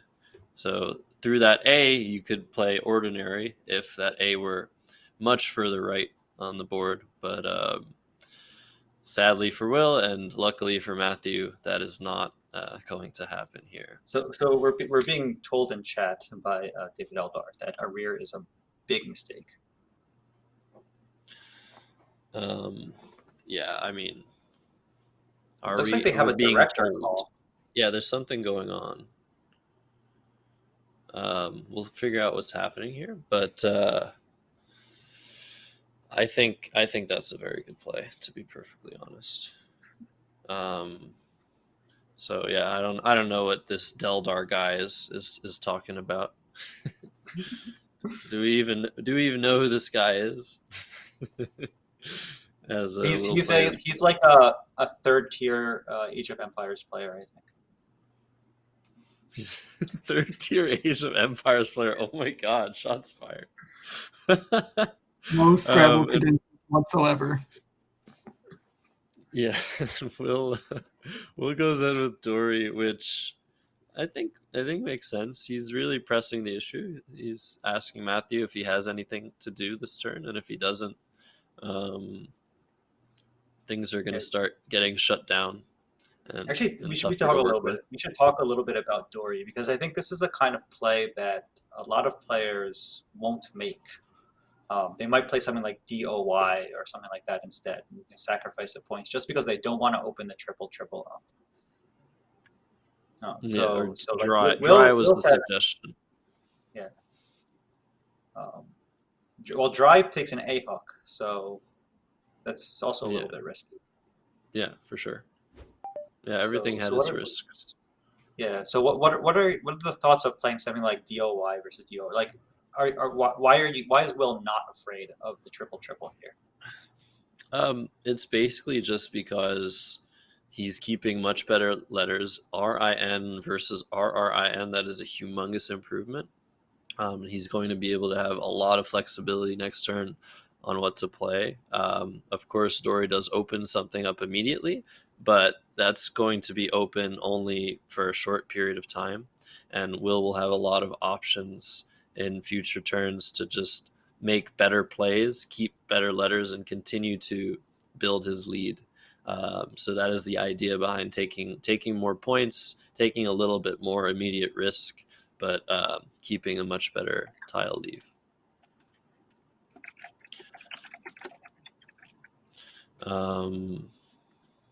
Yeah, I really do not understand why these people are saying that arrears is such a mistake. I really like the play.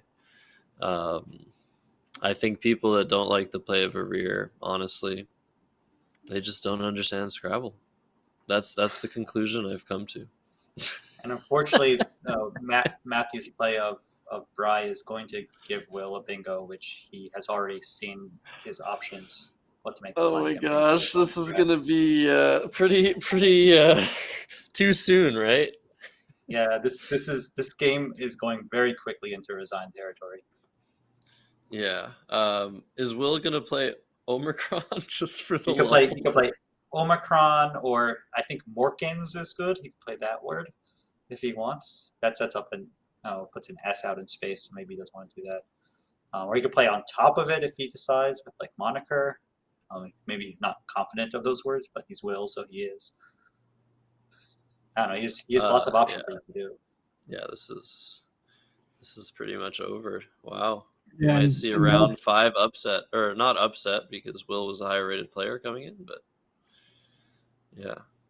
Yeah, Very Matt's quick end. draw is it might not be resigned territory if he had drawn a bingo like he hoped, but with the J and the V on his rack, I'm not seeing any immediate way to deal with those issues. And then the bingo coming down from Will, it's just very dismal for Matt. This was such a dreadful draw for Matt. So, I mean, yeah, it's pretty bad.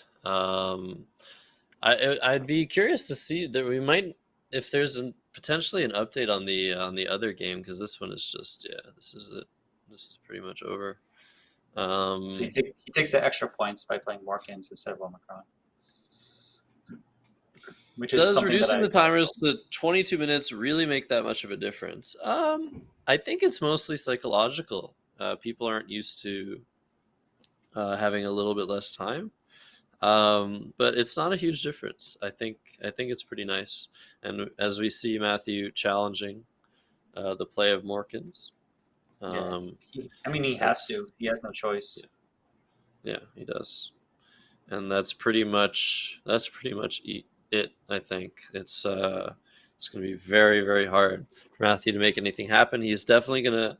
I think he's pretty much gonna play a few more moves and try his hand. But yeah, this is really bad, and it looks like Will is going to be our first player to make it to the final bracket.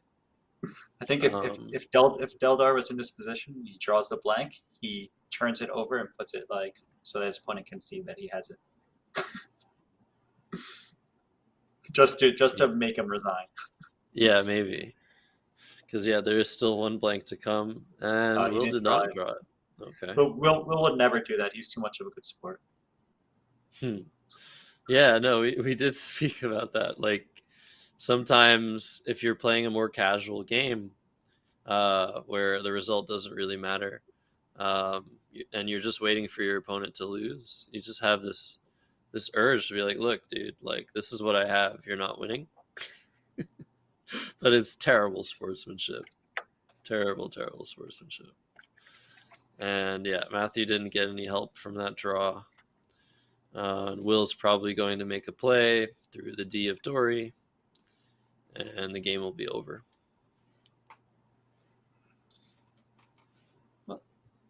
I think because it's a final game, Matthew may play this out to the bitter end, but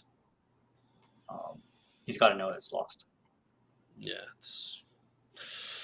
I feel like Matt was trying to make eye contact with the camera there. I wonder if that was some sort of like plea for sympathy, something like that. He just did it again. I think he's trying to make people feel sorry for him. But we have no emotions. We have no sympathy. It's ruthless. Oh, wait, speak for yourself. Speak for yourself. That's I am a right extremely sympathetic. Losing to Will sucks. You know, you guys. I mean, we've all played him, right? It's like he's so good, but you still wanna beat him. I feel very bad, especially given that Matthew is the highest rated Canadian in the bracket. So it seems like he's going to be out of contention, and we're only going to have Americans left, which for the Canadian Scrabble Classic, it's kind of sad. Get out. Nice play by Will. So Yeah.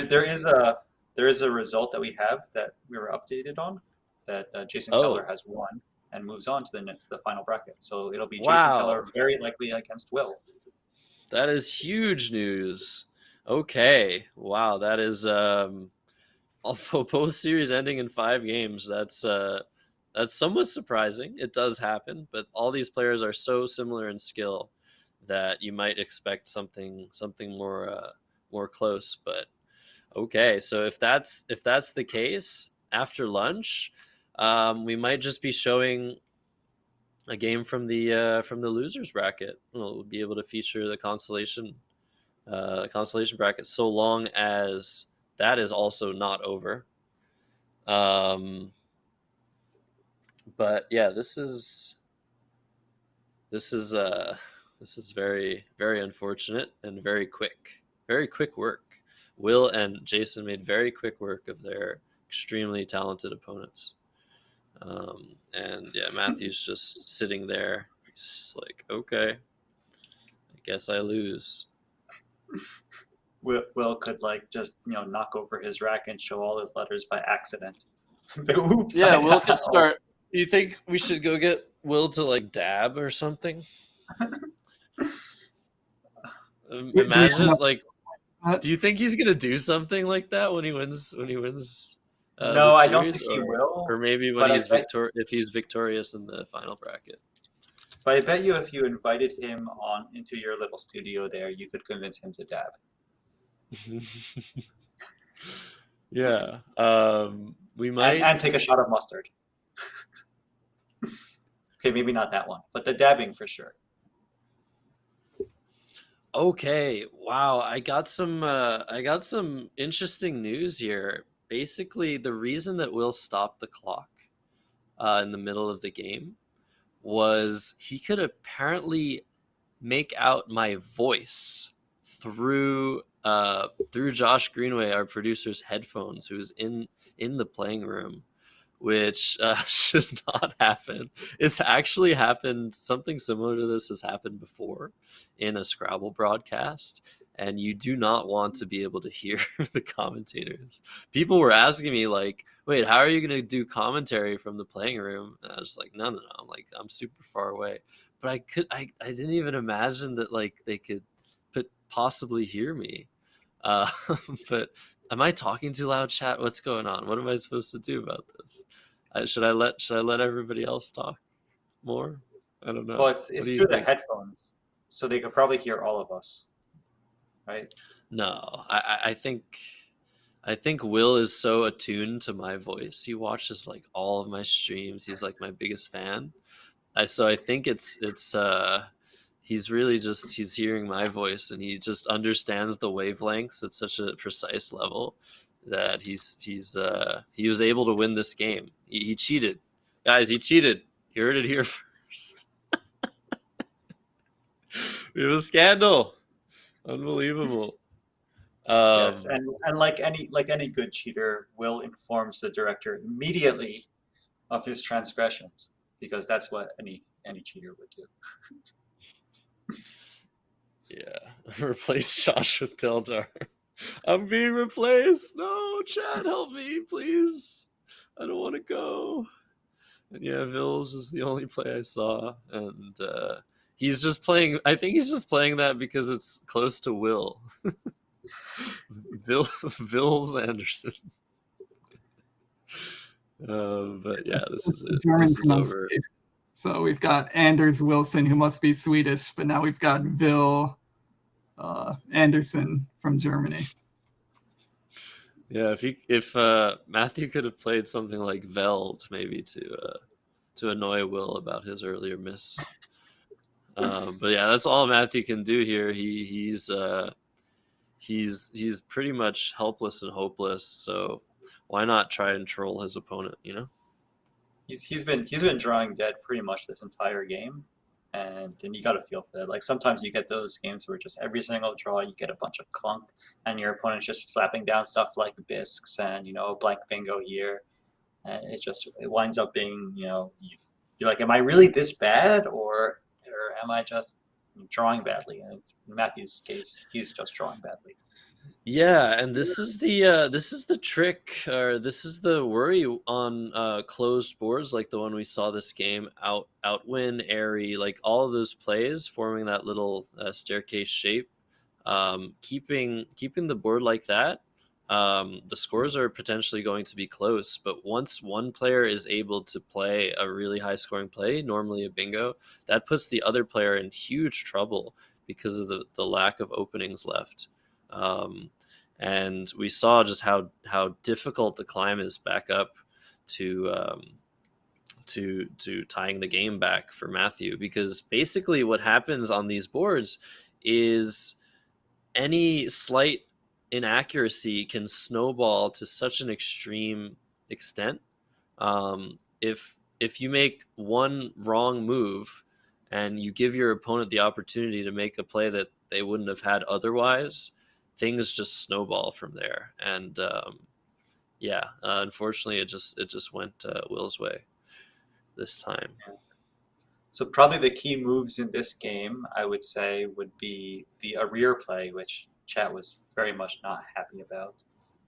And I don't know, maybe like the Mo play, perhaps. I don't know where else Matthew could have looked to improve on his play. Yeah, maybe.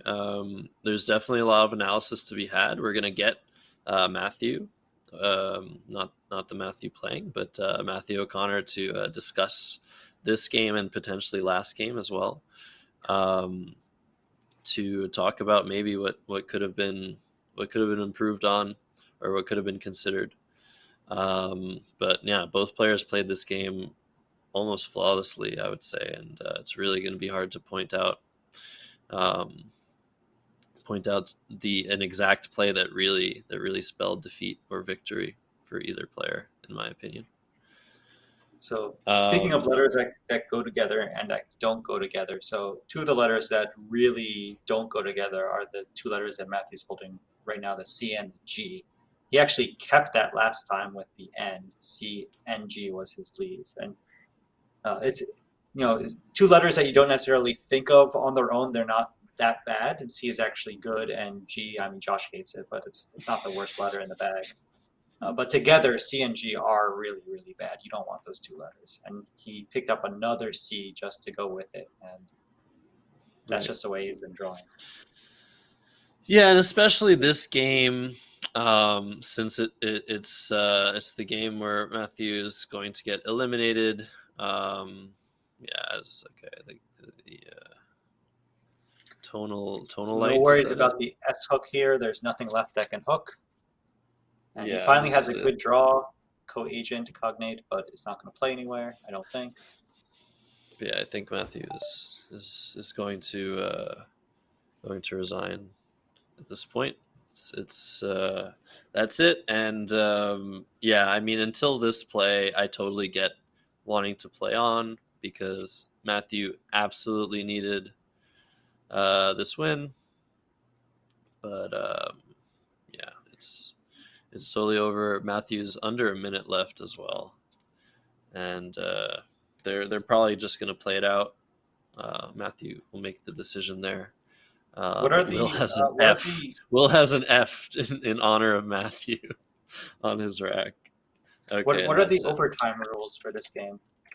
I think it's the same overtime rules, minus 10 per minute. But that's it, guys. Will takes the series 4-1 against Matthew Tunnicliffe. This game was the furthest from having any chance to win for Matthew, sadly. So, yeah, Will moves on. He's going to face Jason Keller in the final bracket. And once again, Aaron Bader, Charles Ranke, any last words? I really appreciate you guys coming on here. It was really fun. It was a pleasure. Yeah, thanks for having us on, Josh. And we only had to do like 2.5 hours of this. I imagine that doing it for, a full 3 days, certainly a lot of energy and a lot of effort among the other things that you have to coordinate. So good luck with the rest of the tournament. I'm sure it will all go very smoothly. No more cord entanglements, anything like that. And we're happy to take part. Awesome. Yeah. Fantastic. Congrats. All right. Congrats also to both Will and Jason for advancing to the final round. All right. Thanks, guys. Appreciate it. All right. So we're going to go straight to analysis here. Matthew is here. He is ready. He's ready to review the games that we just witnessed. So here we are. Enjoy yourself, Matthew. What's up, everybody? That was a really interesting game at the beginning, wasn't it? I thought at least at the beginning it was pretty fun. There were a lot of interesting turns with some interesting concepts that we're gonna go over. So let's see. So first of all, let's check out the play of Pavid. So there's a couple different options for Matthew Tunnicliffe here. So the options that I saw and I thought were pretty interesting were Pavid and Vapid. We got Vapor, which is pretty cool.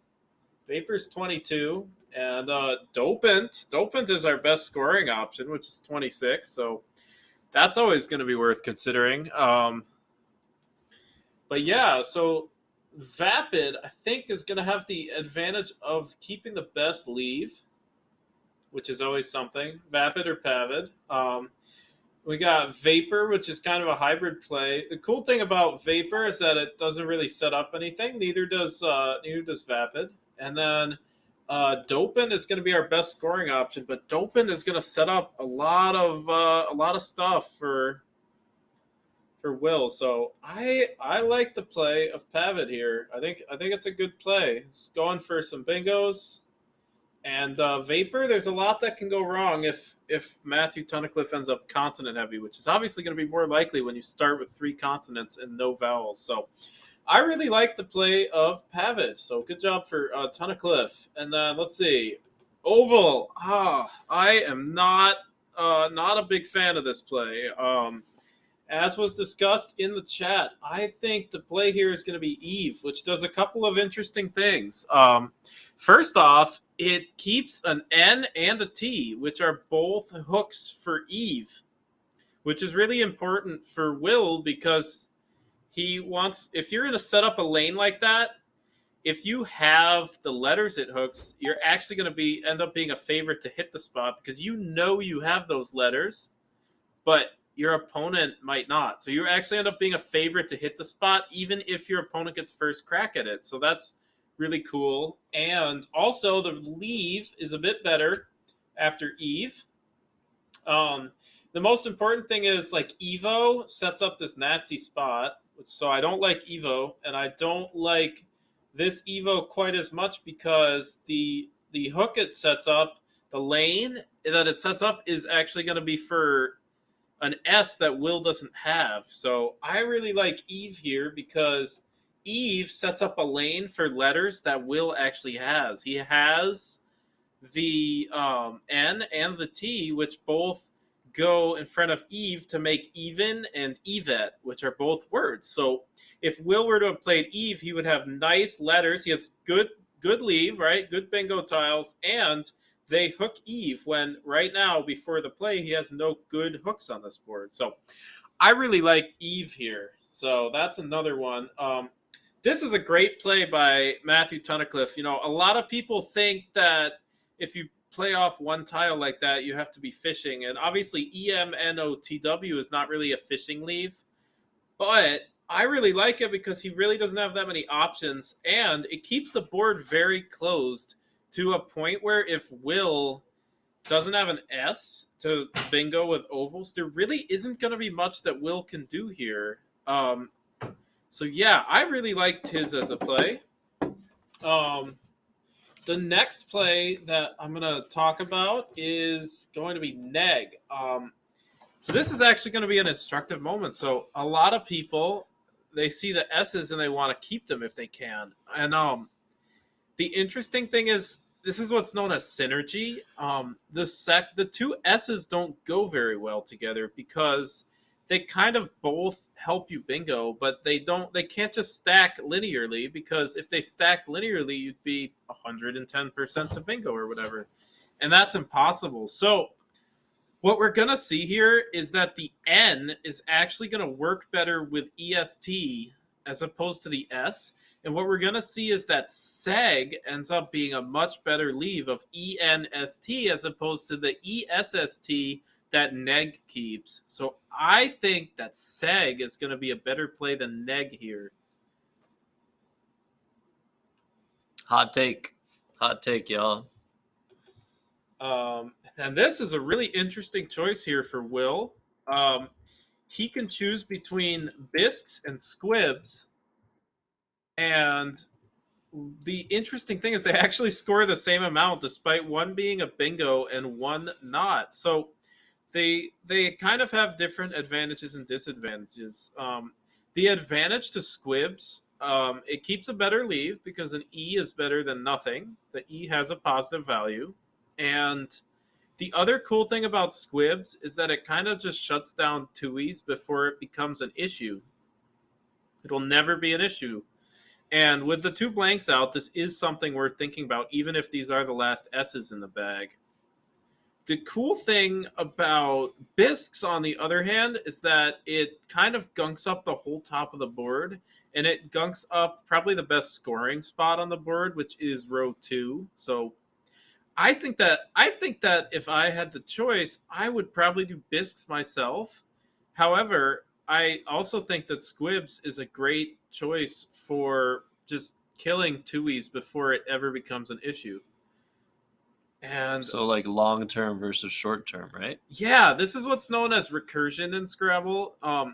If you leave a lane open like that, the negative aspect of it, you have to account for the fact that there's a good chance on your next turn you're also not going to block it. And if you're also not going to block it on your next turn, then that's a negative thing, and it has to be accounted for when your other option on this turn, which in this case is squibs, just blocks the spot, right? So we could do squibs, and tuies will not be a threat ever, forevermore. But with bisques, we have the advantage of gunking up the sort of top left section of the board before that becomes an issue. So I really like bisques as a play, but I also think squibs is worth consideration. I definitely don't think either of them is a major mistake. Awesome. So yeah, those are my comments on this game. It's overall was a really high level game. There was nothing more than what I would call a slight mistake in this game. Inaccuracy. Yeah, an inaccuracy, a question mark exclamation point. if you like chess. Yeah, we love chess. We love chess. All right, well, that'll be it for the analysis. Thank you again, Matthew. Yeah. We're gonna go on a lunch break. We will be back. I really need to get the get the times right. I think we have 45 minutes left of lunch, and we will be back showing a game from the consolation bracket, game 6 of Shauna Bassi versus Jason Ubika, and we'll go from there. So thanks again for joining. We will see you guys soon. And stay tuned for more awesome action. But we already know the two people that are going to be playing in the finals bracket. That is Will Anderson and Jason Keller. So congrats to both of those players, and we'll see you guys later. All right. Have a nice lunch break, everybody. And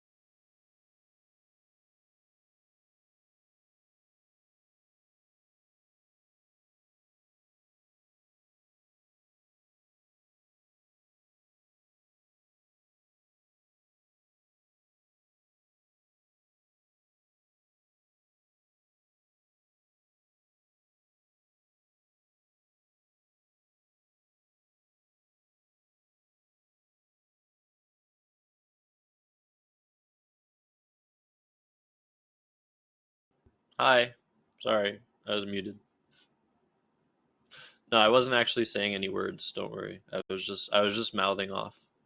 So, welcome back, everybody.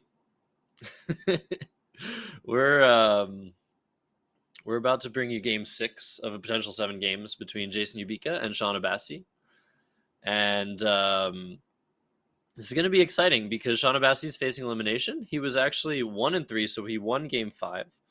This is the constellation bracket of the Premier Division, CSW, that we are covering. Both of the winners brackets games, semifinal brackets, have ended already after 5 games. So Will Anderson and Jason Keller are going to be facing off in the final bracket. But before that, we have a game for you guys, at least one game between these two players. And I'm joined today by a good friend of mine, a good friend of Twitch, a good friend of Scrabble, namesake Joshua Castellano. So that is the third Josh. What's up, Josh? How's it going? You are clean shaven. Oh my goodness.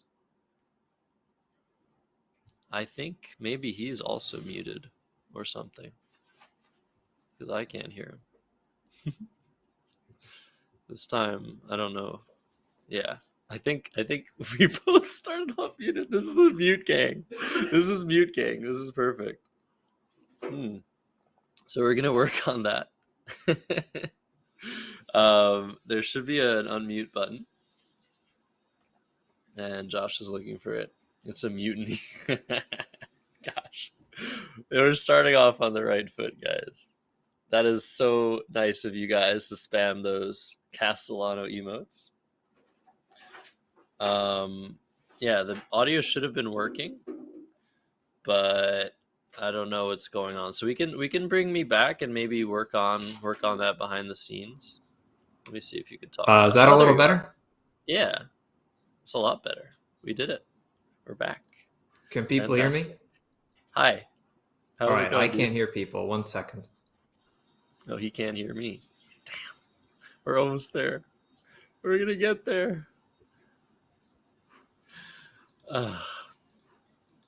Anyways, yeah, the game is about to start.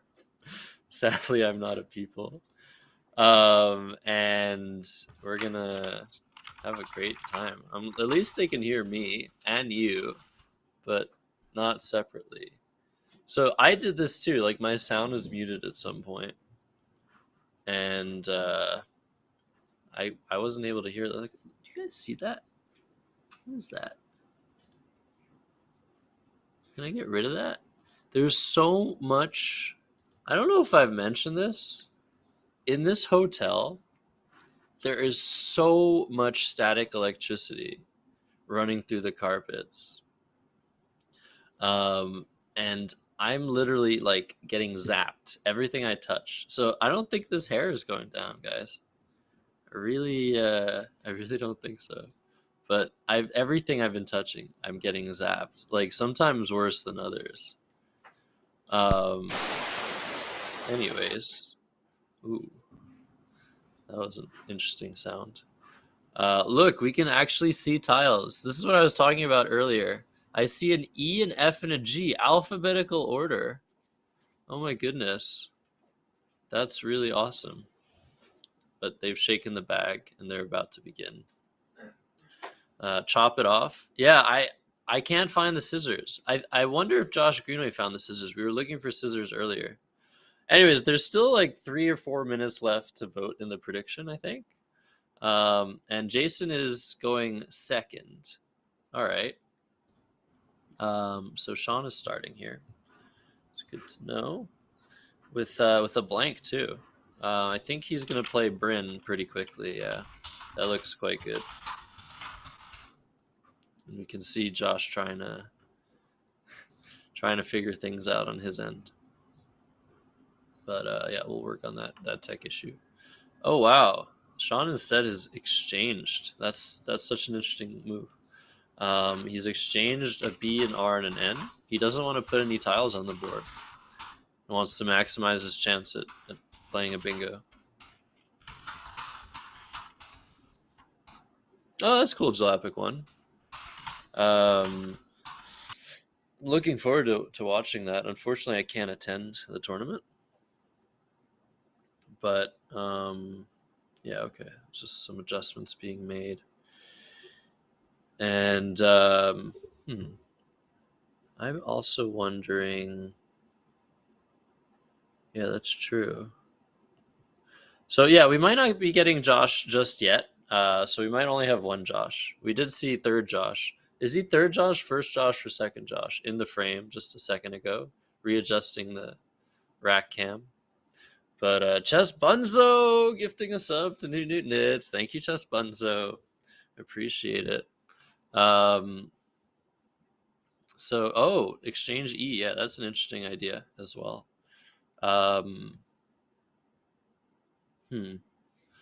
Yeah, eel is one of those plays that it kind of looks ugly to do something like that. But I think what Jason was doing is he was keeping his M for scoring, and I think he's maybe going to be able to bingo next turn actually.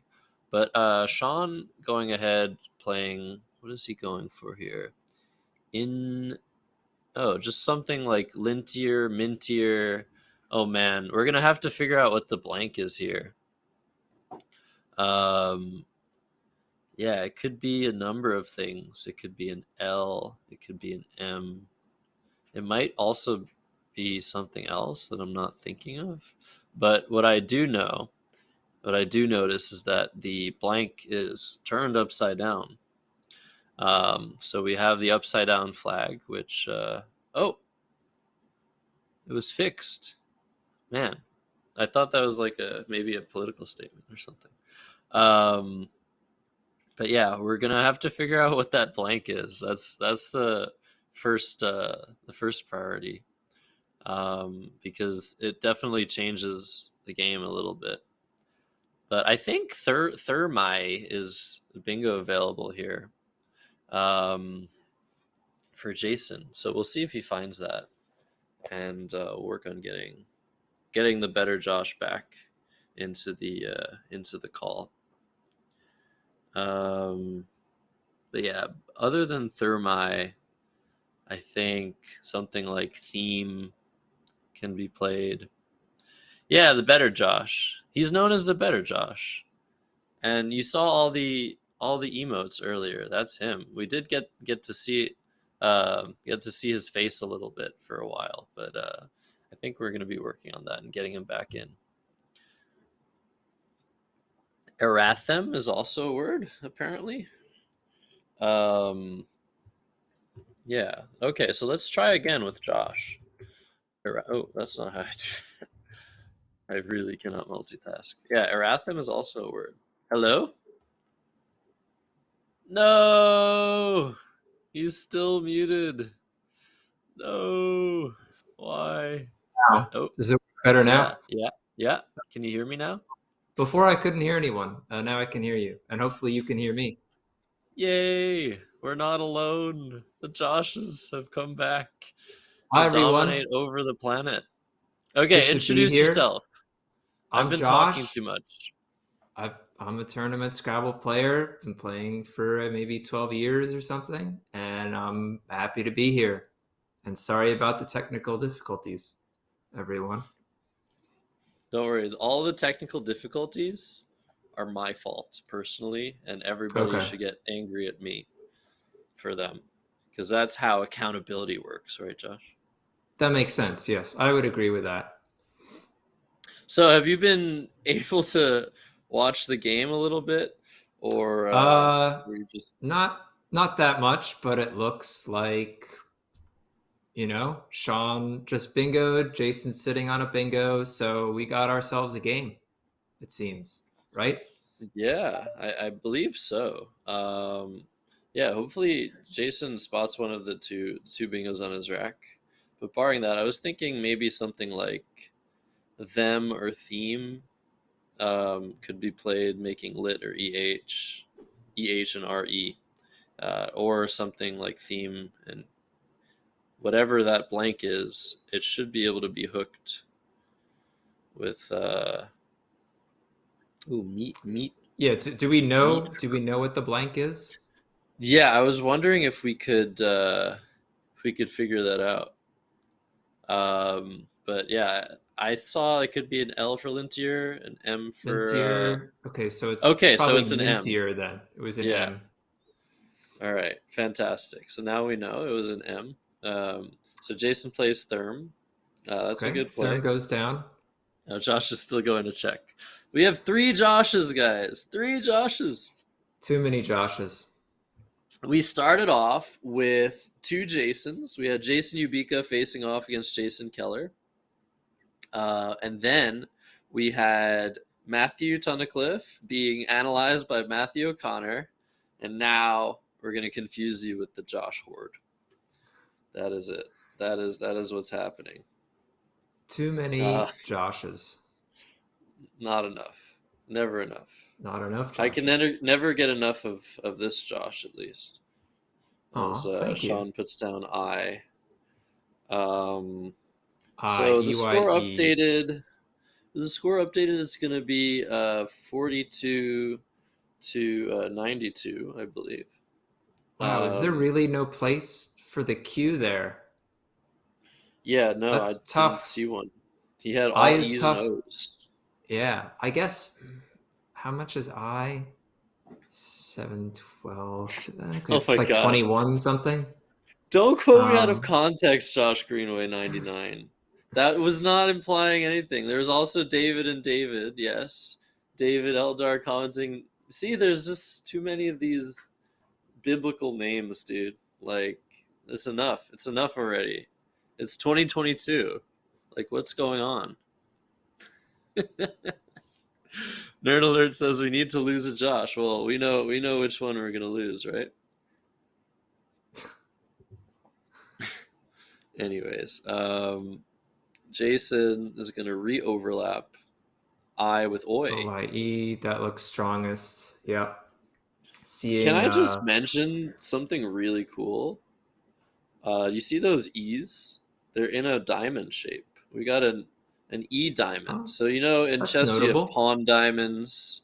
You got that sort of thing. Well, pawn cubes. This is an E diamond, and as well as that, there are 2 Y's within the diamond, sort of. So we like to see it. We like all the shapes and sizes. Scrabble comes in all shapes and sizes. But yeah, Oye looks like a really strong play. Webb as well. They both just keep scoring through their bad tiles. And Jason, again, he's sitting on a couple of bingos here. And they are going to score a lot of points if you can find one of the 7-letter words here.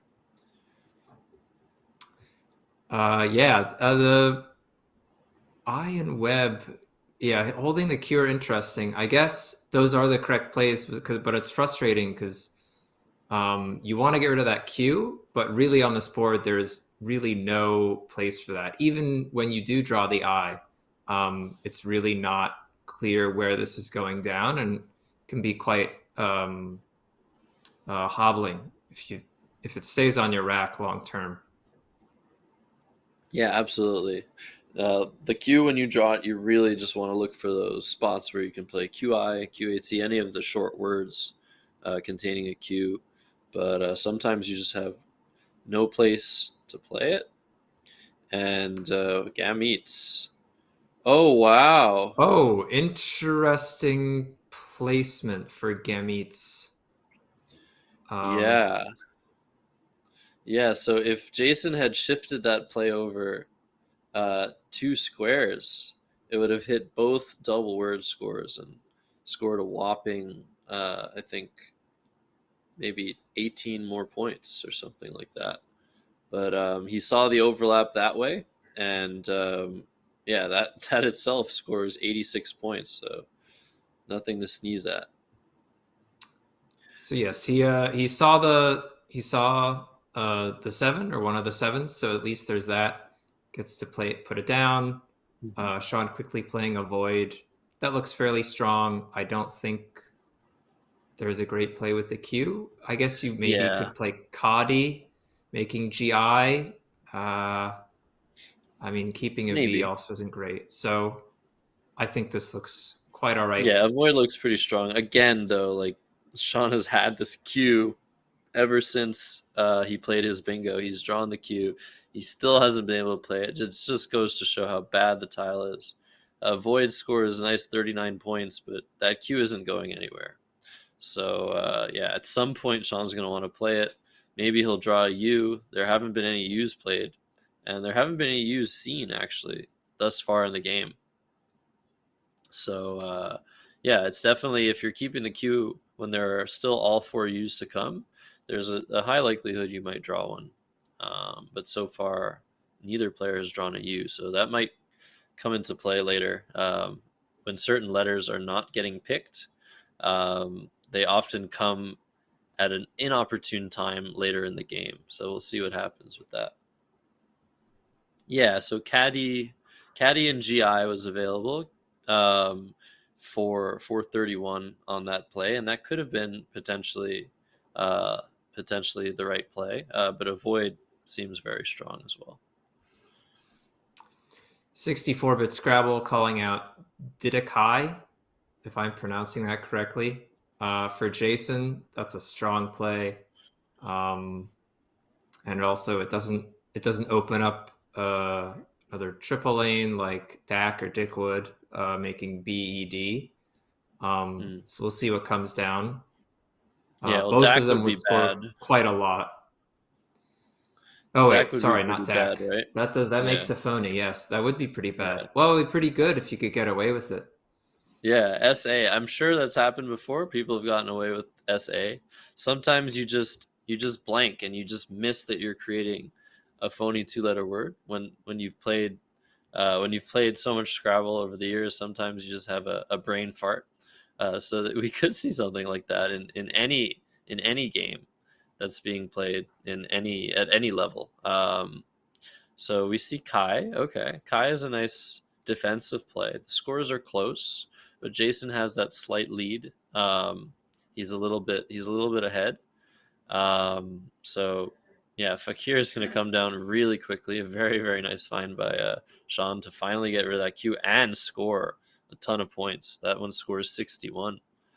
So yeah, good on Sean, and it's back to Jason, who now has a little bit of an issue here because he made the play of Kai, hoping that Sean wasn't going to be able to score anywhere, but now he has these weird letters and might not be able to score much. Yeah, it's not clear where his next play will be, at least to me. Ideally, you'd want to get rid of an A and a D, and probably the G too aren't great tiles, but where you can put them is not so clear to me, actually. Yeah. Do you see anything that stands out? I really don't.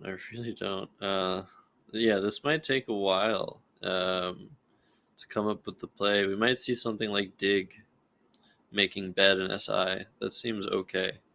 It does retain 2 A's at the same time, but that's not the worst thing. All right, let's see. I think I missed some stuff in chat. Jalopik 1, I think, noting, been following the Castellano studying method since Hood River. Thank you for the shout out. I appreciate that. Great to see people trying new stuff. Binac saying, why does Josh have a Dodgers jersey? I'm not sure which one he's referring to. He should probably use which last Josh? names. Yeah. So I'm gonna have to ignore that until that's specified.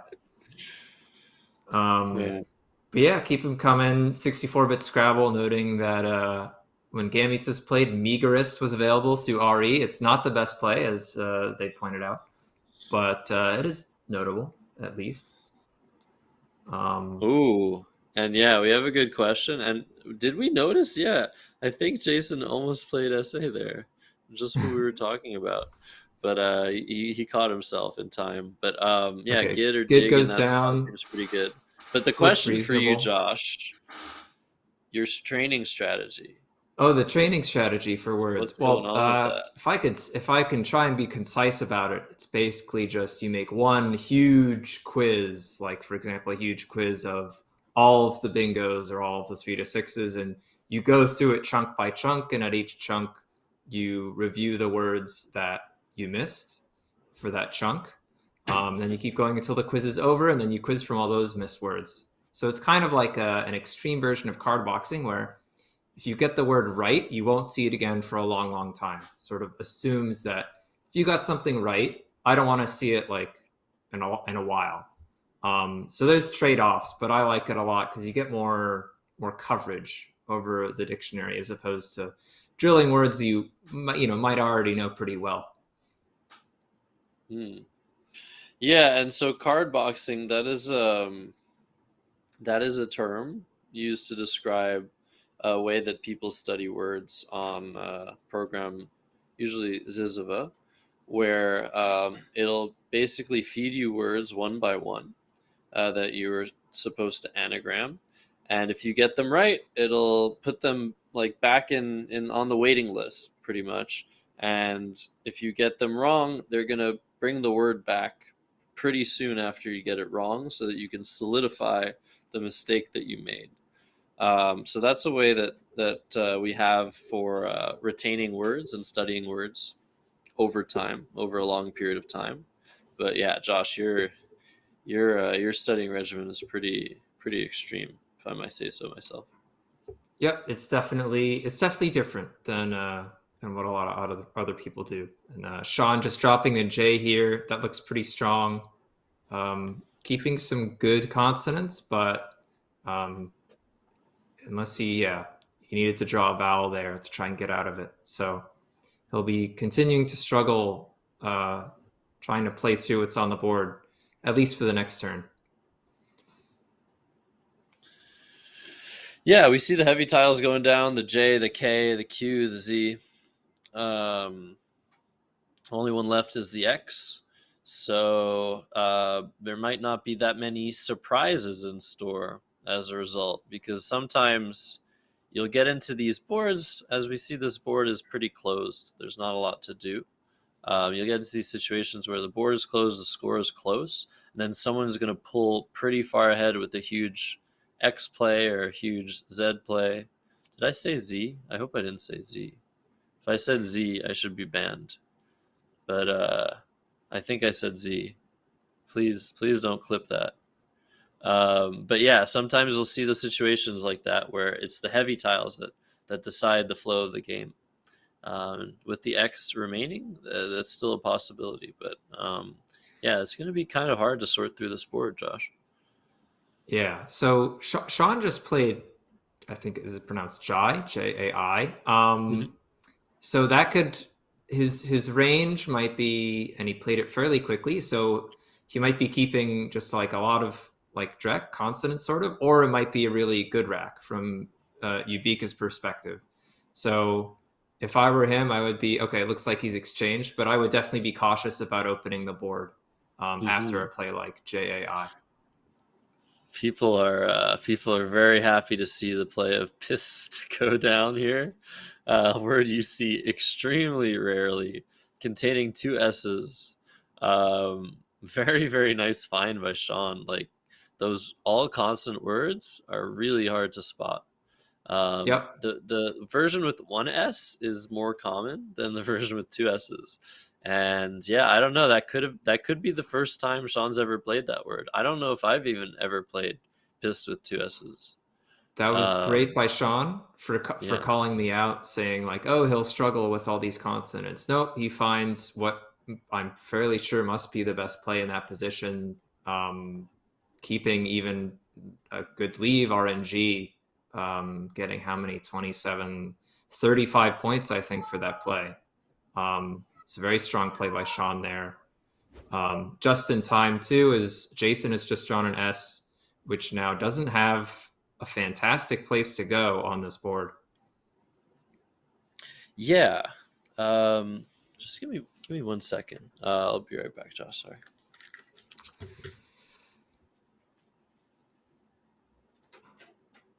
So now Jason Ubika's down about 40-ish points. He wants to do is sort of clean up his rack and maybe open something up. So Utu is coming down here, doing a great job of cleaning up the rack, but What he does with these great tiles left, like where they go, is not as clear. But I mean, this was a difficult play. I don't know if there was anything down making ZE or ZO that would have been great.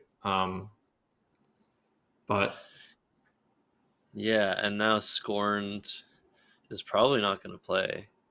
For yeah, draws the Jason. bingo. No place to put it. Yeah, I mean, I would be surprised if Sean opens anything up here because yeah, there's really not much left to do, and Sean has the lead. So he might play something. He's drawn the X. There isn't really anywhere to put it. I would note that there is a possibility of making like a play with Agametes, right? Agametes? Yeah, that's possible. And that might WTF in chat yeah. noting earlier you could also extend it to Ugametes. But you were saying? Yeah, so I'm just on this board. It just seems like we might end the game like if nobody opens the board. I'm assuming Jason eventually is going to try and open the board, but after a few plays, it's just running out of space or running out of spots to play. So I'm just starting to look for like where you can play anything at this point. If I were Sean, I'd think really, really hard about maybe just playing something like Tux, TUX, to block what seems to be, well, oh no, okay, one blank is gone. You could bingo through the Z. That's possible. But the T there, coming down from the T seems like a very likely spot, especially after a play like Utu. I would be pretty concerned about bingos from that being like the disaster scenario, depending on what your other plays are. Yeah. I would say that this is a good position to determine whether or not Sean Abassi is a human being or a machine. Because he has the play using those letters, GINUR, he has the play of Turing from the T, which I don't think is a word, but yeah, he's going to play tuning. Okay, so tuning. I think this means I like that he's play. a human being, right? If he had played Turing, he might have been a computer. Is that how that works? Would he have passed or failed? I don't know. I have no idea. Chat. But I really like what this play does. Yeah, it blocks. It makes a lot of sense. Not I wouldn't say the last bingo line, but a very likely one. Most threatening, and especially after most threatening, especially after just fishing off 2 U's. And here's Jason trying to open things up. Nice. This is a great play. I think this is a fantastic play. The C makes it difficult to just quickly parallel. So we'll see what Sean does to deal with that spot, if anything. Right, yeah, because this is the sort of play where it's if Sean was ahead by 80 or 90 points, he could just maybe afford to either leave the spot alone or make a play elsewhere and be like, okay, sure, you can open the board. But at this point, the score is still relatively close, so both players need to keep scoring. So yeah, I like this idea of Void to try and just play off the V, play off the excess O, and maybe next turn he could play something like Hora and avoid, and just keep the scoring pressure on, because it's just very difficult to block the core, what core has set up. A word starting in O, a word starting in C.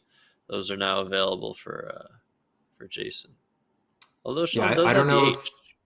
I don't know if there was something he had the H last turn, so I didn't see anything great that made CH that blocked. I mean, you can play like HO, making CH and OO, but that's not, you just play a top of HO. That's not a great block. Really, if you're going to do something there, you'd want to completely make it much harder than that. And I didn't see anything immediately. Anything parallel, like pho. That just sort of replaces the C with the P. Same problem. Same problem, but I guess blocks the double. Yeah, I like the idea of maybe playing Fa next turn. Um, but yeah, we'll have to see because the scores are again like really close. Like if Jason's able to score decently, like he might draw into a 6-letter word ending in O. He might draw into a 6-letter word on the top right triple, and that would tie the game up. And he's not gonna play Naiade, which is good because that is a phony, right? Yeah, If he were to have that's no played good. Naiade and Yeah. Ze, I think that would have come off the board. So idea is Um, good, yeah. scores well. In And chat, 64-bit noting that Sedane, however you pronounce that, to the triple, making ZE as a suggestion, and I actually really like that. I think the score is close enough where you can blow up the rack like that, and make maybe, some yeah. openings. Put the S on the triple line, put the D out there. Maybe Yeah, draw that the weird next word. blank. Is that the only word that starts SD? That and its other forms. I can't think of Oh. anything else. It has several other forms. Yeah, that and its other forms. And that would actually blow the board open. It would have brought Jason ahead by 1 point. But I think retaining the S, scoring some points here with idea, I think that's a very good option. Just keeping his options open for later. Although he didn't draw a single vowel, so that's going to be a problem. So if I were Sean, I'd still be thinking about how I could at least make the C or O harder to use if I can't block it completely. I still kind of like Pho, at least to block the double double. I don't know if it's best. It looks like he'll play Poo, which is a decent score. So this might be okay too. Yeah, I mean, again, given how close the scores are, it's And yeah, that's a good point. hard to commit to trying to block things when Jason doesn't have to play a bingo to get back into the game. But it's definitely always a consideration when you're ahead, when you're on turn, when you have that tempo advantage. What can I block? What can I make more difficult for my opponent? And that's I wasn't paying close enough attention to the score as I should have maybe. For a score that close, yeah, my scoring here might be it makes it slightly better than it normally would be. If you're up by a lot, you consider blocking. But if it stays open, maybe this is, well, I was going to say Sean has Oxbow, but that makes an even easier line to use for sevens. So we'll see. But Jason has to play first. Mm-hmm. And we see the unseen letters. There's an extra O there, but everything else is accurate. This is what Jason sees from his perspective, but honestly, he's probably not thinking about what letters are to come. He's probably thinking about his clock. He's dipped under the 2-minute mark, and Sean has used less than 10 minutes of his time in typical Sean fashion. So yeah, this is going to be very difficult for Jason because not only does he have to play somewhat accurately to make a comeback, he also has to not go over time because every minute he goes over time, he's going to lose 10 points.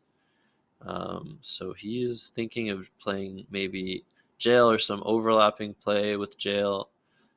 He could score decently with ALS in that position. So that seems like a decent option. Is that 25 points? No, it's a lot more than that, right? 4, 10, 12, 14, 17, 19, 27, 33 points. And so that'll bring him almost up to 354, 344 to be precise. And Sean is definitely going to recount that play because when you make plays that score 33 points, 3 1-point tiles, your mind is sort of just like, really? Is that even possible? But because of all the overlaps, because of all the letters that you're making words of, jail, koa, and avoids, that adds up. And so that was a really nice spot by Jason, seeing that he can just drop those 3 tiles for a big score. And now Sean also sort of running out of options here. There's not much to be done. I mean, do you? I mean, yeah, he's only up by 10 points. I think. I mean, is Oxbow? That is a word, right? I'm not making that Oh up. yeah, no, yeah, that seems That's. I clear think. actually. I think you have to do that at the score. I mean, you hate to make that really easy 7 line that would go over OW, but I don't see many other great options, and the score is very close. So you do really, I mean, you have to worry about bingos. You also have to worry about just being outrun. Right. And yeah, there are some overlapping plays actually through the R of Fakir on the middle right of the board. So Brown could come down, for example, or Braun, or something of the like, retaining the X yet another time. And a suggestion of just dropping the X next to the O of Core for 18 points. That's not terrible either. Sean has one of the last two remaining O's, and he can probably cash in his B and his W next turn if he does that. But I think I like Oxbow best out of all those options. And also setting up a block for scorer, which is actually quite important at this point in the game. Because it's right now you can't. Well, you could if you played through the C. But yeah, Ox could be really strong. So I guess Oxbow would be your typical equity play, and then you could play something like Brown through the R and Fakir if you just didn't want to mess with that at all. Yeah, so that's again, I think the fact that the core play was so multifaceted.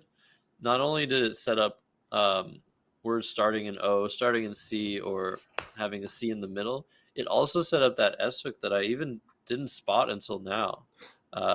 Scorer is available and is definitely a threat for the rest of the game. So I'm doubling down on the idea that maybe you should play Oxbow here and just try and make it to a bingo first before Jason, or just try to keep the scoring pressure on until it's too late. I think I like that idea a lot too. I mean, you could block the scorer hook this turn, but not for any. I don't think not for any reasonable amount of equity. So, Oxbow does seem quite strong here. So just try and go for the bingo first. So what was Jason's last play? How many tiles were played off? I'm 3 tiles were played off. I'm okay, choking so on water. Sorry, sorry about that. Why are you panning to me? I'm like crying. I'm choking. No, Ryan, get away. Okay, hi. It's okay. I'm fine. I'm not dying. Wow. Okay, and he plays it. He plays Ox. So Sean is really hoping that. Oh my gosh, sorry. Ryan said behind the scenes, "You deserve this." Oh man, what a guy! What a guy. Sorry, Josh taking too many mustard shots. Too many mustard shots. Oh, but no. Ox going down, so Sean is quite. I guess he's really hoping that Jason doesn't make a bingo with scorer here, and if he doesn't, then he gets to complete the 1-2 punch, play anything really, making Oxo, and kill that scorer hook for good. Mm-hmm. Yeah, Jason is running very low on the clock. He's definitely going to go overtime. Claire, I don't think that's a word. I don't know that word either. I'm fairly sure that's not a word. I think Sean is letting it go. Yeah. And the thing about play, it's with 10 seconds left. It's just really difficult to. But wait, like the thing about that play of Claire sets up Eclair. So there could be some poison here. There could be some situation where once again you see those C's. They're staring at each other on other ends of the board. Those C's are extremely useful tiles for creating spots to play. Basically, we call this forking the board.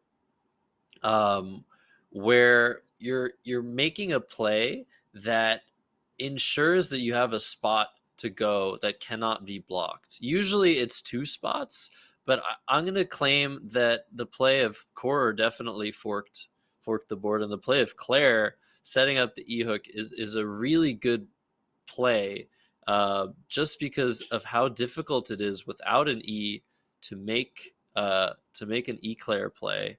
Well, you can't make an eclair play if you don't have an E.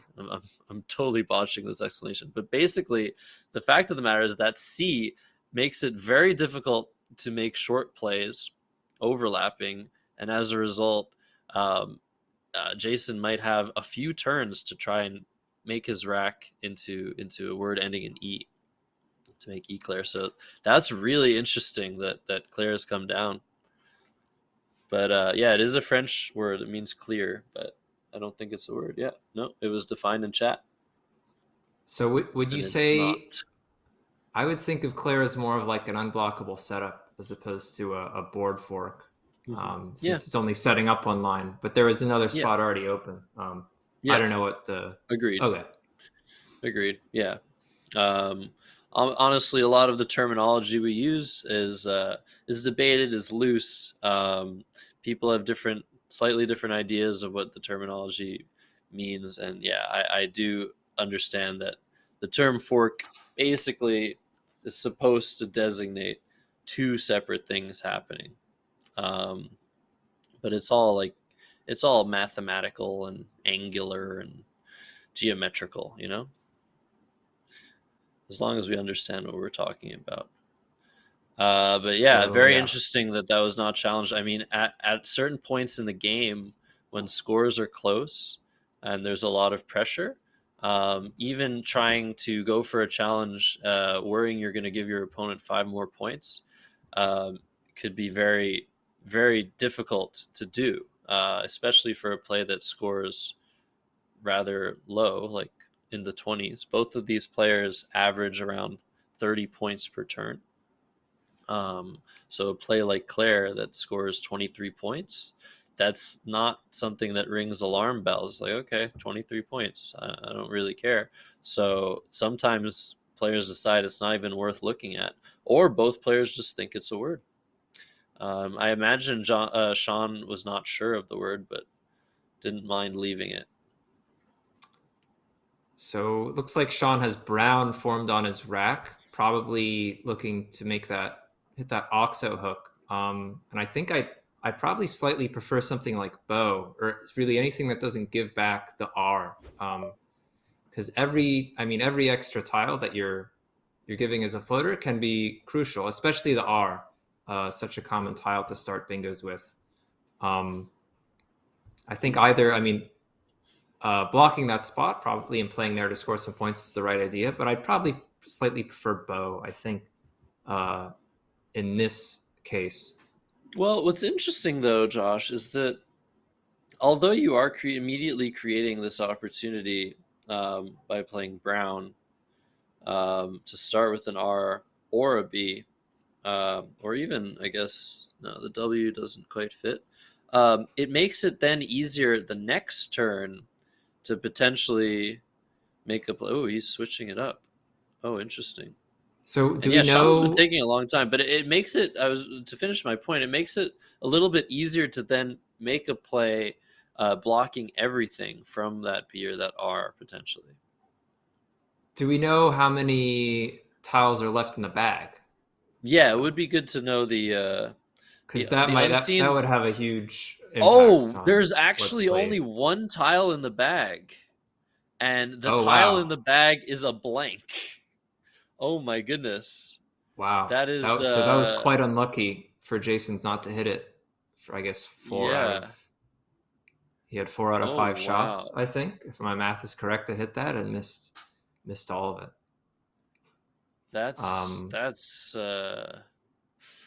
That's really unfortunate, because so Claire should have worked out a lot of the time, I guess. Yeah. Yep. Although even if he had points out. I mean, if he drew both of the ends and the blank, he might also still not have had anything. I'm using too many qualifiers. Also still. Does that work? Is that English? Help me out, Josh. You're the English-speaking Josh. I Also still. the meaning that was like- clear, and I think that's the important thing, the intent. Ooh. I don't like Scrabble, says Go Sean Go. I think I know who that is. Wow, someone created that username on Twitch just to say Go Sean Go. That's amazing. Welcome in. I don't like Scrabble. I hope you're having a great time on our stream. Oh man. But yeah, Sean is taking plays, but he's freaking out a little bit.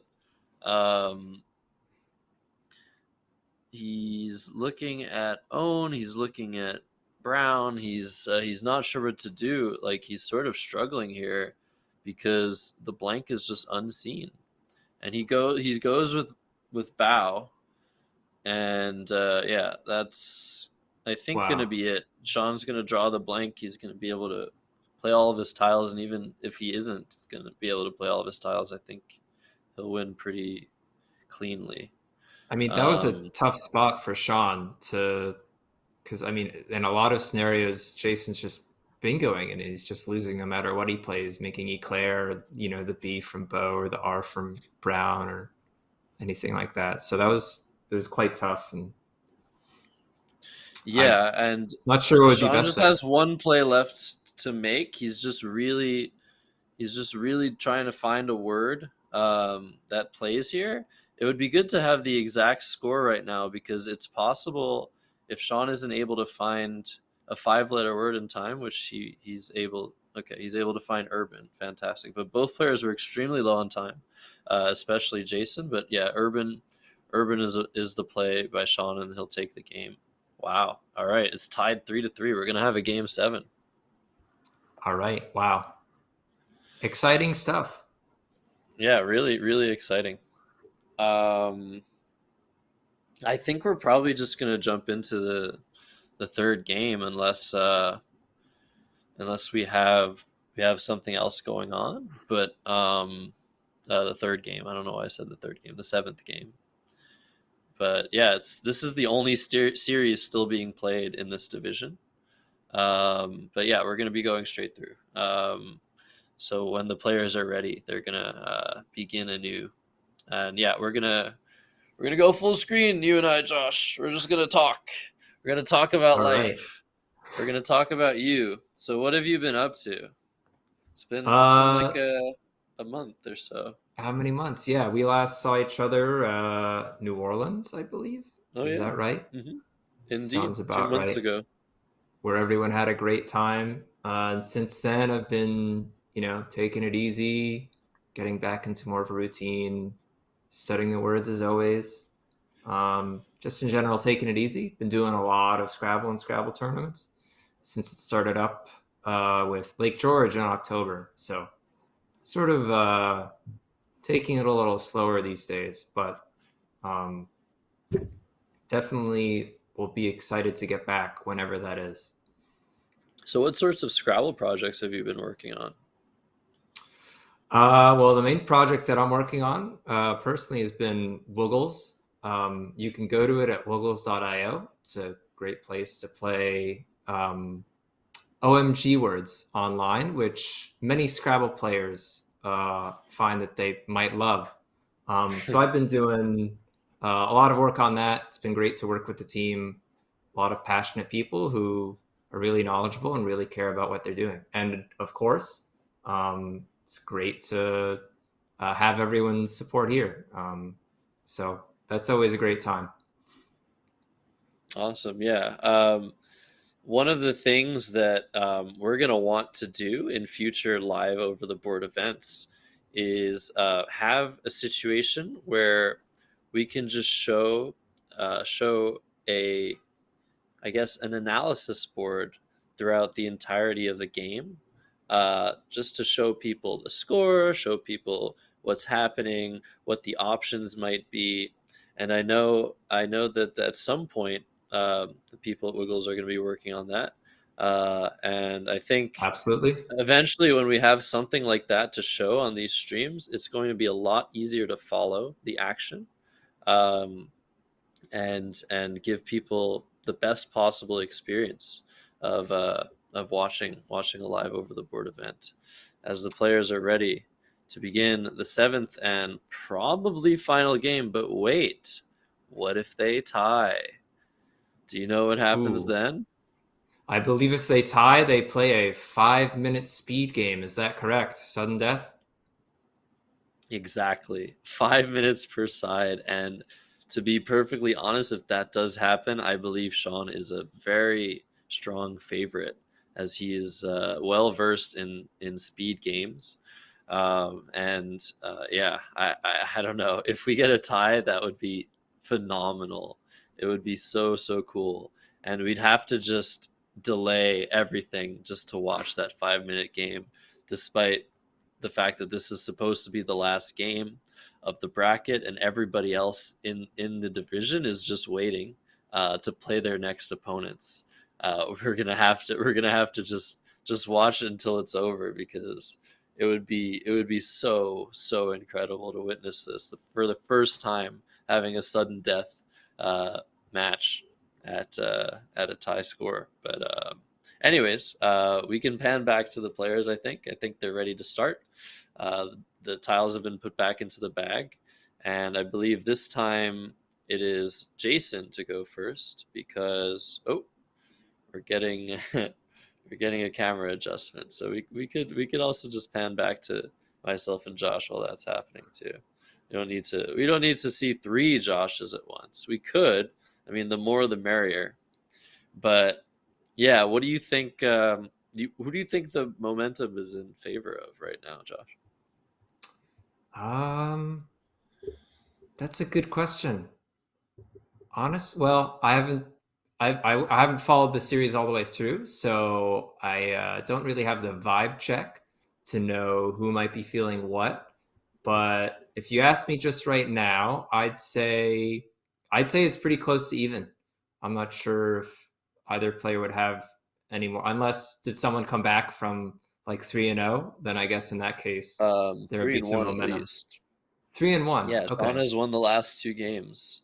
So yeah, I would say the momentum is in his favor, but getting away, if he learns that Claire was phony, that could change things. It's a very psychological game, and if you realize you made a potentially boneheaded mistake that could have cost you the game, that also might affect how you feel. But I would expect that Sean is pumped and ready to win Game 7, as is Jason. Jason hasn't won a game in 3 games, so yeah, it's going to be exciting to see once the players are ready and the cameras are ready, how this game goes, because this was a really close one all the way through, the one we just commentated on. And yeah, hoping for something like that. Let's run a new prediction. Have we gotten to a 3-3 result yet at all in this event? Nope. This is the Wow. one and only, Okay. because the first bracket was a best of 5. So I think there might have been a 2-2, but yeah, never a 3-3. Wow. Okay. Maybe he knew it was phony. No, Dustin. I'm pretty sure that there would have been no reason to let that play stand on the board if he knew it was phony. But anywho, yeah, Churro's rooting for a tie game. And hey, I just started the prediction. If you think the game's going to be a tie, you don't have to predict anything.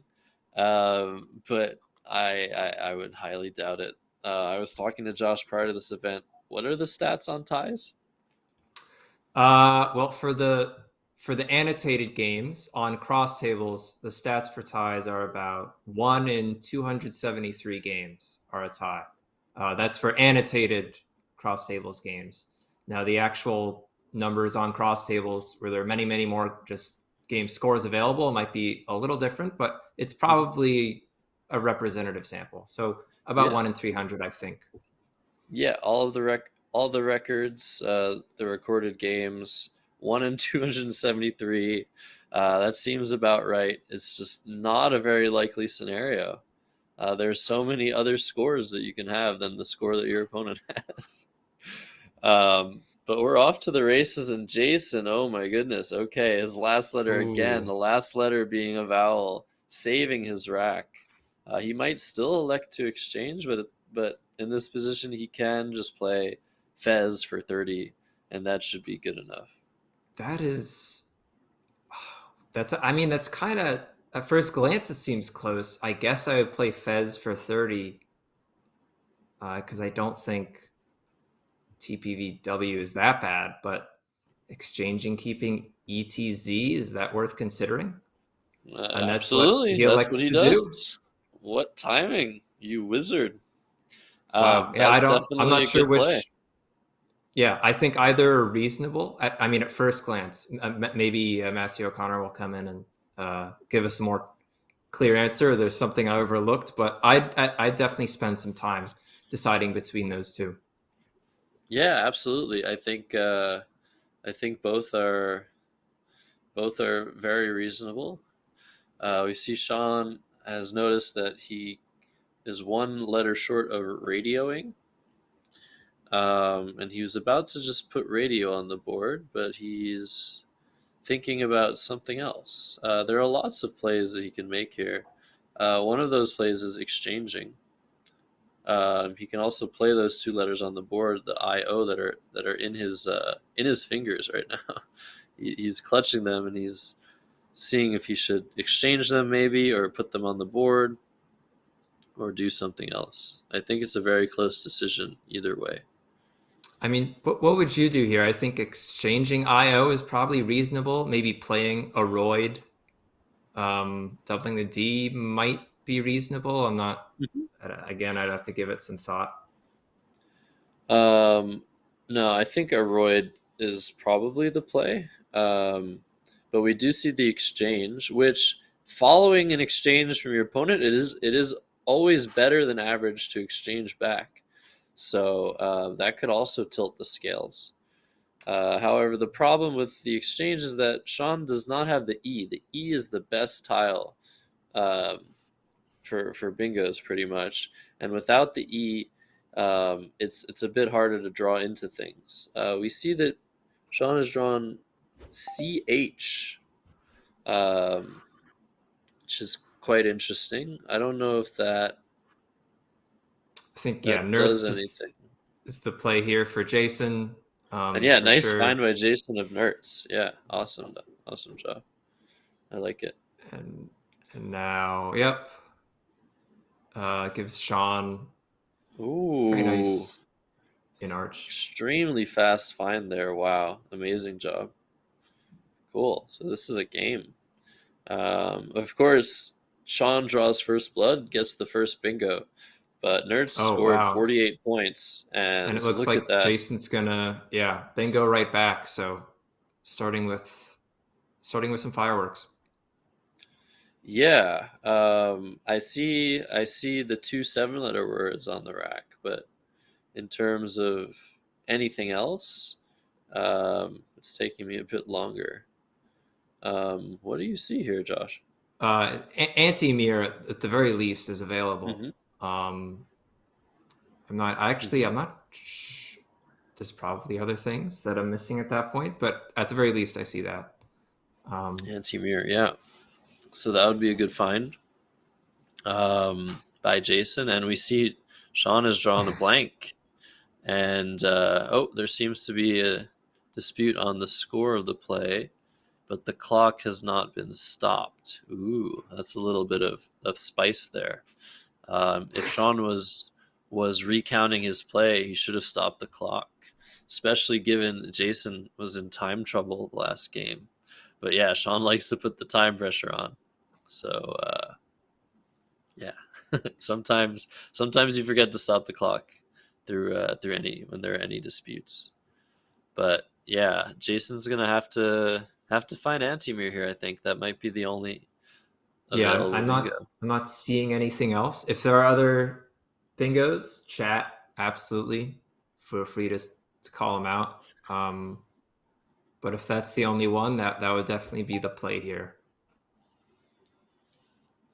So, do people must hear the do people hear the widget sound every time one of those things goes up? Because if you can hear it, it reminds me so much of the music right before a Pokemon evolves. Um, so like when a Pokemon's ready to evolve, it goes like do do do do do do. I don't know if you guys remember that, but to me, it's like the exact same sound, and it just brings me back. I'm filled with nostalgia at the moment. Anyways, I'm a nerd. What are you gonna do about it? I Okay, don't good. have People are much. reacting. I'm not crazy. I don't have much exposure to those games throughout my life, but I trust you on it. Yes, and Burrito Scrabble, sadly, is probably not going to appear on the stream. I think we had ideas if Jason was to win the last game, we were going to do a fun exhibition match while waiting for the right time to start the third and final bracket series, wherein I would be playing Burrito Scrabble against an unknown opponent. But yeah, I don't think that's happening. But sadly, we won't be seeing any Burrito Scrabble. But you might be able to see some over on my Twitch channel, which I'm not going to plug because I'm not meaning to plug it. I'm not trying to shameless plug, but I do play Burrito Scrabble from time to time, where all you need to do to win is play the word burrito, and anything else loses. All All right. right, It's been there you spotted, go. so I guess Jason was either just found it or was doing his due diligence to try and see if there's anything else available, because it does put it right short of the double word, which isn't ideal, but if it's your only bingo, that's definitely the play. Absolutely. And we'll see how Sean responds. He has probably a variety of ways to respond to this. Which a really cool one would be Overzeal, which was mentioned by Jellamocas. Also, hello to Elderword. And Pachi asks, "Who is your favorite Pokemon?" Josh, did you ever play Pokemon? Not that much. Didn't have that much exposure to that game, that franchise.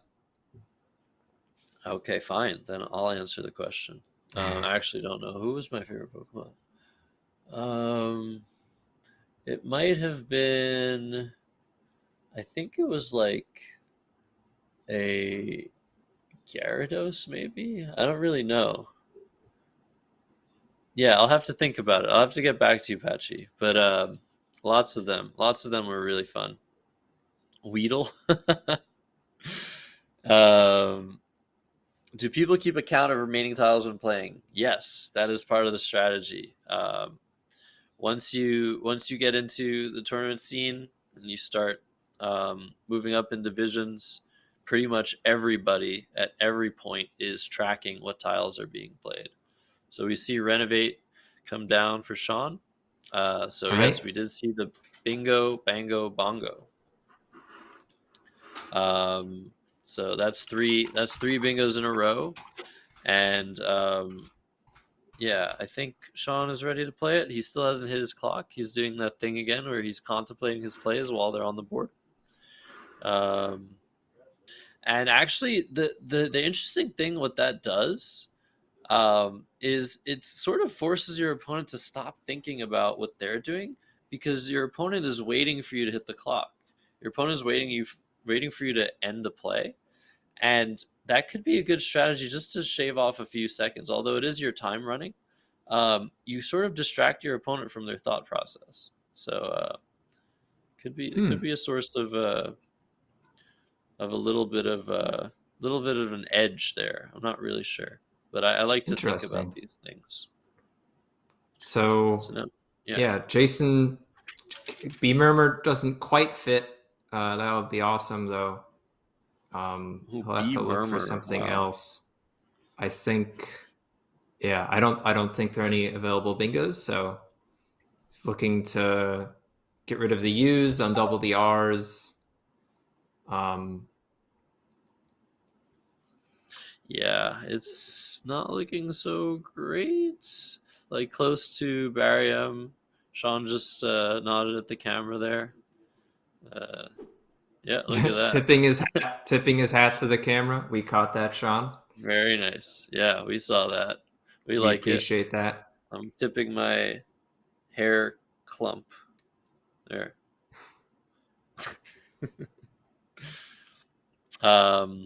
Yeah, we're gonna get the score updated eventually. But I can tell you that Jason has 120 points, and I can tell you that Sean has 143. We just need some time to get that score to you. And I can maybe follow the game along while that's happening, because we're working with some technical difficulties in the background there. But I think we should be good eventually. Yeah. So Umber, that's a good play. I like Umber coming down. It seems reasonable. I didn't see anything stand out. I really would have liked to get rid of the 2 U's, but I did not see a great play that did that. And yeah, there's mention of. Okay. Ooh. Oh, okay. Not blocking Kana. However it's pronounced. Yeah, that's a really nice find. He probably saw the word cannot before the play of Umber, but now he can score 9 extra points while hooking the end to make number. But other than that, yeah, Trank was definitely available. That's a fun little word through the R of renovate. Would have scored 48, but this one scores over 50. So really nice find by Sean. And Jason again really struggling with those draws, I think. Quirados, I think. I'm not sure how to pronounce that Twitch handle, but wondering relating to renovate, how much does the capacity to hook a D off of it matter when evaluating a play like that? And it certainly does matter.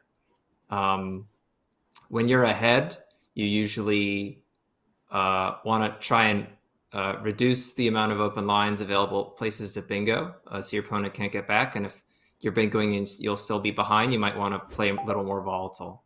I guess as a short summary, maybe Josh can elaborate on that a little more. Yeah, no, that's perfect. That's a perfect explanation. As you see Zoral come down. And Zoral looks strong there. Yeah, we will get the scores. Don't worry, guys. That'll be with you shortly. And the suggested play was ROULE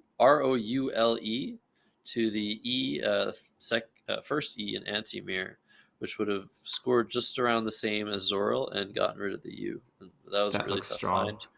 And we see Sift. So the S comes out, making anti-mirrors, which is going to score 36 points. That also seems very strong.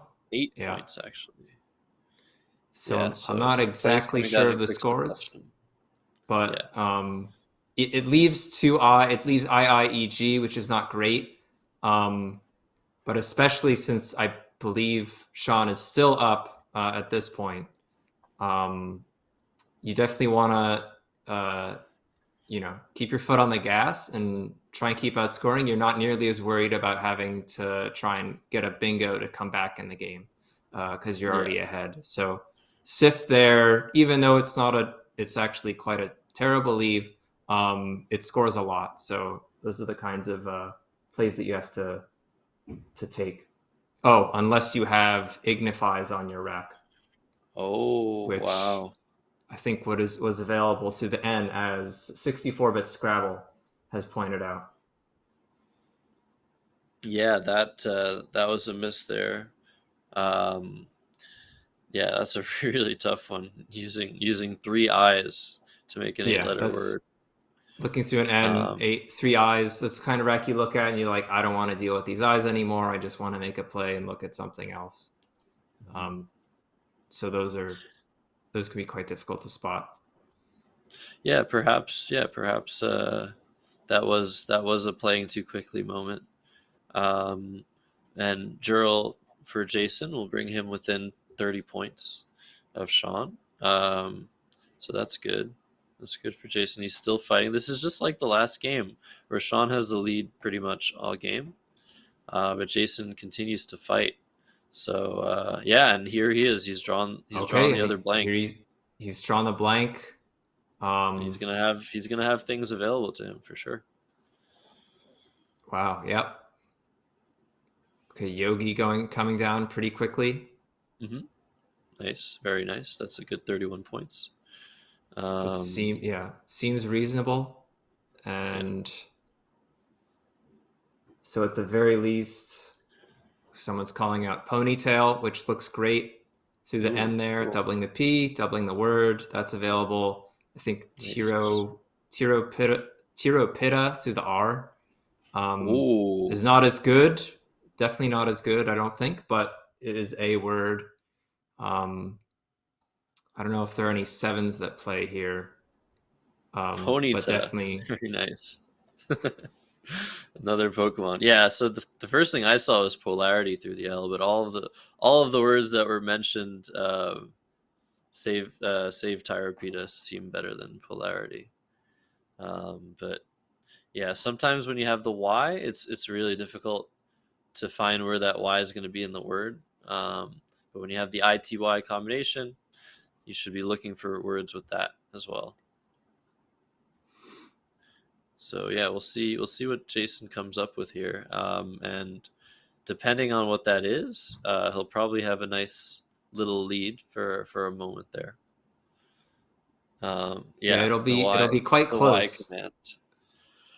Jason will be ahead if he finds one of the bingos. He'll likely be ahead by a little bit, but it will be Sean on turn. So it'll be like, I would consider it basically a tie at that point. If a bingo comes down, it'll be a really competitive game. Yeah, and we're gonna have to see. I think the board's getting fixed while we're out here. So when's the next tournament for you, Josh?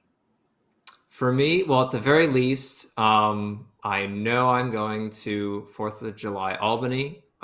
Greatly looking forward to that. Always a great time. And then shortly after, I'll be headed to the World Cup.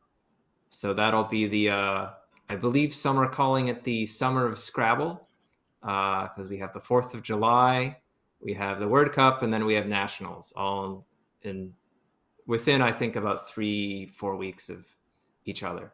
Some are calling it the Summer of Scrabble. Yes. So that at the very least, I'm not sure if I'll make it to an event before then, but we'll see. There is a tournament or two that I might consider, but I'm really not sure yet. Can't commit to anything. Definitely not on stream like this. Why don't you tell us, Josh, about your website, Random Racer, while I run out and make sure the board is all in order. Sounds good. You should tell people about that website, and let me link it in chat first. Well, thank you. There's no hyphen, right? No hyphen. Just Perfect. 2 words, no spaces, no hyphen. So that's Josh's Scrabble website, and yeah, he's gonna tell you about that, and I'll be right back. So yeah, Random Racer is a site that basically aggregates the annotated games on cross tables and spits out a bunch of interesting, well, at least I think are somewhat interesting stats about the game. You go to the site, enter in someone's name in the search bar. It'll tell you the bingos they've played, like how many turns have they kept a blank, what are the tiles that they've drawn a lot, how many triples have they played, all sorts of interesting stats, bingos per game, stuff like that. And you get this all for free if you annotate your games and put them on cross tables. And if you associate them with like a specific tournament that Cross Tables knows about, you could search for it by games by tournament ID. So there's all sorts of cool stuff there. Check it out. Though it's pretty. I made it around. It was like in the middle of college, so I was definitely learning a lot. There are definitely a lot of improvements that can be made, and there's no immediate plans for it, but long term, I think it could be combined with other Scrabble resources, and we can put our heads together on stuff like that and make stuff even more cool. Oh, we have questions in the chat. Let's see. Why is it called Random Racer? Good question, Newt. Originally, Random Racer was a random typing site where, because I used to be obsessed with Type Racer. One sec. Wait, we have a bingo. What would be the blank here? Is that would that be an L? A D? A D? Oh, excuse me, a D. I didn't immediately, as like, is that a phony with anti-poly? No, it's likely a D with antipody. Yeah, is anti-poly phony? Oh, anti-phony? Well, it would only be ponytail in that rack. So I think shortly we will see what the blank is. Is there only one? I think there's only one valid tile that blank can be. Yeah. So we'll see. If it's wrong, it's okay, wrong. Wow. So it was not a D. It could have been so it could have been any letter except the D, right? Okay. Oh, excuse me. Wow. I was totally mistaken. Totally mistaken. Yeah, absolutely none of them. Okay. Total blindness from all sides. Just antipode. And now look at this. This is really interesting because Sean now, he might want to spend some time trying to find bingos for Jason that Jason might have missed. And if he does the due diligence like we've done here, he'll see the bingos in all spots of the board. He'll be like, okay, well, I guess I'm not trying to block anything, but maybe he'll try to block a certain spot. Maybe he'll see ponytail. Maybe he'll see polarity. So he's decided to putting an S on Jurl. Put an S on Jurl, which I think this is the second phony in a row. Oh my goodness! So we're gonna see as long as Jason challenges this. He's taking it back. Okay. He's still playing with Jurls. Playing hides. But Jason looks like he's going to challenge. I just can kind of see in his eyes that he's ready to challenge that. Actually, very interestingly, Jason isn't even moving his pen, isn't even going to his score sheet. That could be a tell that he's ready to challenge. Does he normally? Is it different from what he normally does? That's what I would be wondering. But it doesn't even look like he's holding. And it looks like it's been accepted. Sean has drawn tiles. All right, so Sean has gotten Jason back. So the last game we saw a phony 5-letter word of CLAIR from Jason, and now this turn we see Sean Abassi getting away with a phony hook on Jurl. So yeah, we'll see if Jason's able to bounce back from this, but he still has ponytail available. He still has Tyropita. I don't know what the other available words were, but yeah, this is really rough now, I think.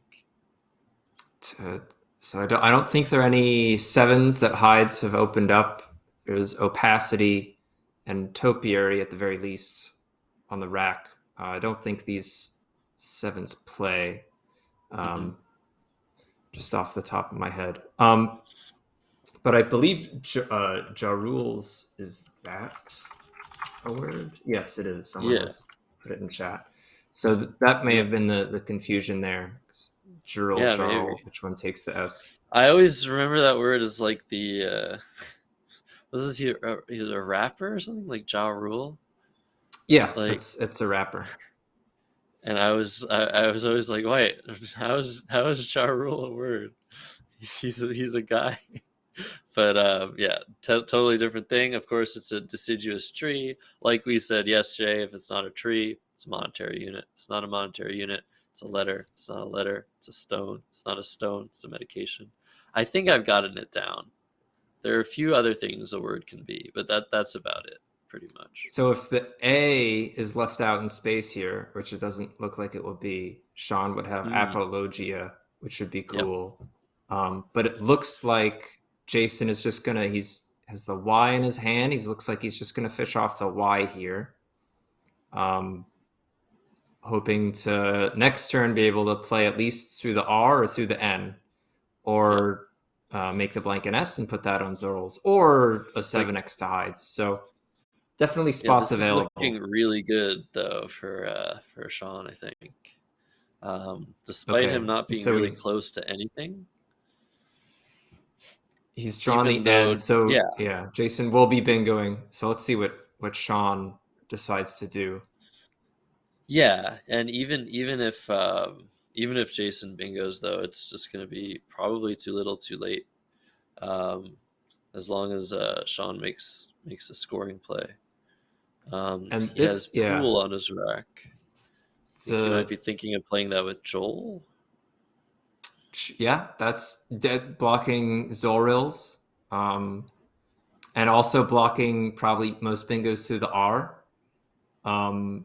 Knowing that your opponent will almost certainly bingo either after they've played a phony or after fishing can be really powerful, because it allows you to make certain openings or setups that you might not otherwise. For example, openings that can only be heavily punished by maybe like a short 3-letter word with some heavy 4-point tiles. If you know your opponent's going to bingo or only has 1-pointers, you can make those openings safely and try and get the first crack at them.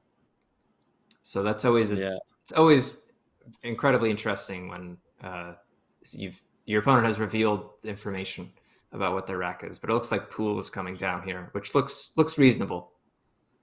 Yeah, Sean had Pog aligned on his rack. I wonder if he was communicating with us again.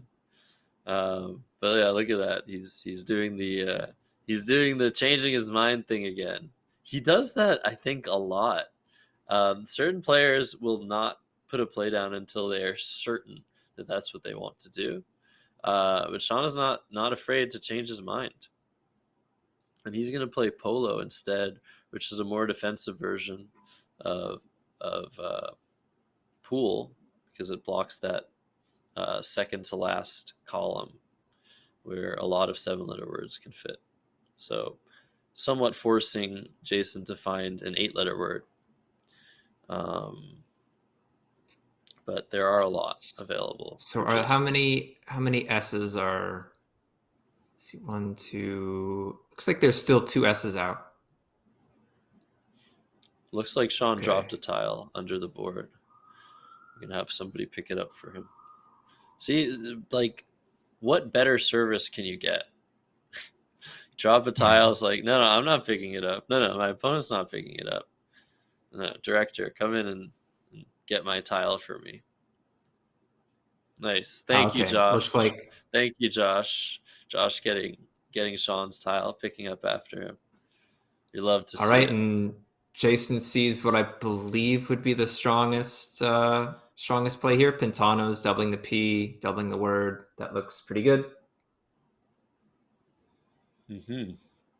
Yes, just Josh says drop tile there. We were complimenting your quick retrieval, your quick pickup, and yes, Pintano's, that is a valid word.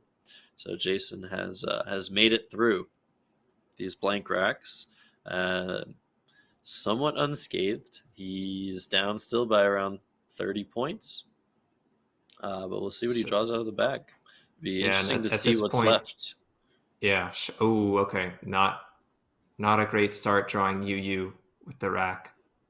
So at this point, on a W, Sean just has to. Yeah, Sean's just sort of looking to score here. I don't think you can really afford to think too much about blocking. Something like Wade Waide looks pretty strong. Oh, where would that Down fit? from the triple. Through the Oh, Iron nice. Quintana and anti-mirrors. Yeah, So something that's like super that nice. looks reasonable. It looks like Looks he's like got he's Fa considering formed on his Fa, rack yeah. under Yogi, which also looks decent. Hmm. And Jason, if that triple remains open, he has a pretty cute play there himself of Exene, which would score 51 points and maybe propel him back into the game. But that will be Though, keeping a W and two yeah. U's, which is really, really bad. So yeah, it definitely looks like Sean is poised to win this bout, but still a lot of turns to be played. I think it would be nice to see what's potentially unseen from Sean's perspective. However, but I can maybe figure that out myself if I just stare at the board for like 5 minutes, which I'm not going to do.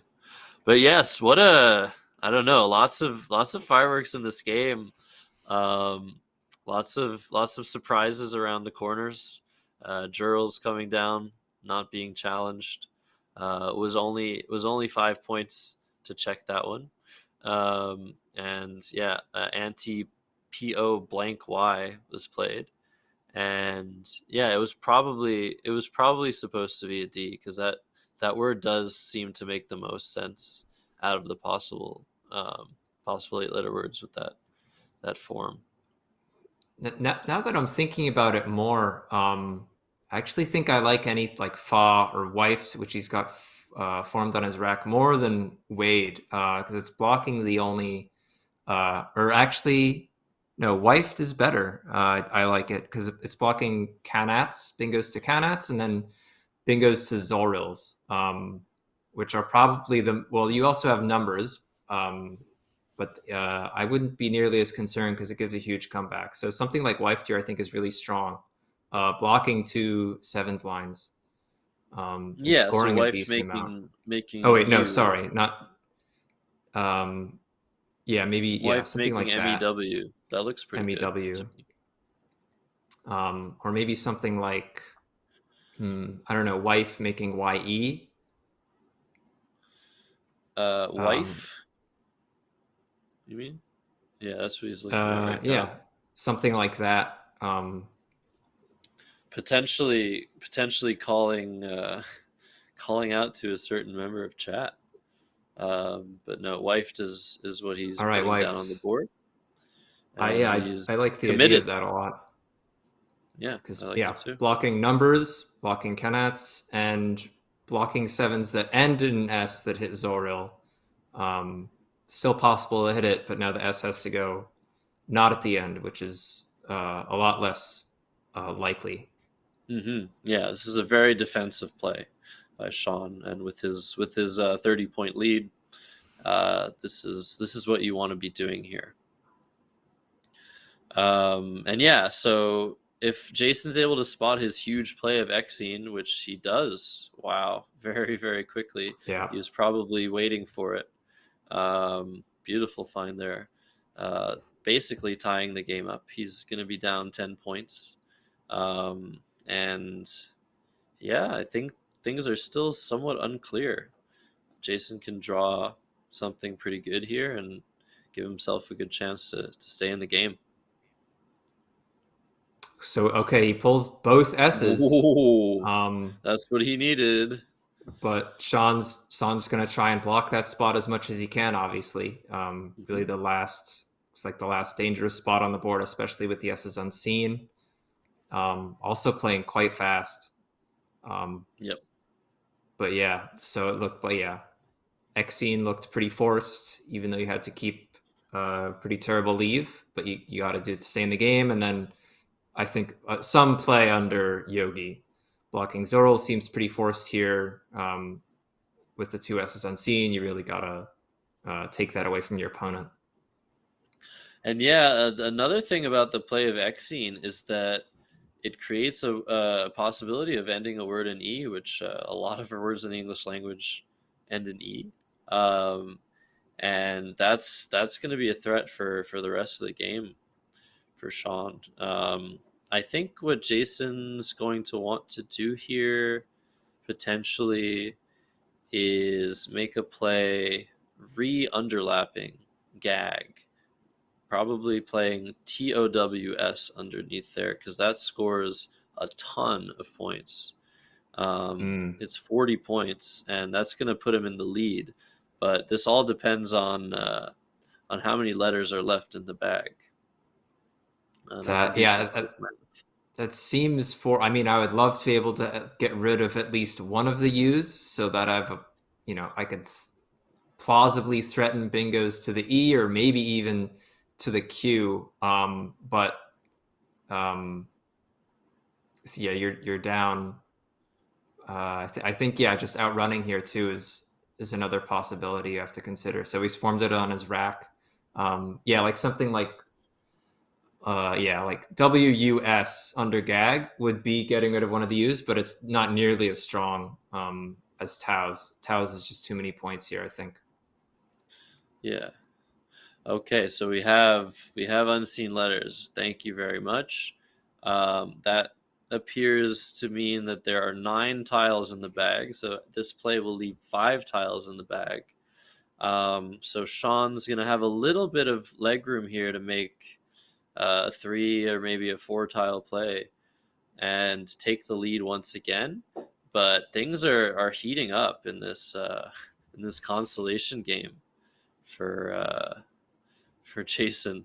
I think he still has a little chance. And no, the double I draw. Okay, that looks pretty decisive. I think Sean's going to be able to score a little bit with his K, and it's going to be really hard for Jason. Where do you see the K going down here?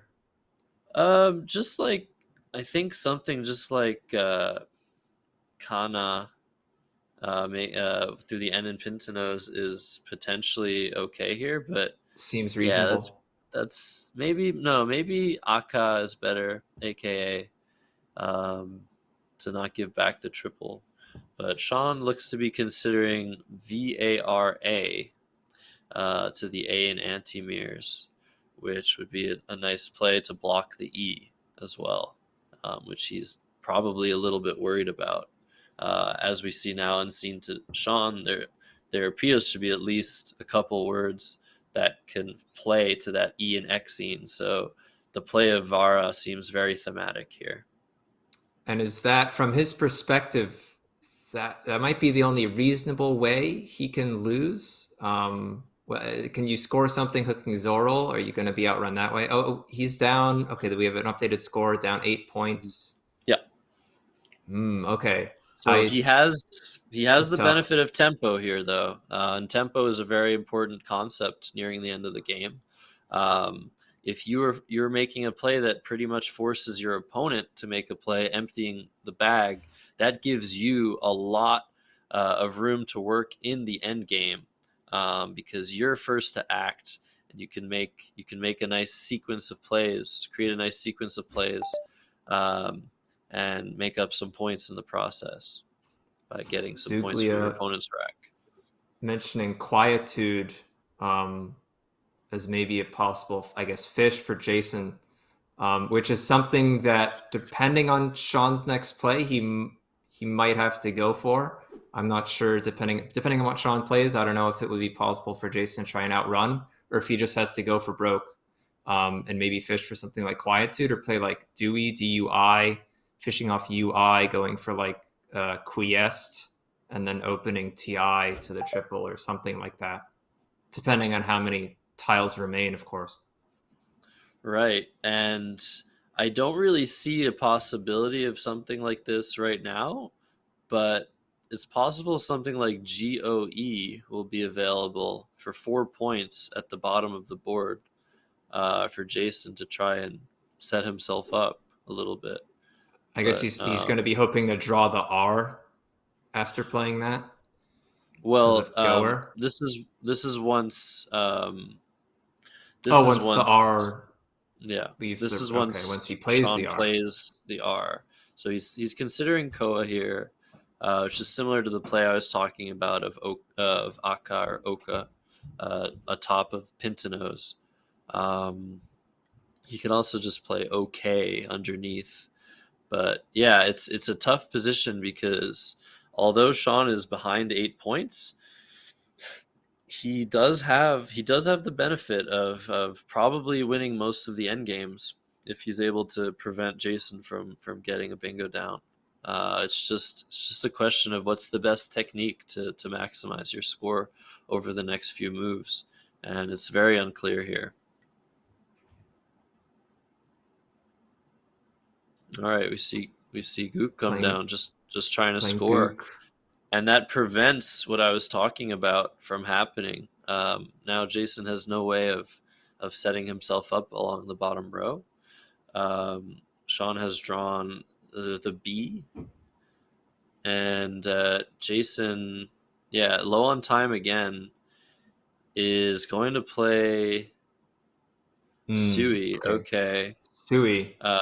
which is going to empty the bag.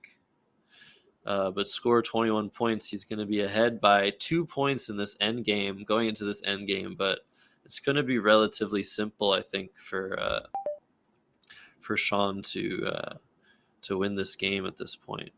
I think the bag is now totally empty, potentially. Yeah, it seems like it. If Sean finds any reasonable out in two, they probably don't even have to score much at all. That would, I assume, be enough to threaten the win. So definitely, yeah. I'm not sure what Sui, I think, may have been a little hasty. There's probably, I think you might have to fish at that point. Can you outrun in that situation? You may have to go for a Q bingo or something to the E. Maybe you have Yeah, to empty the bag. But maybe, I don't know, could you fish off UI, maybe uni to the N? I don't know what that hits, but yeah, definitely. This puts on the pressure. It puts the onus on Sean to find a correct sequence. But yeah, it does not look like the play of Sui won very often. So yeah, I think this might go to Sean. He only has 3 minutes left to figure this out, but it's looking good for all the Sean supporters in chat. And I wanted to thank Smurphonics subbing at tier 1 to the official Scrabble channel. We appreciate that. thank you. Yeah. And all right, so the All right. optimal sequence on both sides has been confirmed to win the game by a whopping 28 points. If the best play of Bat is played, which is really wait a second. Actually, that's probably inaccurate because the play of Bat is setting up a phony 3-letter word, I think. So that's probably not the best sequence. But something like Tav in that spot or with suit is more than enough to win for sure. Yeah. No, so that actually, it was confirmed and then debunked that Bat is the best play due to some lexical issues here. The word still being valid. But yeah, I Yeah, guess so it there's looks like, still, I don't know, there's still some poison. We'll see what happens. Sean just needs to keep it together. yeah. Sean, I mean, if you like accidentally phonies or something, that would be disastrous. But it looks like he has tabs set up, looking probably to play suit here. And it looks like he's looking over the board, seeing if he has an outplay for his remaining 4 tiles of Vera, which I think he would if that went down. You at least have Reeve to the E. Actually, oh, and then Rave next to number. Oh, you have also. Well, you can't make a great play with this, but ERF is a cute fit there. But I don't think Oh you have yeah, any decent plays that between the continue plays of that. number and wife. Yeah, just dropping the E there, dropping the R there, making a word there would be pretty cool. But yeah, it doesn't seem to be anything available. Yeah, All and right. chat So, calling out some outplays, Rave or Avert. Yep, Avert to the TNT mirrors. Also, Vera, of course, through the R. Mhm. So, yes. Yeah, this is going to Sean do has it for options. And I'm sure that he saw them because he played tab.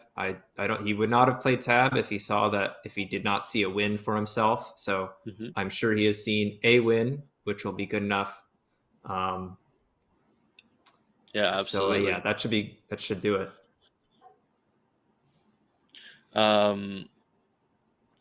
Yeah, so you don't have to make Tav, Gyarados.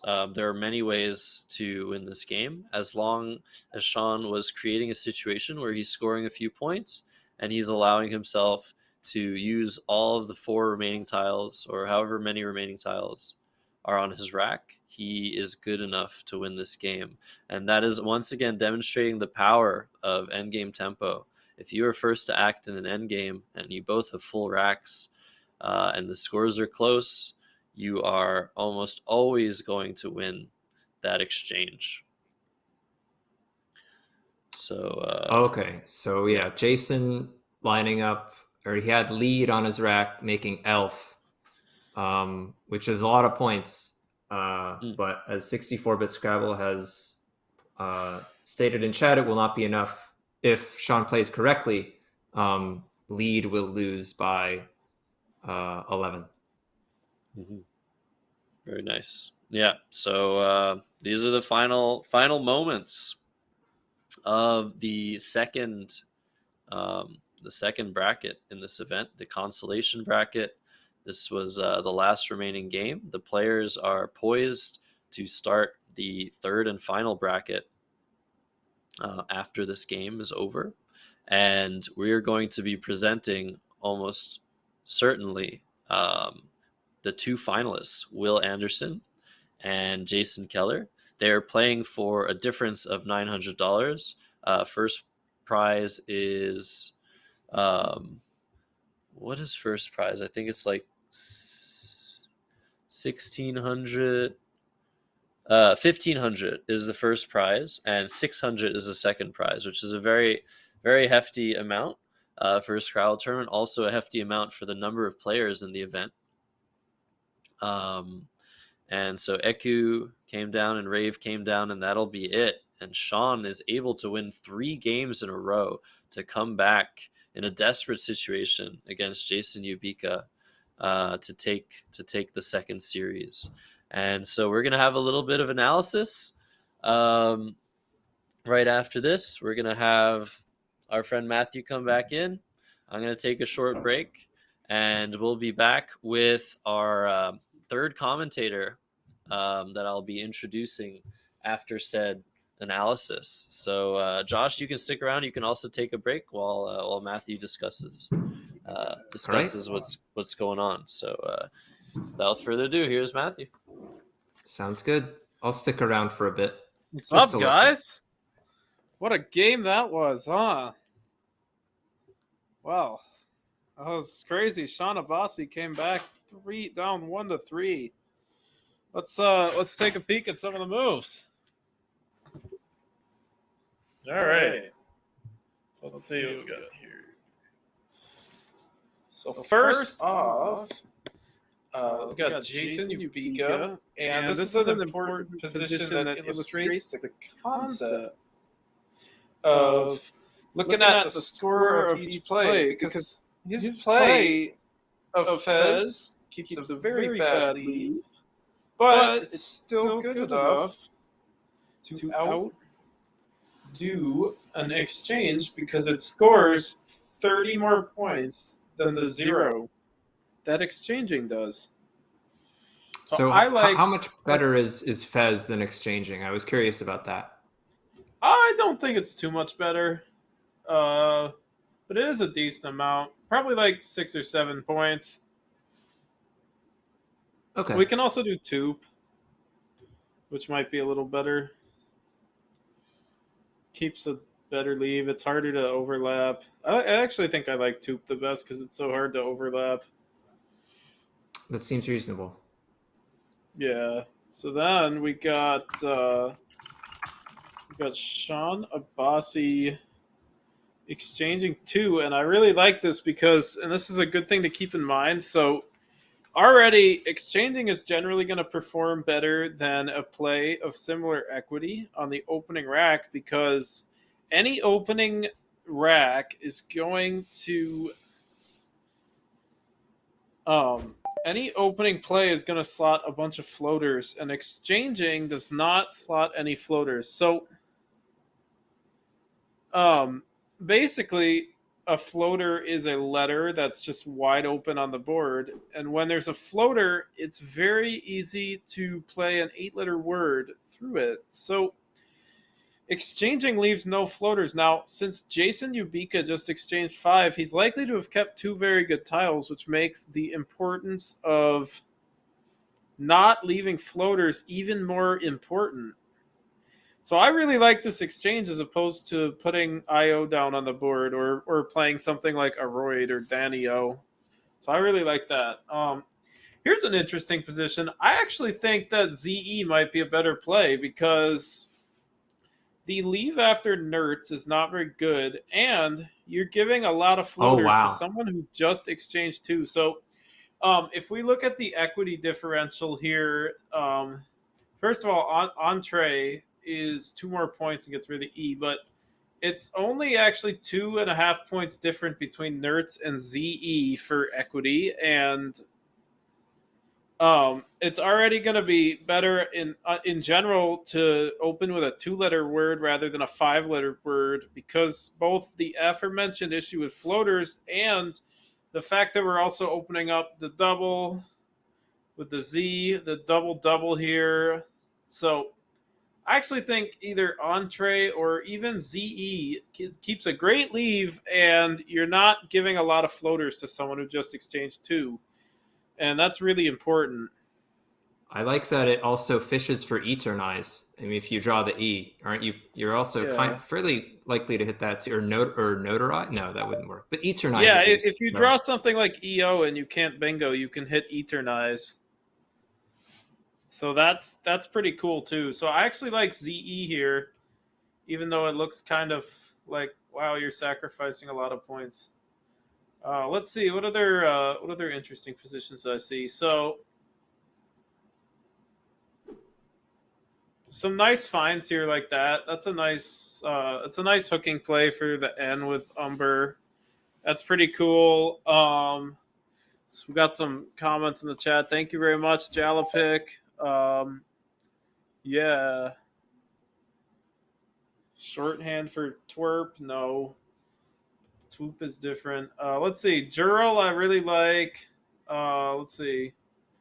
Yogi. So this is going to be an interesting position. These next few positions are very interesting because we are in a position where Sean knows that Jason has was it AI OPT blank. So his thought process is going to be heavily influenced by what he already knows about Sean's rack. So I actually think right here it's best to try to kill 2 birds with 1 stone and play Igapo, which blocks the N, the I on I2 and I3, and also the N column.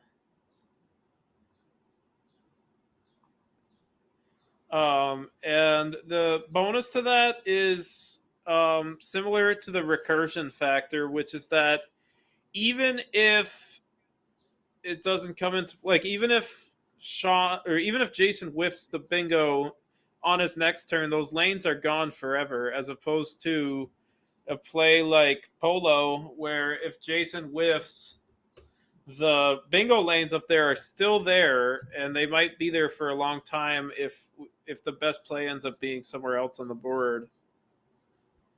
Someone notes Apolog in chat. Would that be a slightly preferred version Yeah, of this? yeah, or that's probably a better version of Igapo. I guess But the I same do like, idea. yeah, it's the same idea. It's probably a slightly better version, and I do like those both better than Loip, which kind of leaves the best spot just sitting there. Yeah, so that's that turn. Let's see. Wifed. I think that's a pretty good play because it blocks the S hook on number. There's two S's left, so it blocks the S hook on number, and a lot of these higher equity plays don't do that. And it scores pretty well, and also, yeah, it doesn't. There's a little bit more floaters here as well as the triples, so I like it. I like wife. I also thought Uh, Wife was very strong. yeah, we got this play. I think Reek is going to be best just because he needs to score as many points as possible at this point. What he played is a little bit more of a fishing play, but we're kind of in a position where you run the risk of getting outrun if you don't score. And AVO is not terrible, especially given that none of those tiles are still in the bag. So I would probably go with Reek here. Um, yeah, and then I think that's it. We had a little For bit of an issue here with the old dictionary showing a better endgame sequence, but this one is at least good enough to win, which is good. And yeah, for there's this Jason. SUI play, is there anything that could be done there? Or is the game totally lost at that point? I am not thought it sure. might Like be we can run interesting. championship player, yeah, because there's definitely better scoring options. There's probably an argument for leaving one in the bag, which for those of you new to the stream, basically, if there's if there's more than one tile in the bag, it's very hard for your opponent to go out first, and you want to be able to go out first because if you're going out first, you are making 2 out of the 3 plays in the end game, and that's really powerful. So you want to be able to go out first, and if you leave one in the bag, it's a lot harder for your opponent to go out first because they have to get through 8 tiles and they don't know what they're going to get. So they have to plan for 8 different end games. As opposed to if you empty the bag, your opponent knows what you have and they just have to get through their 7 tiles. So what we're going to look at is there are a couple different things I saw. Like, does a play like Uni ever win? And Yeah, according Uni to looked most interesting. yeah, like a play like Uni forces Sean to deal with the fact that there's one in the bag. I actually like Sui because is there a chance that Jason can win if Sean has to deal with blocking Ada Kuhl and setting up an out in 2? Oh, that's interesting. I didn't think of that. This is saying these numbers should be taken with a grain of salt because the algorithm is not very good. This is saying Uni wins 42% of the time, which I don't believe because I'm guessing there are a lot of bingos through the Q and the E that the algorithm has Sean not blocking. That's a good point. I guess the equity is not high enough for the sim to consider Yeah, blocking those Sean. plays. Yeah, so basically, for those of you new to this, equity is a measure of like just the points you score and the value of your leave. And when you run the championship player algorithm, which is a simple algorithm to try to find the best play, it's in Quackle. Basically, what it does is it looks through all of your opponent's top equity options. But when you're blocking a bingo, when you have to block your opponent's bingo in order to win, oftentimes that play is going to be a very low equity play, and so it ends up messing with championship players' algorithm. So I am not sure if Uni is the best play, although I think there's probably some sort of rack where you hit a bingo to the E and the Q and you can win based off of that. At the same time, we can kind of mess around. Like if Sean has to block A to Q, can he win? I'm not sure. This might be a situation where Jason wins after Sui. Yeah, this would be tough. I'm not even sure what you would Yeah, I mean, try you and would play there. probably play Bereave or Vera. something? It would probably be something. It would probably be something like Vera to Yeah. just leaving beat. So he's probably fine. But yeah, there's probably some situation like that after Sui. So I actually have to go. We are gonna start round 1 of the Anderson Keller finals right now. So goodbye, everyone, and I will see you soon. Yeah, we're going on break. A little break, everybody. But yeah, we will Thank you, see Matt. you very, very soon with a new commentator. So yeah, Josh, you can hang tight as well. I know I'm on my knees. I'm not sitting in my chair. But yeah, we're gonna go to a very short break so that we can get the third commentator in as well. All right.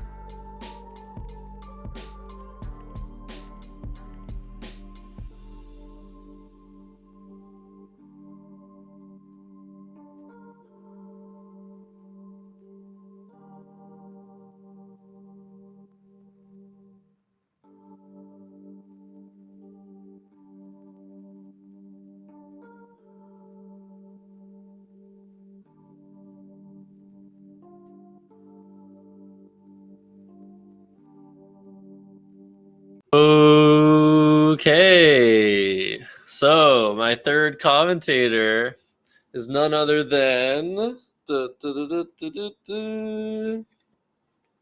Juice. It is I. I am the third commentator. Yeah, we're working on getting the third commentator still, but we have Josh back with us. Welcome back to Josh Castellano. Hello. Hi, everyone. Nice Good to see everyone again. Woogles hoodie, which I want one of, but I still haven't received for free for some reason. I'm not the, I don't know anything. I am a lowly developer. Yeah. But in any case, oh man, this looks funny. How do I look in this hood? I like it. It gives me a little bit of attitude. Anyways, without further ado, we're going to start game one. The players have been waiting very patiently. Will Anderson and Jason Keller. We can pan over to the board and let's get going. I started a prediction. You have another 8 minutes to predict your channel points in the stream chat with who you think is going to win game one. 8 minutes. That's enough for someone to play 5 bingos. And yeah, it is have indeed the game decided. All right. Don't ever say I'm not a nice mod. You know. So yeah, they're ready to go. The tiles are squared, as we mentioned previously. Before every game, the players will square the tiles, normally in 4 5x5 squares, such as these, just to verify that all the letters remain and are going to be there before the game begins, because tiles are very small. They can get lost. They can get found.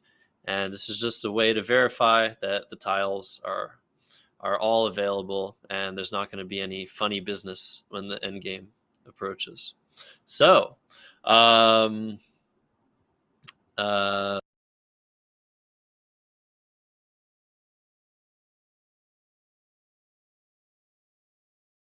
it's really good to have you all in chat, and that was the second voice crack. I'm really keeping track. I think my voice is cracked 3 times over the course of the broadcast. It really isn't that bad. Really not bad. So Will draws the Q. Jason draws the O.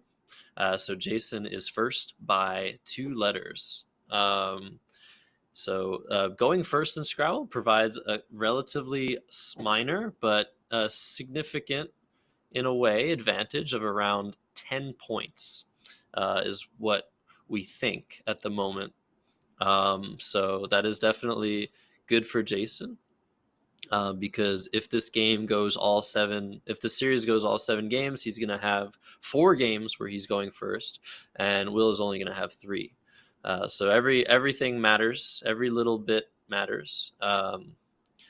Jason, starting off with some good-looking tiles, but you might have preferred to go second with this rack. Am I right, Josh? I think Boink is a reasonable opening play, keeping ET, doubling the K.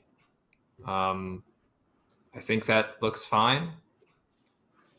Yeah, no, it's a totally good play of Boink. But isn't like knitbone a word or something? Knitbone is valid. If your opponent so yeah, if Jason were to be going second, then he would have maybe been able, if an N appeared on the board, to go right ahead and open with the bingo. But that's just wishful thinking. The advantage still exists. It is true that you are likelier to play the first bingo on if you're going second,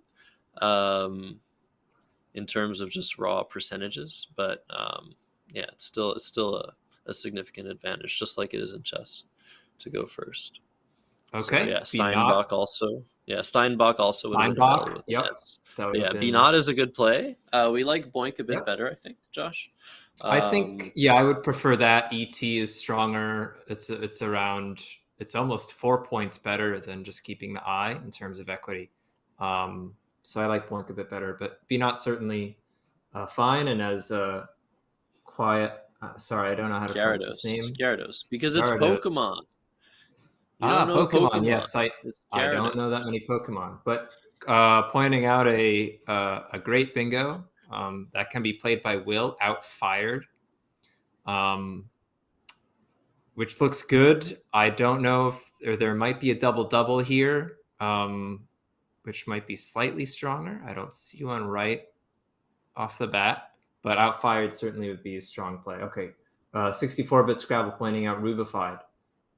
Jello Mocha's pointing at Rubified, actually. So Yeah, that's a double-double, I first. think. I'm not doing the math, but I imagine that'll be a slightly stronger play because that would quadruple the word instead of just triple it. And also a little, I think, slightly more defensive, though still plenty of floaters given for both plays. Have you seen the little smirk Jason gave the camera when drinking from his water bottle? Of course, I just missed he's that. now well aware of the lore that is surrounding his orange bottle. Mustard. And we have the pick again. Thank you to the producers. Incredible. My goodness. But yes, All right. Rubified Will is has 94 points. Rubified on his and rack. Outfired is 6, 8, 10, 11, 12, 6, 86, I believe. But yeah, it's probably going to be that, and Will definitely spots the word. He's just trying to make sure there isn't something that potentially doubles the F, because if you're able to double the F on the double letter score as well as hit the triple, that is going to score slightly more than Rubified. I think it would score 95, or maybe it would actually still score a bit less. He should play this through the Rubified B. is coming down. Okay, he plays it through the E. Also good. That would be a bit of a troll to play that through the B. But nope, this looks best. Fortunately, no P for Aposidia. Ooh. And that would have really bailed out Jason, but this is going to be tough. I don't know what you would do. Maybe Aidoi or Oidia look strong here. Give yourself another 7 lane. I think Biota would be the play from the B. Oh, Biota. Wow, yes. That looks much stronger. And it looks like he's seen it quickly. Mm-hmm. Yeah, so Biota for 29 points, making 4 overlaps.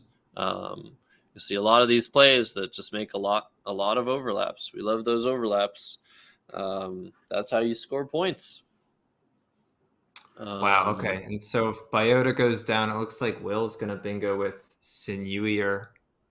Yeah, this is looking really good for Will already. I would like to say hi to M.E. Hill 65 in chat, the legend himself. Welcome in. It's good to see you. Good to have you on. And look forward to hearing from you in these chats. And I hope all is well with you. For those of you who don't know, that is Marlon Hill, one of the legends of all time, North American Scrabble. So yeah, really great to see you, man. So Sinewier, Wineries, Weirdies was just blocked. But yeah, Will is certain to see one of these plays through the end.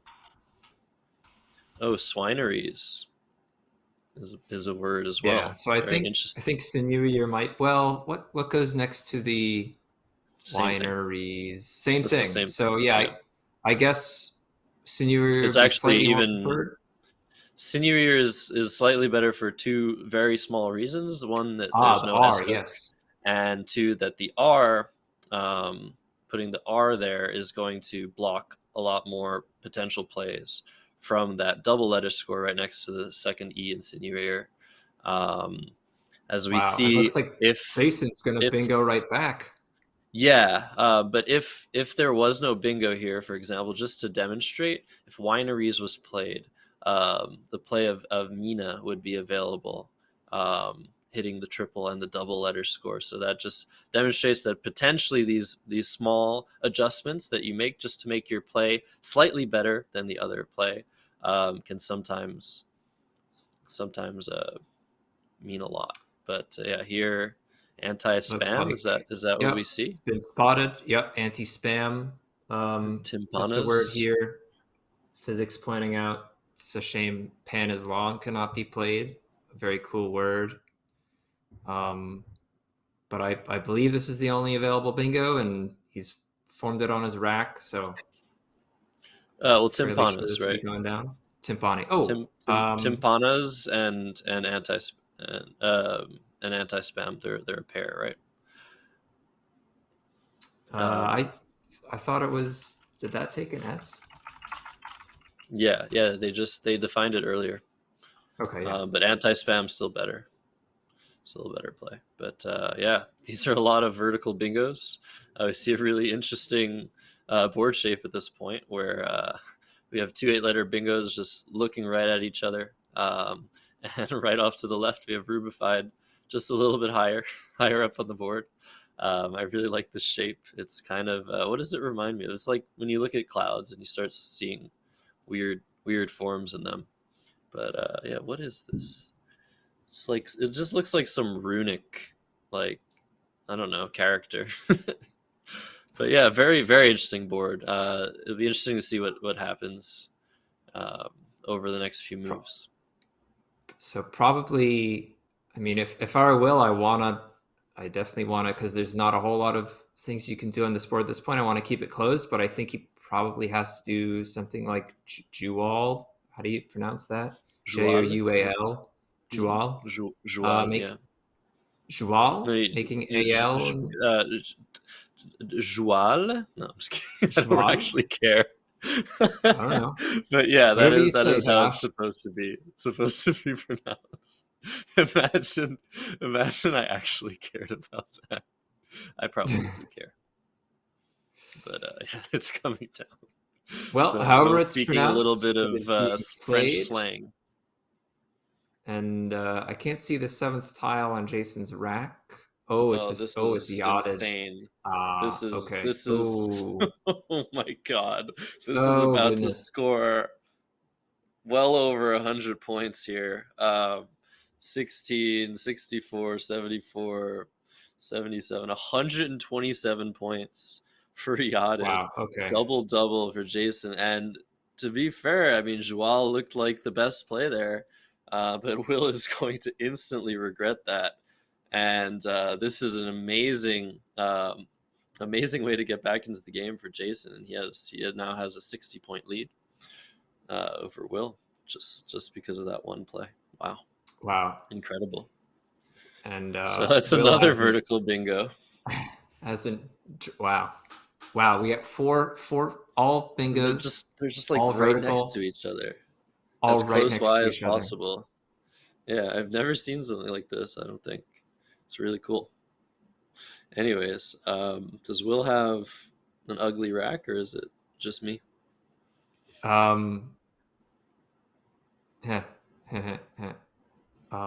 no, it's pretty ugly. Pretty ugly there. That was It's like a probably- multifaceted pun. You got to give me that one, Josh. Okay, it wasn't. I mean, yes, you've had worse. Certainly had worse. And as WTF points out, except for the opening play, all plays have been vertical.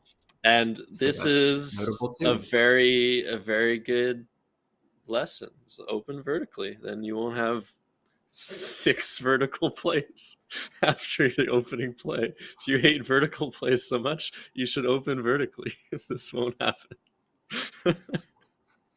Oh man! And Jason drawing pretty well. He's drawn the Z tile, and he's going to be able to score well over almost 50 points with it, no matter what Will does. So this is looking extremely good in Game 1 for Jason Keller at the Canadian Scrabble Classic, the inaugural event. This is a best of 7 series. So the first player to four wins is going to take the $1.5 thousand Canadian prize. But the other getting $600, a nice payout nonetheless. So both of these players can relax. They made it to the finals, and nothing to see here. They're obviously not trying to make the best moves or anything like that. Yeah, I mean, they're just, making plays, seeing whatever they see. Looks like Will sees Igloo. That seems reasonable. Yeah, actually, that seems pretty good. Getting rid of a Yep. G, an I, and a U. That looks best. Yeah, Working and its way closer to a Elderwood bingo. pointing out ig, probably making rim between the R and the M, sinewy or anti-spam. That was also an Ig. option. That seems reasonable, yes. And that would have shedded both G's, but I think Igloo is a very reasonable Oh. option as well. Interesting pickup for Will. An S and a P, but also a Q and a W. Oh my So we'll goodness. see what he does with that. And Yeah, looks that like, could be good. Yeah, Hazer's going to come down. that looks like the play. Yep. And so Will's probably just going to play Peak or Piquette after that. So I guess it's not amazing. Oh, raise, yeah, raise is reasonable as well. That makes It's a Era comparable score. Ram. The thing about that move, the main difference between Hazer and raise is that Hazer, despite opening more immediately, it opens an E and it opens an R out in space, that will be blocked relatively soon. Whereas with the play of raise, you're opening only an E. However, that E, you're not going to want to play through that E unless you're playing a bingo, pretty much. So it's likely to lead to potentially more openings long term, as now any play to the triple letter score at the bottom middle will potentially not open as good of a through tile as the E would have been with raise. So it's again a situation where immediately it does look like raise seems a bit better to give a bit less back, but long term, who knows? It could be potentially worse. This is nothing immediately comes to mind for Will. This is, I think, a tough spot, at least for me, to spot what would be best here. You have QIS and Biotas, but it's not a great leave and makes a huge setup if your opponent has an I. So I'd want to avoid playing that. Not sure what else. Well, yeah, like I said, I think really peak or stands out. PK through the E of so Hazer. the E. Okay, yes. It's really unideal because you're blocking basically what has just been opened for you. But sorry, wait, where did these play? Just isn't there? Oh, sorry. I thought Will had a U this whole time. Excuse me. Yeah, no. That's there's why maybe just Sooks through the U and the S then. Yeah. Oh, okay. That seems. I mean, seems reasonable based on the rack. At least you keep your vowel. Mm-hmm. Yeah, I agree. All right, you can still hear me pretty well, right? I didn't miss anything. I can hear you. Here. Okay, great. Nope. All right, and it looks like he's forming it. Got the 2 tiles in his hand. Yeah, it's ugly, but I mean he's got to keep scoring, and yeah, try to leave parts of the board open. This now is putting the ball in Jason's court. This is going to be I mean, he's down a lot, and also Jason is going to kill the spot through the ER, and after that, bingoing is going to be exceptionally difficult on this board. I'll have to try and force it open. Yeah. Okay, so I think we have commentator number 3 coming in. I'm hoping to be able to introduce to you all Doug Brockmeyer, all the way from the West Coast. And hopefully we can hear you and you can hear us. Say something, Doug. Hello. Hi. Hi, Doug. Oh, yeah, no problem. Great to be with you all. Good to have you. I think, yeah, you are a little bit quieter than us, but we can hear you. We can see you. You look great, as always. I'll do my best to make up for it. I was Yeah. having a microphone issue, so hopefully it's a little bit fixed. Yeah, it's So somewhat fixed. looks like Nerd alert saying you just followed two Joshes. Don't worry, there's a Doug between us now. You don't have to. It isn't just Josh's anymore. We haven't taken over quite yet. But yeah, what is Jason gonna do here? You think, Doug? If you can see the game here, I like the idea of playing like Vintner through that E. What do you think? Oh, did we lose him? scoring wise for Will anywhere, so you might as well make a defensive play like Vintner. Mm-hmm. Scores what, about 12? Yeah. Hey, I think it is. It really yeah. restricts everything. Josh, what do you think? I like it, though. I would try really hard to look for something that really blocks the R, because you haven't really blocked that R hook, because most of the R stuff is going to start with RE. So you've blocked it a little bit, RIAUO plays, but RE's plays still very available there. But I'm not sure if you had a better play. Like if you play Rev, you have the same problem the A other way. suggestion of event, There was which invert there for a similar play. Oh, Vent or Vert. Yeah, I might prefer that slightly more, just to really block both ways going yeah, to the R. yeah, it's a question of whether you want to allow more plays to the triple. So the play of vert or vent through that same E of Hazer, or invert or invent. Those would all allow potentially high scoring plays for Will on one of the two right hand triples.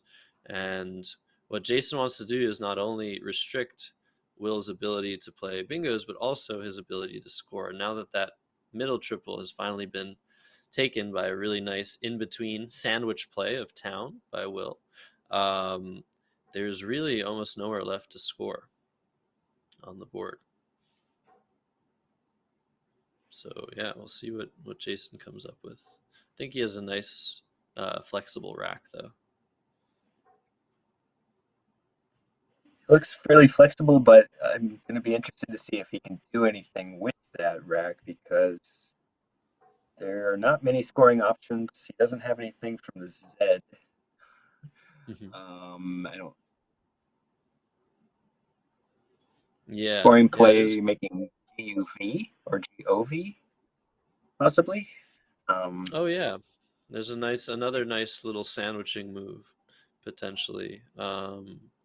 But This is yeah, one of those it does. plays where it's kind of in between because he doesn't have a huge lead yet. I'm at this score. He's what, up roughly 45. So Mhm. he has a decent lead, but he's not so far ahead that he can't forget that he can just shut the board down like by blocking the end from town for only a few points, because that would give Will the chance to catch up without even bingoing, Mhm. potentially. Yeah, it's quite interesting.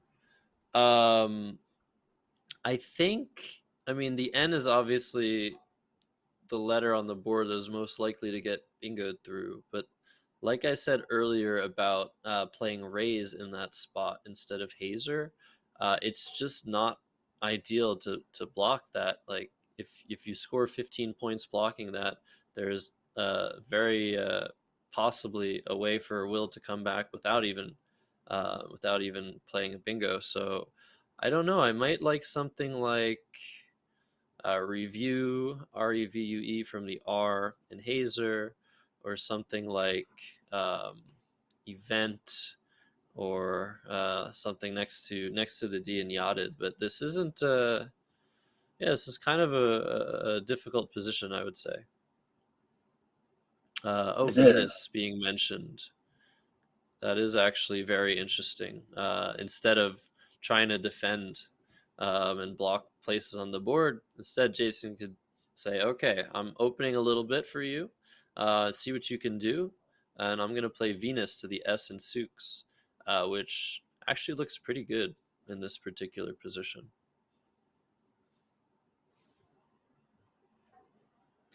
But yeah, event does come down. If Venus looks actually quite strong, might be even the best equity play. It might be the best play, but it's very hard to consider sort of at the score in the situation. You're in a very defensive mindset. Your opponent has just opened up something that is tough to block, or not tough to block, but you have to sacrifice a lot to block it. So it can sometimes, at least for me, take quite a while for me to realize, oh, I should just, play Venus, score, Yeah. clean up the rack. But it's, I mean, and at the score too, it's right at that point where it's like, can you just outrun, or do you need to worry about blocking? It's very middling like that. So these decisions are always really tough, and I don't know what is most correct there. Yeah, and it does seem like eventually, if Jason doesn't play in that spot, Will is going to be able to play in that spot and open the board potentially even more to his liking than Venus would have done. But we see Jason drawing the blank. That is a very, very clutch draw, especially when you have the lead. That's going to help him a whole lot in maintaining his lead in this game.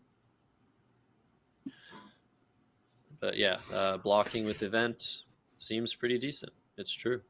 There are just some scenarios where Will is going to be able to score a lot of points this turn and a lot of points next turn, and come back that way, where Jason is left with nowhere to go. So yeah, this is again a really weird position, and I don't really know what to do if I'm Will either. I guess my first thought if I'm Will is definitely playing something to the S.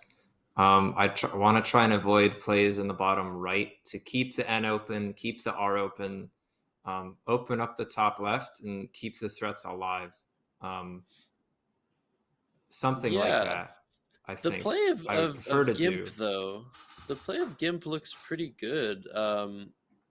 Would you play that in this position, Doug, or would you try the route of playing to the S? I don't so see making Gimp. just Gad. Gimp looks strong. Yeah, that's nice. Making the E hook, which is really important. Yeah, it sets up EGAD. That is the only reason that it's a good play. I'm not a huge fan. I would rather play to the S personally, especially having the blank unseen and just opening that left quadrant for a little bit more scoring chances, because Gimp doesn't score a ton. The E hook is great for opening a 7, but he might not even hit it. Yeah. And we see Glimes come down. That's probably the best play in that spot. So yeah, we like this play for sure. Scores decently, 24 points, keeps Will within range, leaves everything else on the board as is, forces Jason to consider a lot of different parts of the board at once. So yeah, we like Glimes. Jason's going to be able to cash his X this turn, but depending on what Will draws, there's a decent chance that things will go well. And wow. Okay, this is surprising, but I think it's understandable. I think Jason has the blank on his rack, which is why he's making this opening. Right. I mean, that must be the logic behind it, right? He thinks that he must be the favorite to bingo first. Otherwise, he'd be playing it bottom right, making EX, XU, and NU. Yeah, that's what he was originally looking at before the play of Glimes hit the board. But would it be a little bit careless to make such a play in this position, Doug? What do you think? I feel like that's probably not really your style to play XU there. My personal style, I like to play defensively. I'm not sure if I would have played XU, but I understand why he did. I think I would have preferred AX there in the same spot and just keep that U, but kind of block the whole GLI opening that Will had just made. Take out, I mean, not completely, but make it much more difficult to use that, especially the G, for a higher scoring bingo chance to get right back into it.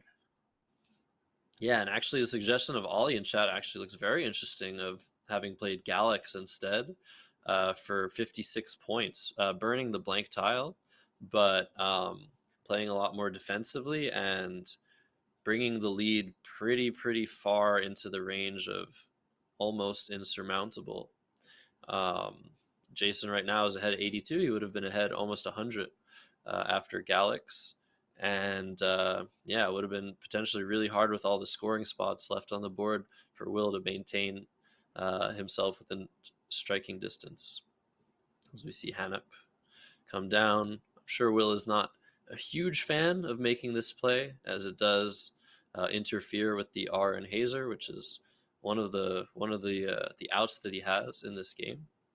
But yeah, it does appear that that's a very nice scoring play. Keeps him within fighting range, and there are a few other chances for him to draw something and come back into it. But yeah, looking really bad from Jason's perspective. It's looking really good.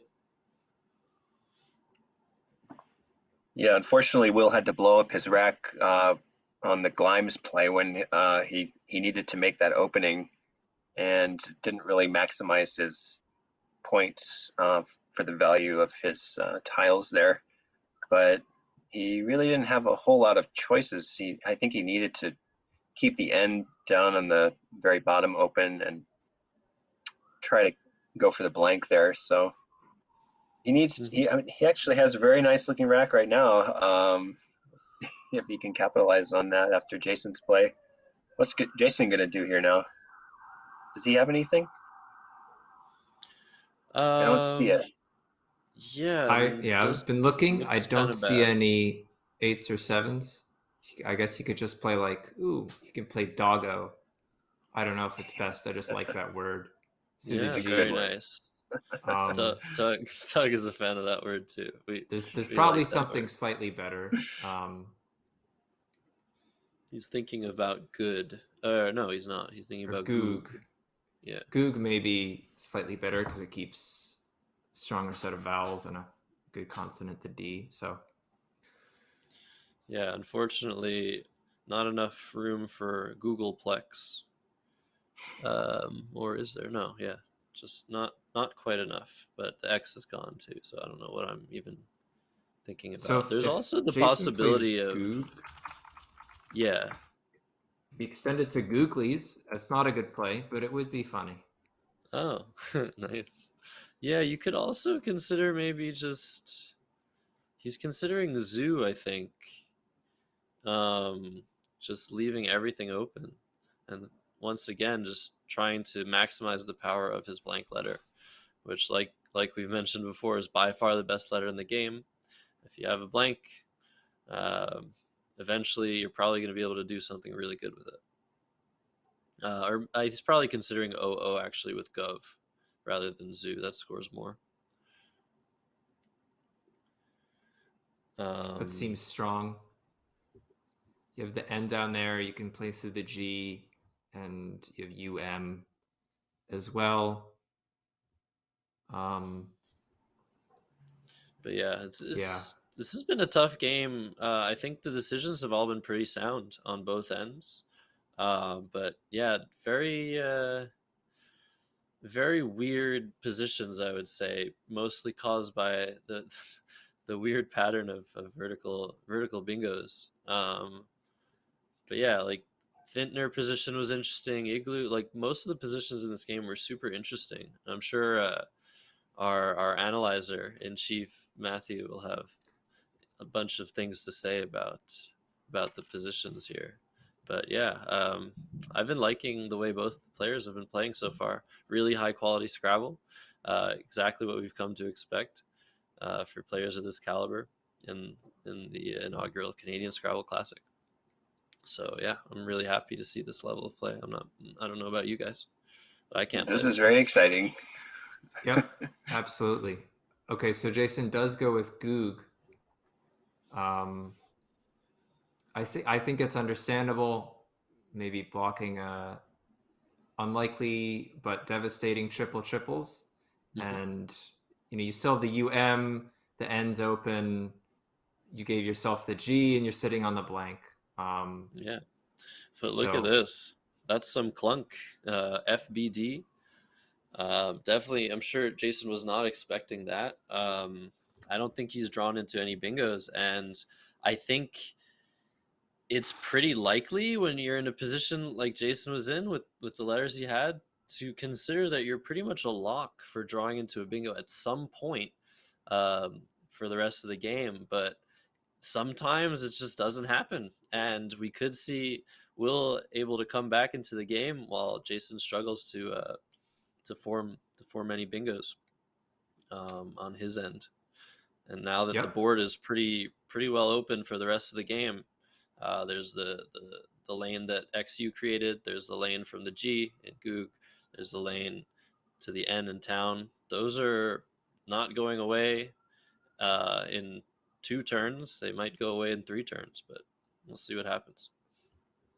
So, and even if Jason does eventually hit his bingo, it might not be enough if Will ends up bingoing soon and then he gets a few more high scoring plays. So I'd still say Jason's probably still a favorite here, but it's definitely nothing's over yet.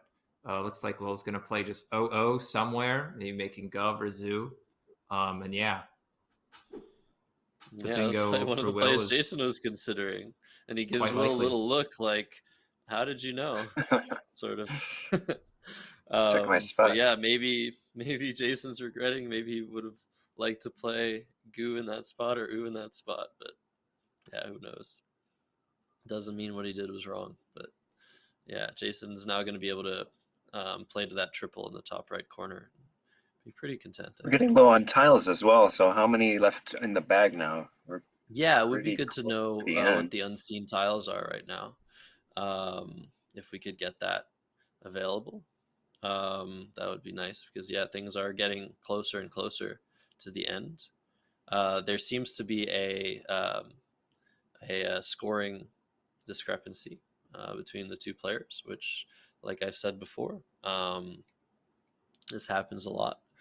But yeah, it seems like after the play of 0-0, there are 2 letters in the bag. Oh wow! So Okay.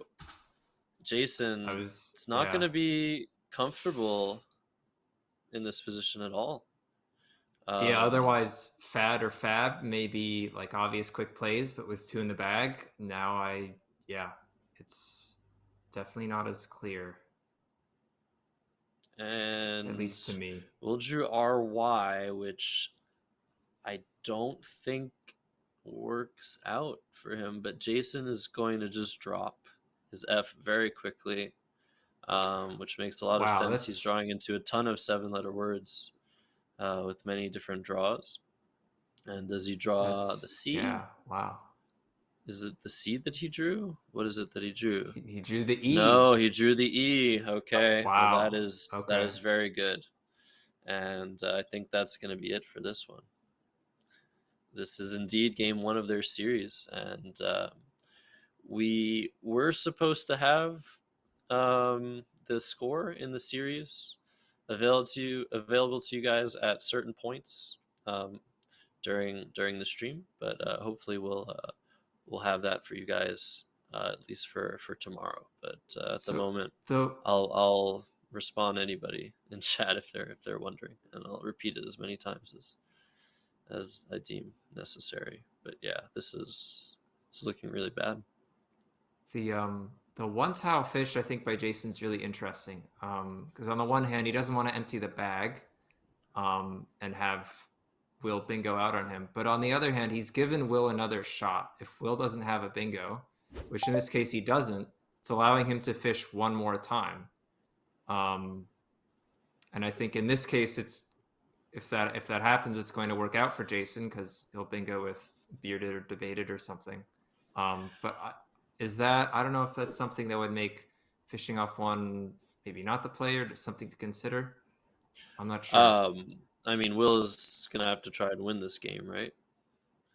So it's very interesting that Unseen to Will is completely alphabetical. A, B, C, D, D, E, E. But yeah, I think what Will needs to do here is first figure out what he can draw into with any of the unseen tiles. Probably he's going to have to hope that the blank is the last tile in the bag, which we know is not the case. But yeah, he's got to go for the win here, and he's down by too much to do it any other way than by dropping one tile. Definitely agree. There are not too many, from my perspective. I don't see too many sevens anyway, or eights actually, that actually would fit on the board for Will with his one potential one tile fish on this play. So Yeah, looks pretty bad. I maybe think he's that really just. Yeah, go ahead, Doug. Sorry. Oh, no, maybe Jason saw that right away and wanted to put the time pressure on Will, who's now down to about a minute and a half, and he's maintained his 64-point lead. So Jason looks pretty good here. I don't know what Will can come up with, but yeah, he Jason might looking be really good with that New York City Transit shirt. yeah. And what's that? And the mask, yeah, as well. So yeah, he's rocking that style for sure, and in this game as well with the Scrabble. But yeah, Will what is would you? considering everything, and I he's guess going to see fish everything off the faster than R. us. Yeah, I have no idea. Play like Rad. I don't. That doesn't really get you anywhere. The only thing I see is if he draws the blank and then plays Grizzlier from the G. Other than that, I'm not seeing much that he can do. Yeah, is there anything with the N possibly? Yeah, In two unlikely. spots. Unlikely. Elder Word pointing out greedily, but you'd have to wait. Greed. Does that? Yeah, that work? can't work because there's only one letter left you have in an the S bag. and two R's. Yeah. Yeah. So Riff comes down. Oh, he brings it back. If he does draw the blank, I guess greasily to the G. Okay, yeah, that's it. Yeah, that's right. And then through something, he probably saw something through the N. Yeah, I don't see it. I don't see it myself. And is Will going to resign? Not on turn. No, he's gonna let Jason play it out. Jason's playing bearded, and game one going to Jason Keller, who is a slight underdog in this final bracket, but yeah, formidable player, and he ends the game with the round of 500 thanks to the incredible draw of Yachted out of the bag. Oh, he had a okay, that is a word. Clerisy actually did play, but I guess at that point it didn't matter. And Emmy Hill 65 pointing out be mad into the end. Nice. Right. Yeah, but spread doesn't matter. Either one wins. This'll do. But yeah, game was a lot closer than the score would have indicated, right? Yeah, absolutely. I think we're gonna keep going. I'm pretty sure we're just gonna go straight into game two. But yeah, game one goes to Jason Keller. It seems like it's 5-15 to 357 final score. And yeah, there's still lots of Scrabble to be played. Let me get back in frame here. I'm joined by Josh Castellano and Doug Brockmeyer, two good friends of mine from the Scrabble community, taking time out of their day to have fun and talk about Scrabble. So yeah, doubters win. Exactly. What happens when a player has used their 22 minutes? Yes, 64-bit Scrabble coming in with the quick answer. Thank you. The tiles are getting bagged, so we can go back to the game at any point. We're going to go straight through to game two, where Jason is leading the series 1-0. We'll get the scores reset. They're going to quickly square the tiles. Like I said, that is standard practice across every Scrabble event in North America. Just making sure they're all there, and look how quick they are at at making squares. It's like we're back in math class. Anyways, yeah, I mean, people have really optimized this. Wouldn't you say so? Like, we've gotten so fast at just squaring and bagging tiles over the years. Yeah. I've played a lot of games and know how to make a square by now, if nothing else. Yeah. Speaking of which, I mean, Doug also a top expert player in North America. Have you been playing over the board at all in the past, let's say, year or so? Zilch, no. I don't even own a board as far as I can remember right now. I haven't played on a real board in probably over 2 years. Sad to say. Hope to get back to it pretty soon, though. Maybe this year. I don't have any events planned, but definitely miss it. I miss all you guys. Oh yeah, Everybody. we miss you too. Oh, can we see? Can we take a look at your water bottle? Okay. What do you guys have to Thermo say in flask. chat about this flask? Anything anything you Blue is think a that very it good is color for your water. that isn't water? Yeah, it is. Like Oh. 32 ounces. We've Sometimes I replaced put Doug tea in. with. Sometimes you put tea in. Yeah. Oh, I could use some tea right now, man. I call If me there's any Lola. guardian angel out there, yeah, that's not gonna happen. But maybe one day I'll be famous enough. All right, the game has started. Game It on. is Will to go first. I call me Lola has I think correctly pointed out that Doug, you played her in Milwaukee. So at least Oh there's yeah, that. that's true. I forgot that we even played it there. That is true. Good catch. Oh, Hi, Lola. Okay. So you played one game, yeah? Yeah, she beat me, Just one which game in the was past. very strong game from Lola. Yeah, awesome. Got to watch out for her. Congrats to Lola. Yeah, definitely got to watch out. Okay, let's I think run that's a the new only game I played last year. Well, So Will's got. We'll have you back at some point. It'll be great. The comeback of Doug.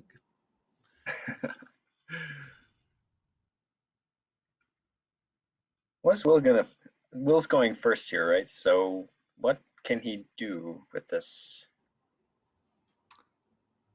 Not Looks a whole like he's lot. formed ULE on his rack. It seems to be a reasonable play. I don't see much else. I don't think you want to play too long with these letters. Play Elude. Elude? Oh, yeah, actually, Yeah. that's another Maybe. proving me wrong. Making Okay, right? strong play of 18? Elude. Elude or Aludel, right? Like, Elude would score 2 more points, but Aludel wouldn't expose a vowel next to a double letter score.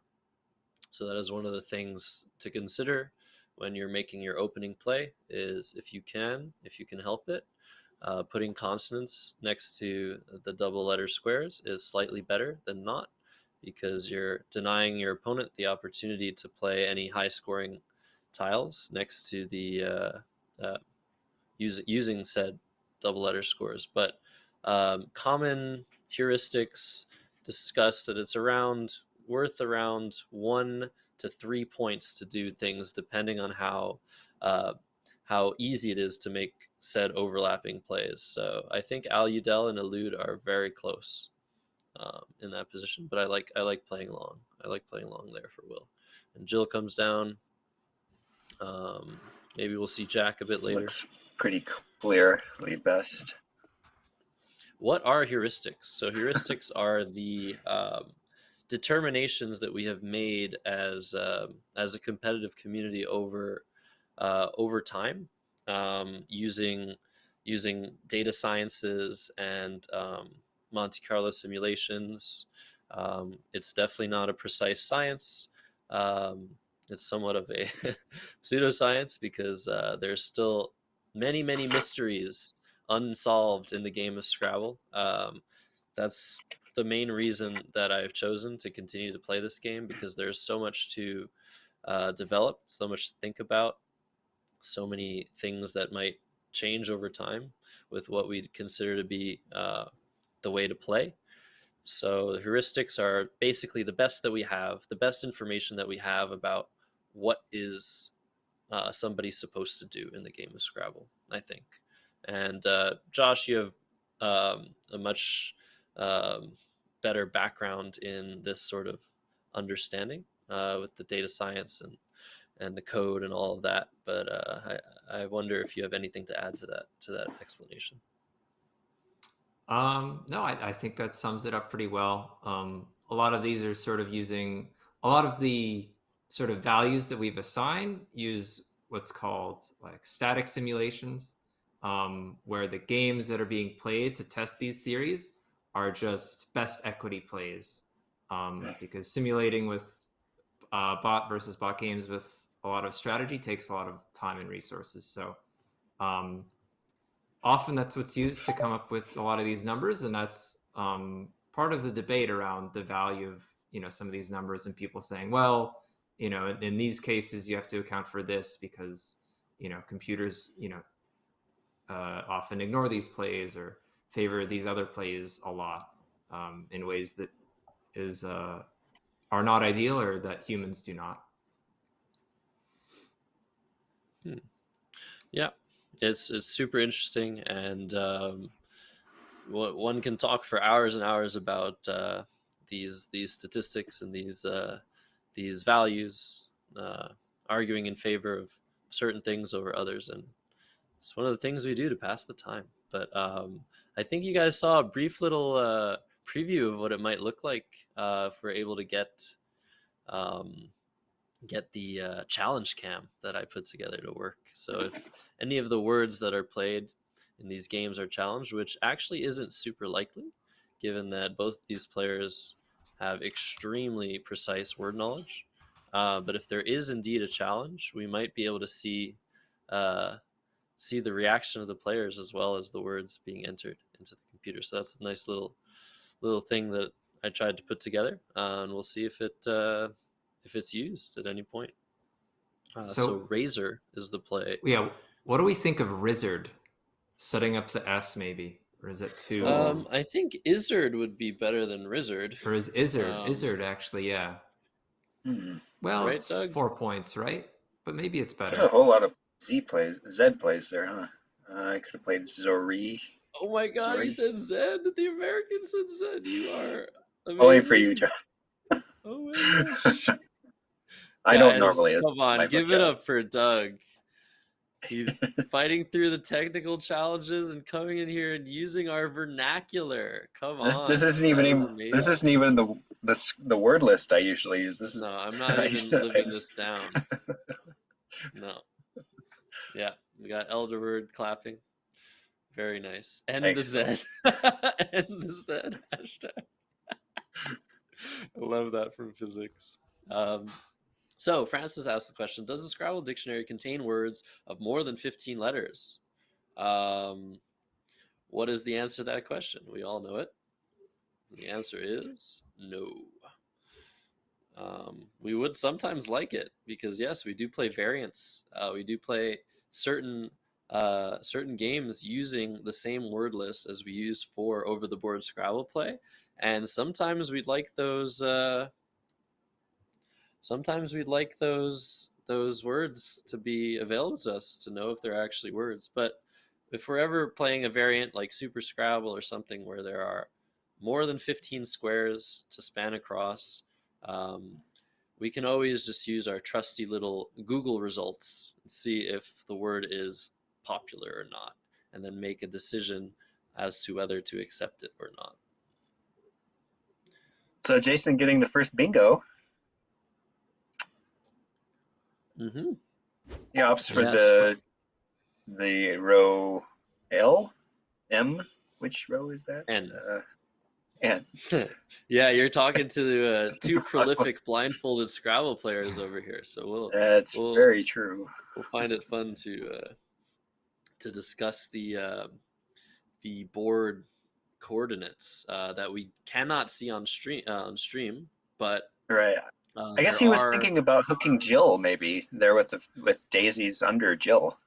Yeah, Could have yeah, been a yeah. little bit That more was defensive. also that was also an option too. Yeah, either putting the D on eluded or the S on Jill's. But yes, board coordinates. So there's a standard X and Y axis for Scrabble boards. I guess which way is the X axis? It's horizontal, right? Mhm. Yeah. Okay. Good. I haven't taken So that Will like finally forever. drawing some better stuff. It looks like he'll be able to bingo. Drawing the WG after playing CF was really not what he wanted, but here the draw of AK should be good enough. We'll be seeing a bingo from him. But what is Jason gonna do here? I pwn you, right? That's his Yeah. rack.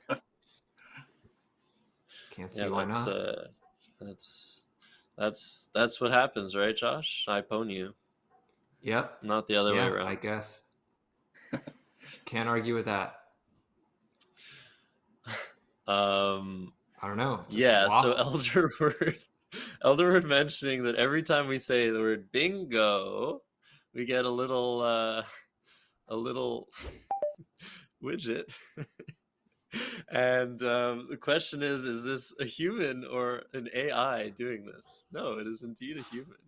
We have our amazing producer behind the scenes in Newfoundland, Canada, Ryan, and he is following along. He is not a Scrabble player, and so every time a concept comes up, he is quick to the trigger to define it for you all, for anybody who's joining the channel a bit late. And yeah, his favorite is Burrito Scrabble, of course. Who's who's playing Burrito Scrabble? Are we playing Burrito Scrabble next time we play over the board, Doug? Absolutely. Sounds like a That's plan the to first me. thing I want to play. And Jalapik in chat pointing out what looks to be really strong play, vote sack under pony, tripling the K, and leaving the V as the first tile, so there's no comeback to the most left shuffle. But maybe that's a bad thing. Maybe you do want to open two, so you get the other one when your opponent kills the first one. What do you guys think? Void Sack looks amazing, either with Jill's or underneath. That is a crazy find. We'll see if Will spots it. Yep, he indeed Not does. familiar with this word. Yeah. Yeah, neither am I. He formed it on his rack, and then he formed something else. So I think he may have been considering. Actually, do you think he was considering passing up the bingo and maybe playing just the K OK something? Or actually, that wouldn't make sense. No, You can I already think triple it with he your might have bingo. he might just be slightly unsure of the spelling. Sometimes you know that there's a word with a specific set of tiles, but you cannot remember how to spell it. Like you might think one vowel is somewhere else, another vowel is in another place, and so this could be just a little bit of rust from Will, because as we know, Will has been one of the best players, if not the best player in North America for quite some time now. However, it is true that he has been focusing a lot of his time and energy into efforts to grow the game of Scrabble through broadcasting on Twitch, onto YouTube, and through working with Scopely and trying to get opportunities for the community that way. So he hasn't been studying as hard as he used to when he was just getting into tournament Scrabble.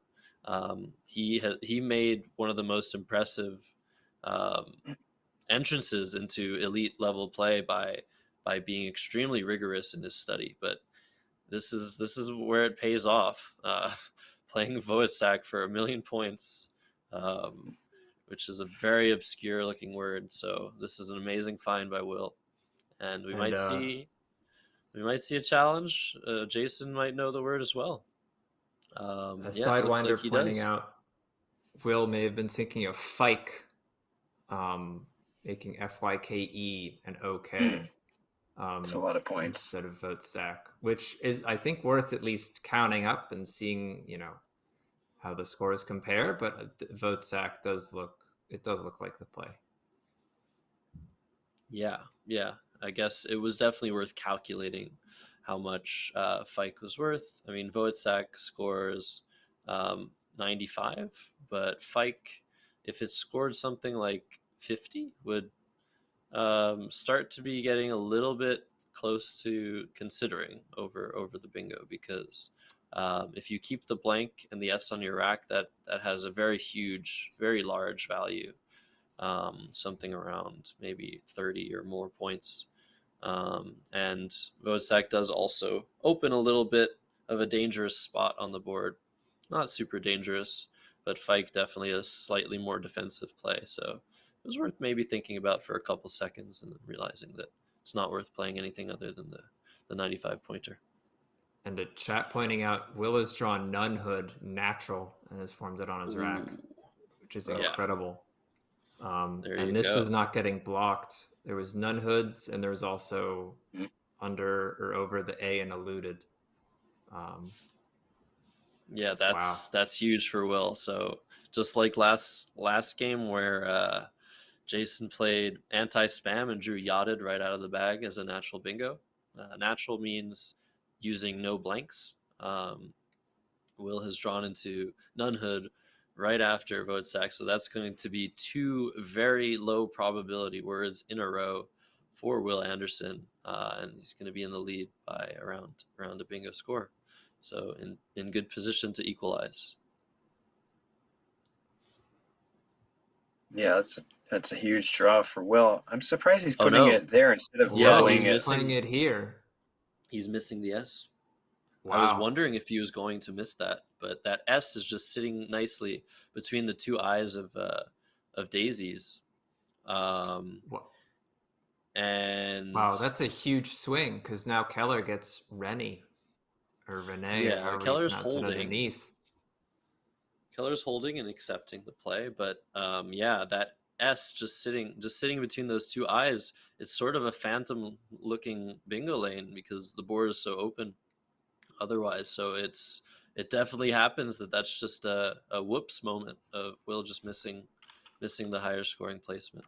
I don't see any logical reason that someone would have for playing none hood and not getting it doubled. But I guess there is a possibility he considered it. I think he just flat out missed the S. Sure, looks that way to me too. He's still in great position. He's drawn a constant heavy post bingo rack, but he has that E and he has some nice scoring tiles to go with it. And I think what might happen in this position, or at some point during the rest of the game, is Will is going to notice that S in daisies being open, and he's probably going to think back and realize that he might have just missed playing nut hoods there, and hopefully again with the level-headedness of Will and other top players, it won't affect him too much, because he does have a lead. He's definitely defending his lead, but yeah, when you notice something like that, maybe right after you make a play, you realize that you had a better play somewhere else. You can focus a lot on that rather than just moving forward and realizing there's nothing you can do. You just got to keep trying to play the best moves. And Erie comes down. I think we might have liked that slightly more than Rennie, but both seem pretty good. Yeah. Rennie was the first I saw, but Erie just keeps another consonant to your vowels on the rack. So I think that's good. HM here for Will looks pretty strong. Certainly, I guess the Z is out and the J is out too. So I guess, and the K is also out. So the spot isn't like quite that dangerous, but HM itself scores quite a lot, and keeps your E. Yeah, that looks pretty good. How many I's are left is what I would be looking at as well, because I hate keeping the G, as you all know. But if there's a few I's left and I have the N, it's not so terrible. That definitely looks like the right play.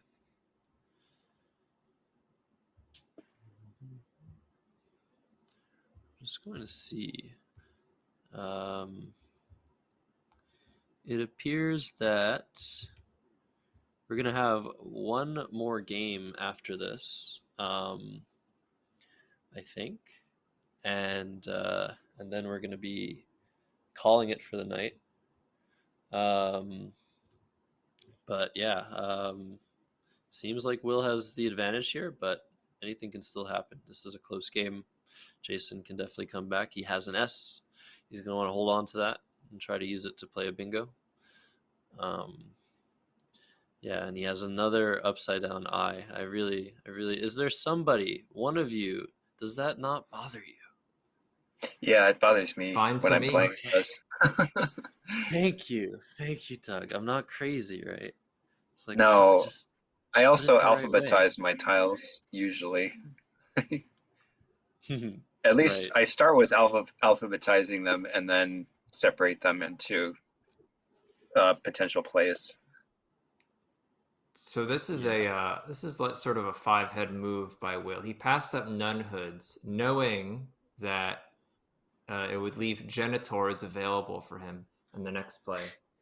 And if So Jason this plays is actually bid, which is what he Two plays, formed on then. his rack, then it would stay open. But he's still yet to make his play, so we'll see. Yeah, this is kind of crazy though, because Will also has a 9-letter word of retouring apparently through the UR. Oh wow! Oh, And so there's no way to block. I mean, Jason's going to be playing Bunny. Is that valid that way? That doesn't look I don't familiar. know It that might word. be. Huh. It It is is. good. Yeah. Okay. And yeah, Will doesn't hesitate. Will knows. Yeah, both of these players just shows you how strong their word knowledge is. Not even one of the three of us was aware of the existence of this word. I knew it with the one N, but yeah, very nice play by Jason. And oh, what is it? What does it look like? It looks like, yeah, it Oh, looks like Will yep. sees it. And this is There a it is. 9-letter word, folks. This is extremely exciting. We see Race and Michelle in chat. Welcome in, another fan of Will. Maybe you should change your name to another fan of Will. But yeah, welcome in. It's good to have you in. And it does look like this game is going Will's way. The hometown champion. Actually, Wow. both of these players live in New Jersey right now, so they are fighting for the pride of their beautiful state on the East Coast. But yeah, retouring, beautiful find by Will. He's going to take over an 100-point lead. Although Jason, is he going to be able to come back? Can he bingo right now? I don't see I don't anything. think so. For Godius? Godius plays here, yeah. Oh yes, okay. And does retouring take an S? Oh, That's the I question doubt it. we should ask. I don't think There's so, no but way. if it does, then Ostiat would fit there. Yeah. But we see some really, really crazy words on this board. Just showing you the depth again. Jason is challenging retouring.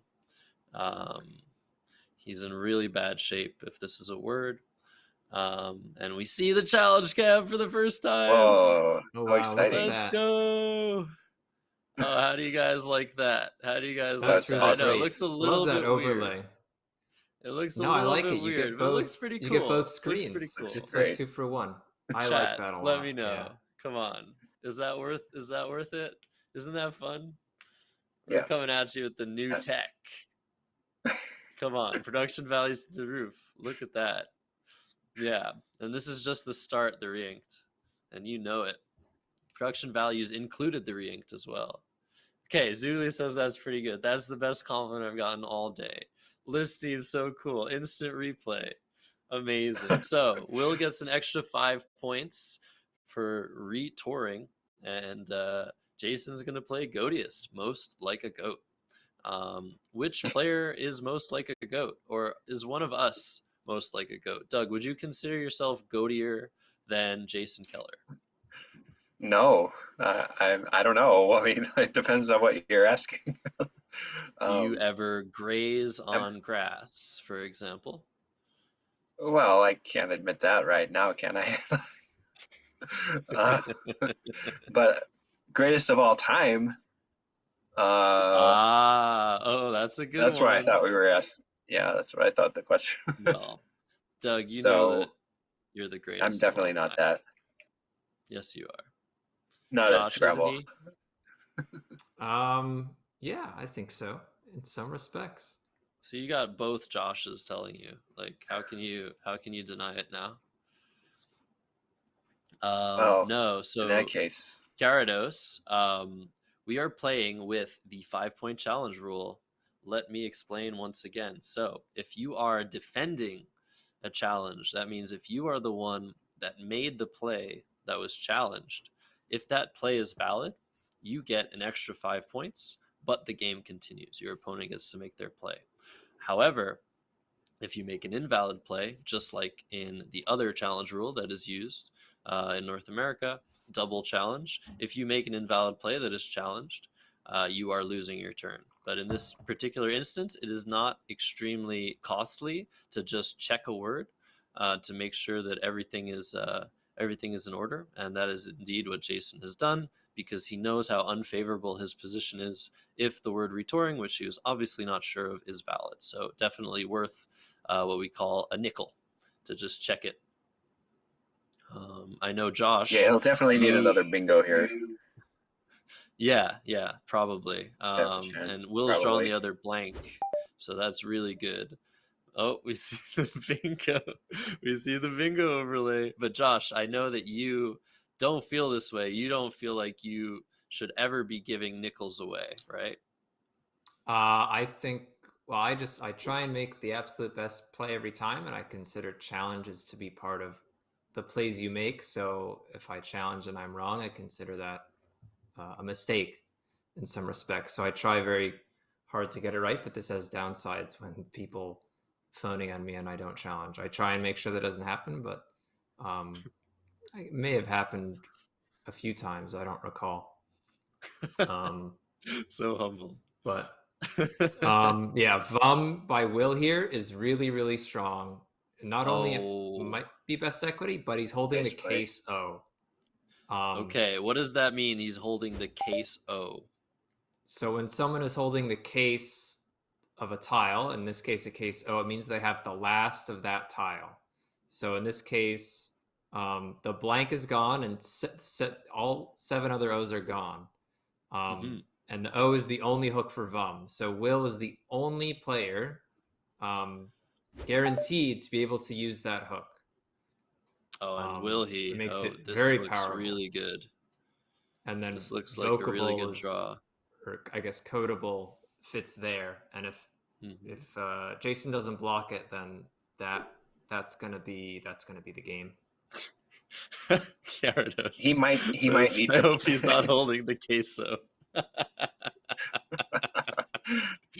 like that one. Sorry, go ahead, Doug.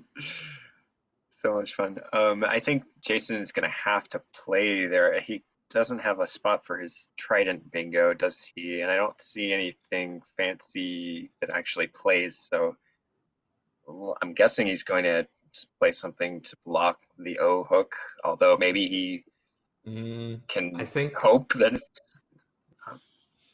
it's he's gonna have available. to play pretty.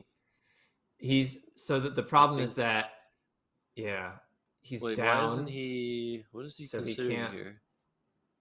Maybe he can fish for an 8 from the E. That might be his best shot. He's down, so I don't know if blocking is the correct play, but the problem is he knows that Will is not going to play Vum if Will didn't have the O. So he hoping to draw the O that might still be in the bag is pretty foolish, because Will is never going to make a play like Vum while the O being in the bag. That would be like the only way for Will to lose. So I think Jason is correctly blocking that hook here, and then he has to hope for something from the E. But Will's going to play there for evocable, right? That's a word, isn't it? Okay, yes. Confirming. confirmations from the Yeah, chat, no and one that wants is That's a that is whammy. GG. You can And yeah, Jason's you going can resign. to. Yeah, probably he's going to just maybe if the bag is empty, he's just going to play it out. But yeah, this is resignation territory. He tried to block even, but yeah, it wasn't enough. Yeah, this is interesting. Sort of the same game as round one that Jason took from Will, but in the opposite direction. Where at the end of the game, one player needed to bingo, but it was the other player that bingoed again. But yeah, Queen's Gambit voice, you resign now. I really like the comment by who was it? It was it's already all the way back up in chat, but Fall Be Kind, whose name says Be Kind, saying NWL has real challenge rules, CSW has the kitty rules, referring to double challenge versus 5-point challenge. And a lot of people do share that sentiment. They feel like 5-point challenge is too kind to those who don't know words. They think that you should just agree. know the words and learn the words, and you shouldn't be I'm able to kind of just one of check those words people. willy-nilly. And yeah, lots of Do people people even know in what the, double? Do we yeah, know? double Can we challenge. explain You lose your what double turn. challenge means? Right. Yep. So once again, double challenge. You lose your turn, whether your word is invalid and is challenged, or your opponent's word is valid and you challenge. So whenever you are wrong on a challenge, that is it. Your turn is over. You resign now, but you don't actually resign. But yeah, now I'm saying that Nope. again. But it is so But devastating to lose a turn. It could change the whole game. Like, I won't say that this game hinged on one play because like it's hard to really, especially early in the game, you can't really know what's going to happen. But I like as a player myself, I feel like a more defensive play like hooking Jill with daisies might have been more of a different shape of the board. It would not have opened as many chances for Will, and the I game agree. developed And in such a way that Will just bingoed multiple times. what's interesting about that, though, Doug, is that, of course, yeah, daisies led to pony, which led to vote sack. However, it was also supposed to lead to nunhood. So that definitely illustrates your point that all of these openings basically favored Will for the rest of the game, except for that S that was just sitting there for Will to use, and I guess Will just rejected the S. Is like, I don't need you. I'm gonna play over here. But yeah, I like the idea of playing daisies with Jills. The first S, I assume, would be hooking Jills, and instead of daisies with Yeah. eluded, due to those reasons. Yeah. But I also think maybe if Jason were looking back on this game, the play of Razor might have been a little bit conservative over something like Izard or Rizard to set up the S that he had on his rack. I think those might be the two inflection points of this game for Jason. But otherwise, I mean, the players again playing extremely precise and very, very good Scrabble. And these questions are really are those plays wrong? Maybe not. Did they not work out? It seems like they didn't work out. But yeah, it could just be that it was an inaccurate play, or maybe it was a mistake to play Razor and to play daisies in that spot, but we don't actually know.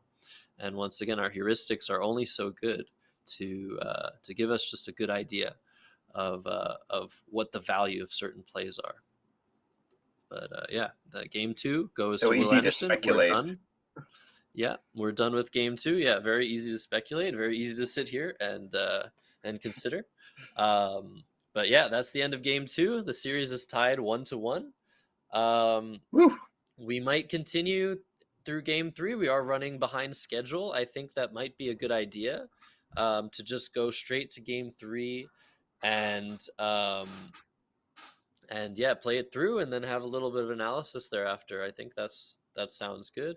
I think if my producers agree, we're gonna just keep going. So let me center myself. If I'm doing this wrong. Hello, we have the three-fold view of our nice skinny figures. Welcome. Speak for Good to see yourself. both of you in I guess tall screen is what you would call this. Josh, your camera is so good. I look so pale compared to you. Also, I look pale compared to Doug, but man, I'm like very tan it because we must get sun just in be California. yeah. I don't know what that word you just said was. Sun, California. What Yeah, is that? it doesn't I don't know. Exist It's most winter of the time country here. or in other countries actually.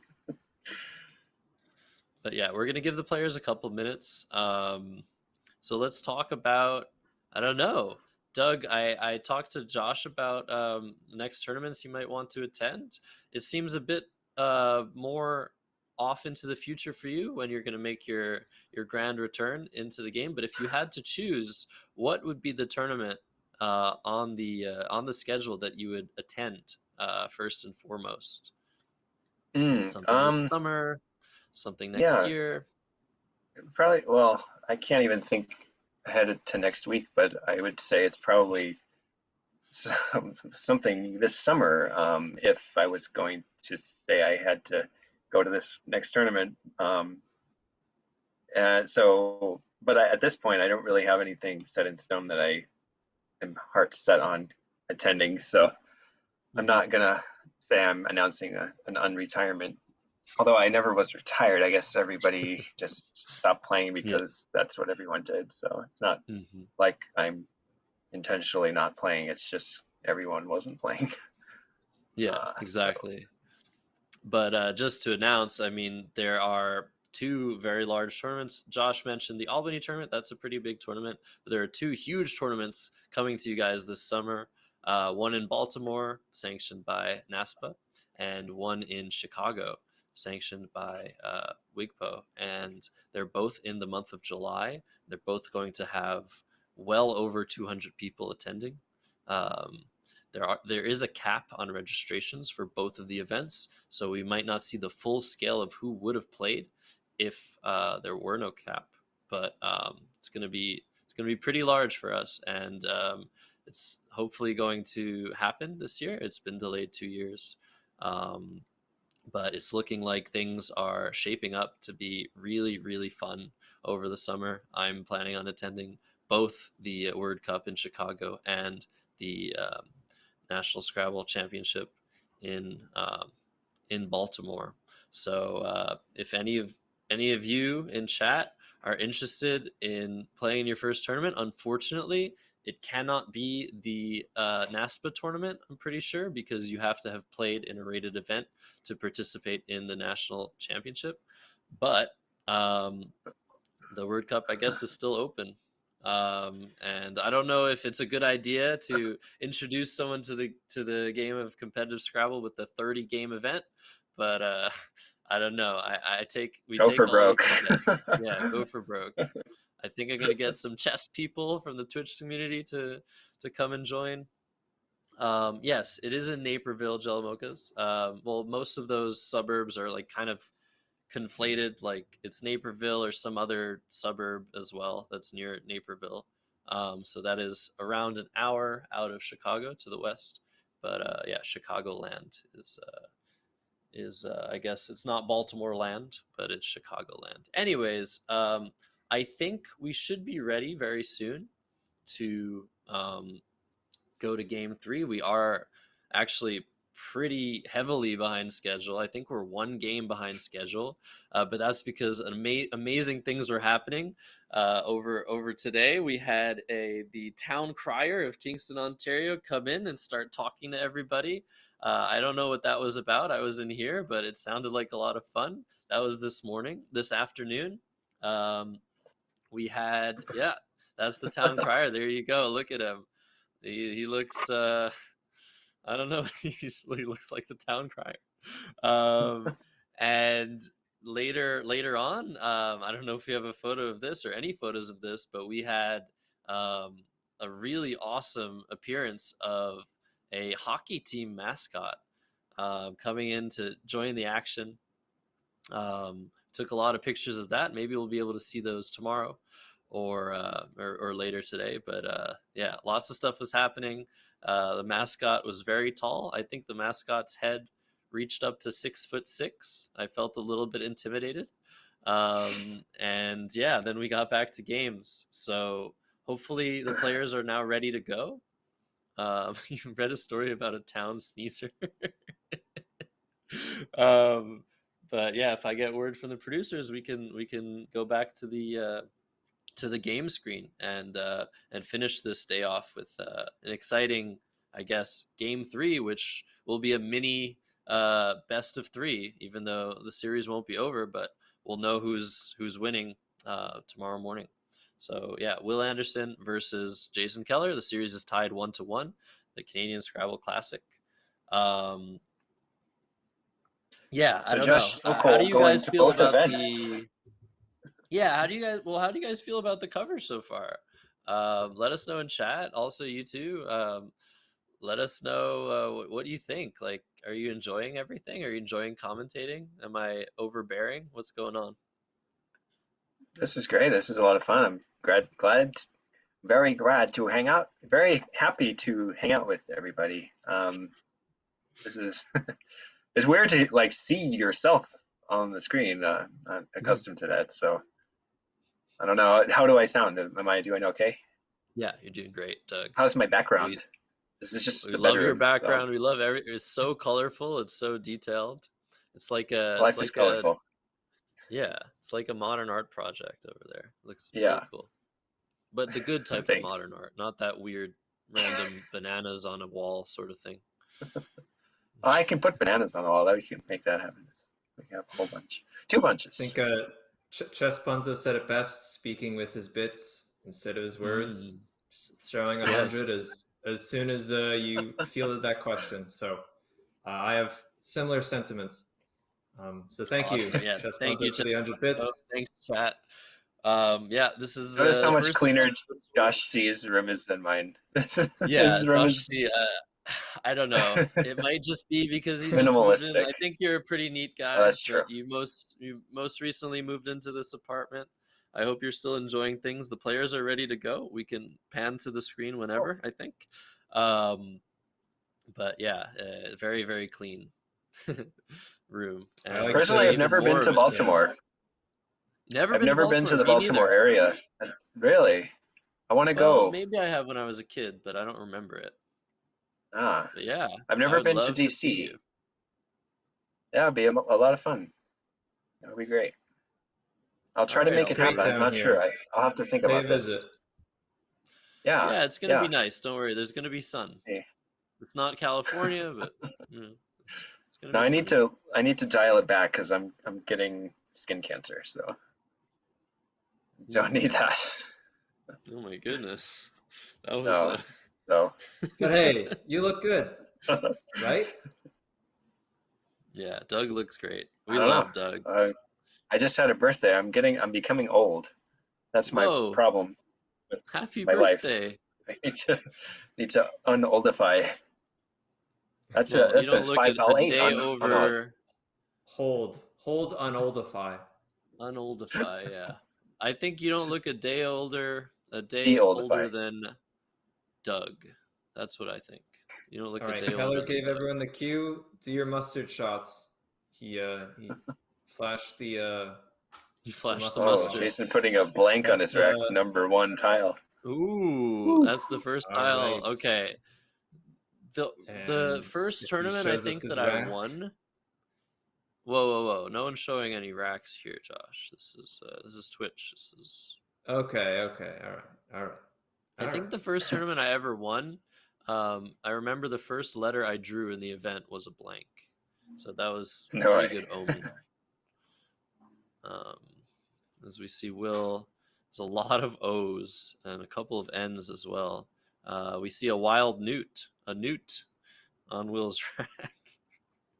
Is it a Newt Throwing Nits? us back to Newt Nits. Yep. Very good. And yes, I should resolve the prediction. Thank you very much. Remember to do that. So for Jason, do we like Eve or is Deve maybe better?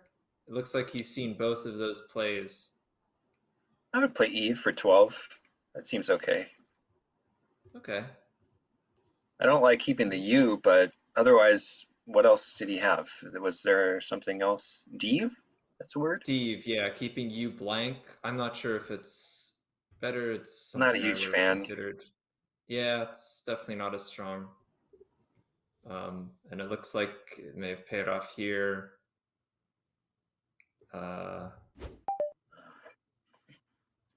Yep, so he'll have some bingo to play next turn.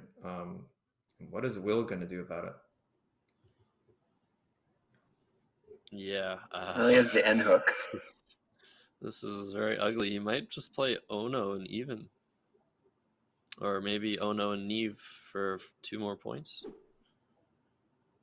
I think that's what he's doing. He's playing O, right? Like, what else are you doing here?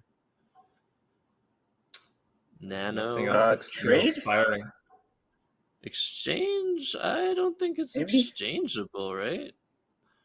What would you keep? TAN? So TAN isn't Yeah. that much better than TAON. I think scoring a little bit of points is good. Maybe if Probably, this were yeah. an opening rack, I would exchange rather than play Ono. But I think I would still play Ono. But yeah, unfortunately, no is not a word. So, all right, Playing okay. even Noon. in noon. Okay.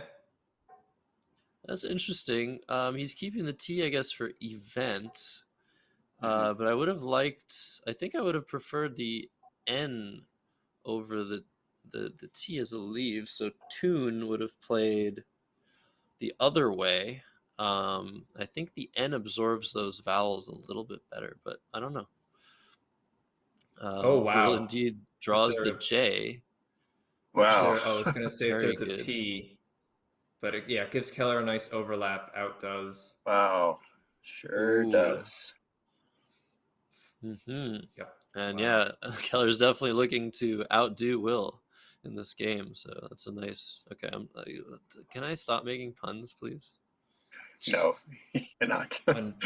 Unfortunately, You cannot- no P for Will. Jatropha would be. Jatropha. What in the world is I believe Jatropha? someone check that. I believe that's good. Oh my goodness. That would be Jatropha. cool. Doesn't look like it's available. That sounds like someone not going up to the podium when they're getting called. Go get Jatropha. Right. I said I would stop. Oh, I didn't say I would stop, but I didn't stop. I encouraged you. This is looking pretty bad for Will. He's gonna be able to score decently with Haj, I think, and Jo, but What to yeah, play? and Jason didn't draw phenomenally, so still a lot of game to be played for sure. I wish I could, Nerd Alert. I wish I could. It would be for everyone's benefit, I think. How do I unvote for Will? Oof. It's not that bad, Gyarados. Don't worry. Deldar is back, and he has a plan to ruin the chat, of course. But yeah, list team, I know. It's really bad. We still have a while to vote. How many minutes did I put this poll for? I guess I put it for 10? I don't know. There's at least 3 minutes left to vote in the poll. But I think, yeah, Will's going to go ahead and play Haj. Do you guys see anything better than that? I don't. Looks good. Well, is he debating between making JO and making HOO? Yeah. Maybe So maybe HOO that's what he's scores thinking more. about. Yeah, HOO, HAJ, and ANE, that scores 38, whereas the other one scores 35. So I think it's pretty clear that you would want to not only cover that scoring spot, many letters can go next to that OO, the W, the C, the B, the F, the H. So I think it's pretty clear you want to cover that spot and score a few extra points. There doesn't seem to be any tangible difference after that Haj that prevents Will from keeping the board open, which would be the consideration to make there. So we like this play. And Jason's probably going to hook that eye onto Haji. And Will Will is drew a drawn bingo. into rain out. Yeah. So that's Yep. going to fit no matter what, as it fits with OU and UT, and also fits on either side of the first E of event. So yeah, Will's going to be able to come back. Oh yeah, we got the hooks. Elderwood, what do you have to say? Oh, Elderwood's gone. Bye, Elderwood. I forgot to say bye to Elderwood. Lerjar. Oh my goodness. The score should be up somewhere. Yes, I agree, Deldar. The score is 1-1, but we want it to be up eventually. And there's only 1 day of coverage left of the event, but hopefully by tomorrow we'll have those things, that feedback that you guys are kindly giving us to try and improve everybody's stream. So Payan comes down. That seems like a pretty good play for Jason. It's not fantastic to open triples and open the board, but you got to score points if you want to win a game. Audacious. What are these words? How do you know these words, Zuglia? What is going on? Rain out coming down. Bye, Nerd Alert. So will Jason try Mirthier, Oh, is that a word? which I don't believe is a word. Not a word. Oh, so this could be an inflection point here. But this could be a problem. Yeah, I don't see anything else. I don't see any other any bingos here.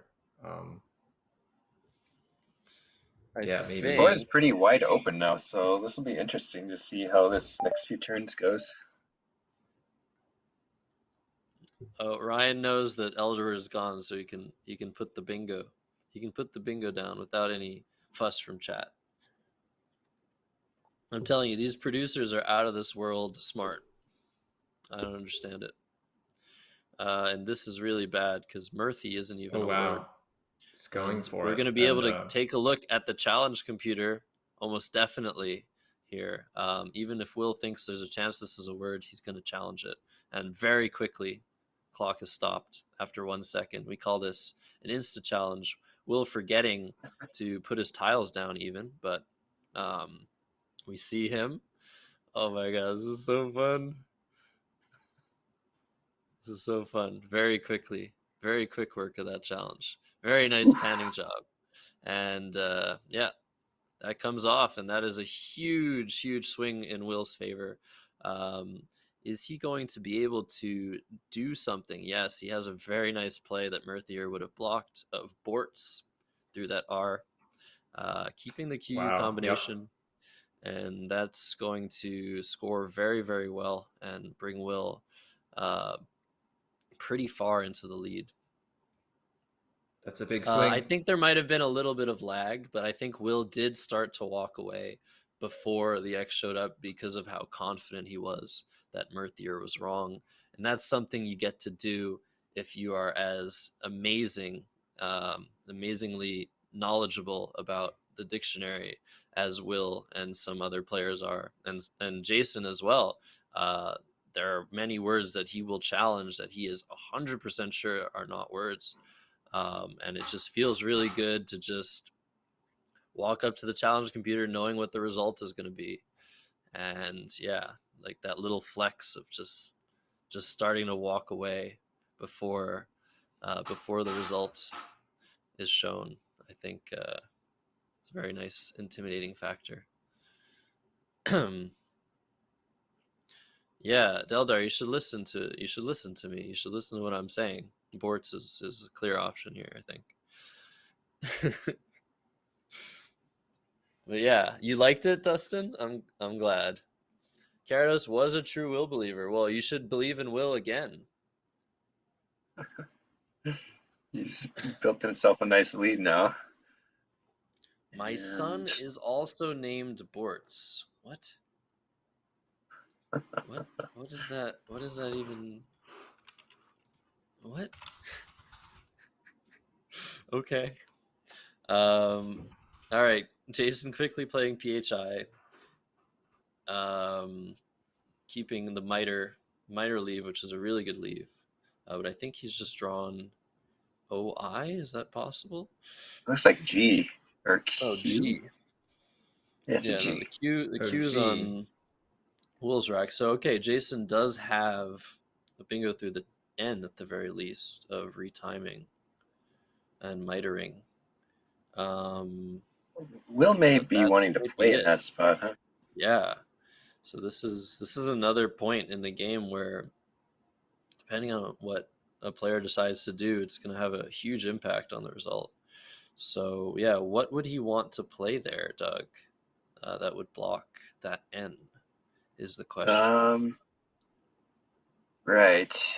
Well, he could play a few things. He could play through the N, or he could play Toke. Does he have an O? No, he doesn't have No. an O. Yeah, he has two A's. I mean, he could play something like Quate to the E, but that doesn't seem very good at all, as that takes an No. E hook for equate, and Maybe also It's not takes enough. extensions such as does he want to Gate. play Quant or Quanta? I don't know if Maybe that's Quanta? any good. It keeps Yeah. keeps the G, leaves the A open. Quanta looks pretty good, but it looks better with Ba, I think, because Will now knows exactly what Jason has, and that's an important factor here. He knows that Jason is likely to draw into a bingo rack, so making an opening with Quanta and BA is not nearly as dangerous as it might normally be, given the range of letters that Will knows that Jason has, since he played Mirthier and showed Will his entire rack on the previous turn and only played 2 of his 7 tiles on the subsequent turn. So Will's going to be thinking about that and wondering if it makes sense to make a certain opening of a scoring spot that he's going to bank on Jason. If Jason can use the scoring spot, that means he's not playing a bingo. But if Jason bingos, that means he's not using the scoring spot, sort of thing. So it's a win-win sort of situation when you have this knowledge, or this partial knowledge. So yeah, maybe Quanta and BA. Not really sure. That looks strong. That's a lot of points. It's like that's 41, isn't it? 30s. Yeah. Yep. And also, That's a yeah, decent score. Quant setting up the A, knowing that Jason doesn't have an A, that is also a very good idea. I guess I would be somewhat worried that we won't draw a play to Quanta immediately, or Jason might make a play that opens some other part of the board that Will would want to address. But that looks very aggressive, but also very strong to just play Quant. Keep the AGN combination, which will bingo a decent amount. But yeah, I like this play as well. This looks best to me after thinking about it. Deldar in chat saying Quant wins the sim, no problem. Saying that you always draw a play. Don't give him any attention. What? Why not? He's just gonna run a quick simulation until the play he wants to play is the best play. Okay. Oh, and then he pauses it. Then he pauses it. I'm sure this is what Deldar is doing. What? Is that how he sounds? What? What? Well, Quanta did not block the N, so Jason right back in it with this mitering play, which I would think takes an S. Which could That's be a actually huge really important. hook. Gyarados, not happy. Looks like mitering does not take the S. Does not, okay. No miterings. Too bad. But people noticing FVCK on Will's rack. And yeah, this is a close game again. I think. Oh, I wonder if I'm missing something here. No, okay. I think the scores are about to get updated, and it's somewhat of a, is it a tie game here? Or something close to that. 216 to 215. Oh man. So this is a game.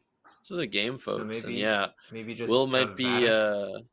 sorry, yeah, Vatic looks very good, but Will might be annoyed here that he didn't go for Quanta through that N, which would have blocked this. But It's easy to second guess yourself, right? Like you yeah, might have had a 7 come down hooking the B in Borts and then say, why didn't I play Quanta? So you can't really kick yourself for not knowing that there's a bingo in one spot that you could have blocked because you didn't know what your opponent had.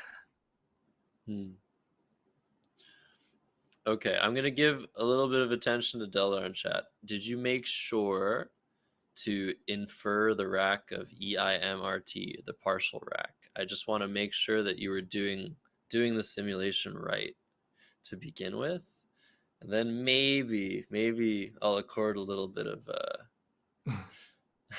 a little bit of attention to the computer results from that position, even though it's definitely dubious at best. If he did not infer the rack, the result would not be the way it was. Okay. I mean, you can verify that as well if you'd like. Anyways, okay, Vatic does come down. That's a very nice play, scoring 30 points. And Jason's drawn an S and a few clunky tiles. He's going to want to... You can play Wiggle through the HOO.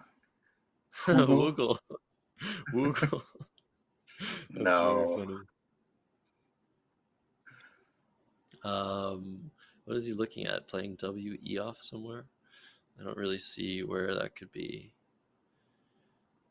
But yeah, ideally you would play off the W and the G. But there's no good way to do that. You can play Wig for 7, which... Oh, is he considering mitrings? Oh, he has wow. Sewer aligned on his rack. Could he be considering Or putting S Haji. on mitering? Or yeah, maybe he's considering Hajis. That makes a lot more sense. Mitering, to me, it sounded like it took an S, but we've proven that not true. Yeah, well, because of that, now I'm wondering if other people might think the same thing, because we're sort of a hive mind in the Scrabble community. I find at times we all seem to agree on certain ways to approach things, but 99% of the time we disagree on everything, I think. Mistering. He's looking at Hajis.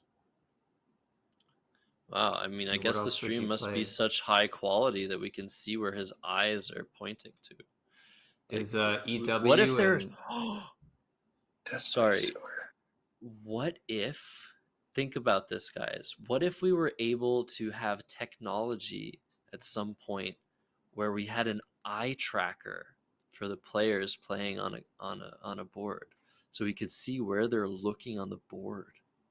Wouldn't that be incredible? Why don't we just implant a chip in their mind and then we can literally know what they're thinking? Well, I mean, that's a rhetorical question, I hope. Yes. But no, you think that's weird? But, you think that's too yeah, weird? it's a little invasive. Well, so it just seems a little bit... No, I think it would be really cool. But also just... Woogle. Like, well, how will you achieve that? Like, you will have cameras zooming in from a distance, I guess. So they're not like... I don't know. But eventually we're gonna have DJI, maybe not DJI technology, but Raspberry Pi. Is that what it's called, Josh? Raspberry, yes, the small computer thing. Microcontrollers, yeah. Microcontrollers that will be able to understand once a camera is facing a board what plays are being made, and those plays will be automatically transferred onto a software so that we can follow games in real time without having to input the plays ourselves. But yeah, not DGI, not DGT, but yeah, Raspberry Pi technology, or at least that's in the works. We have Nibiu, I think, and 14 Domino looking into that sort of technology. Wonder when it'll appear. But no, I mean, it would be the epitome if like a world championship game were being streamed and you could see which parts of the board are being looked at. I mean, that would just be fantastic. It would be great for chess as well. That'd be cool. But yeah, I was looking RFID at, tags on each letter was tried and it didn't work very well. Sorry, go ahead. Let's talk about the game. Looking at Bug Will. He's making a little funny. That's what he wants I to keep do. interrupting Josh. But Bug Wild. It's worth it. No, he's definitely aligned Bug Will on his rack on purpose. Oh, Look at nice. that little tiny smirk. Yeah, go ahead, Josh, for the last time. I will not interrupt you this time. I was looking at EW and TE, but I think Sewer is just a stronger play. I thought maybe that was a possibility, but I think Sewer there is pretty strong. Good equity choice. EW and TE. I don't even see where that goes. TEE, making BAWR. That's for 17, but Sewer is for more, a lot more. Oh, wow. 30, okay, yeah. So you fit that right between Quanta 39. and Yeah, no, it's Sewer's too many points.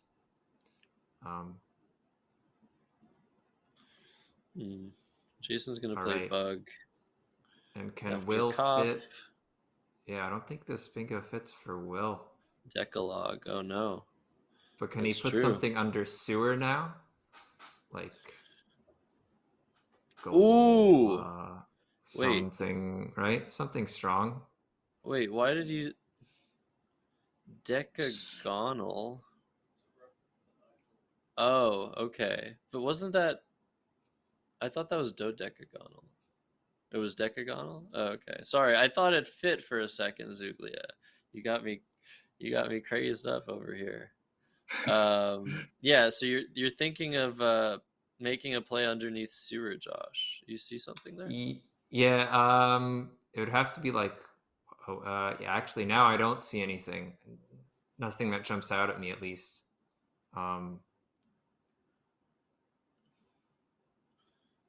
There's Will alphabetizing. Yeah. I mean, maybe he's just gonna play something not so good. So just like aced or something in FA? Like aced, yeah, something like that. It's not very inspiring. But he has a slight lead. Strong. He has a slight lead, so he wants to keep his rack balanced and keep scoring. Yeah, I think aged is better. I mean, the G is aged. Yeah, I think the G is worth -5 over the C.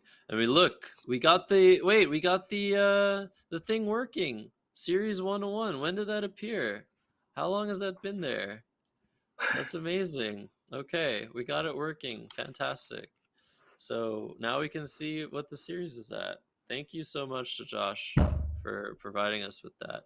So we got a nice photo of Will and a bizarre photo of Jason Keller. And the funny thing about that photo is I took that photo and I was inspired by Charlie and the Chocolate Factory to modify it to make Jason look like Violet from the movie, turning into a blueberry. But I that's an iconic photo that I took of Jason Keller, where his drink remained orange despite all the color changes, because he was drinking a Fanta, and the orange is just so deep. As we mentioned yesterday, Jason Keller's favorite color, we share this trait, is orange. And yeah, that's the best photo you could have chosen. So thank you so much. I think it was Josh that stole that photo from me. Is it not mustard? Yeah, maybe mustard with the straw. Maybe that's the new mustard without a straw. Will's getting pretty low on time here, actually. He's got to think quickly. He's keeping the G. I wonder Well, if the that G has to does do. go under bag, under BE, Mhm. maybe, That's true. potentially. That's true. Don't know if he'll need it, but Yeah, I mean, I guess if Jason doesn't have a play under there, but yeah, I think Jason's gonna go ahead and play WE for 29. Is there a bingo here? I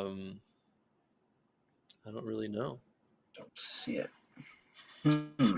Not seeing anything on Jason's rack at the moment. Yeah, I think just one too many vowel there. He's looking to is it play one too many WE. vowel or one too many vowels? One too many vowels, right? All right, putting the time pressure on Will, playing. Yeah, definitely a relatively good thing to make a quickly. very quick play here, because even if Jason did have a bingo that would play under event, it's not necessarily worth playing. And gulp comes down Yeah, extremely this is a quickly. nice 5 from Will. Yeah, and Will, I mean, we know he's low on time, but Will is also It's pretty huge, actually. the international speed Scrabble champion, Blitz Scrabble champion. There was a humongous tournament, match play style tournament, in I think it was in 2020, or maybe it was last year. It was the Blitz Champs run by Coco Scrabble online on Woogles, and Will emerged victorious over names such as Josh Sokol, and such as David Eldar in chat, and Laura Kate. Oh my goodness, this is an amazing Wow. play by Jason. He had the perfect rack for that. Yeah, that's a double, so It'll make that's things gonna very score. interesting. That's gonna score 97 points. Yeah, putting Will on his back foot for sure. Physics as well. Yeah, Physics as well as playing in the Blitz Champs.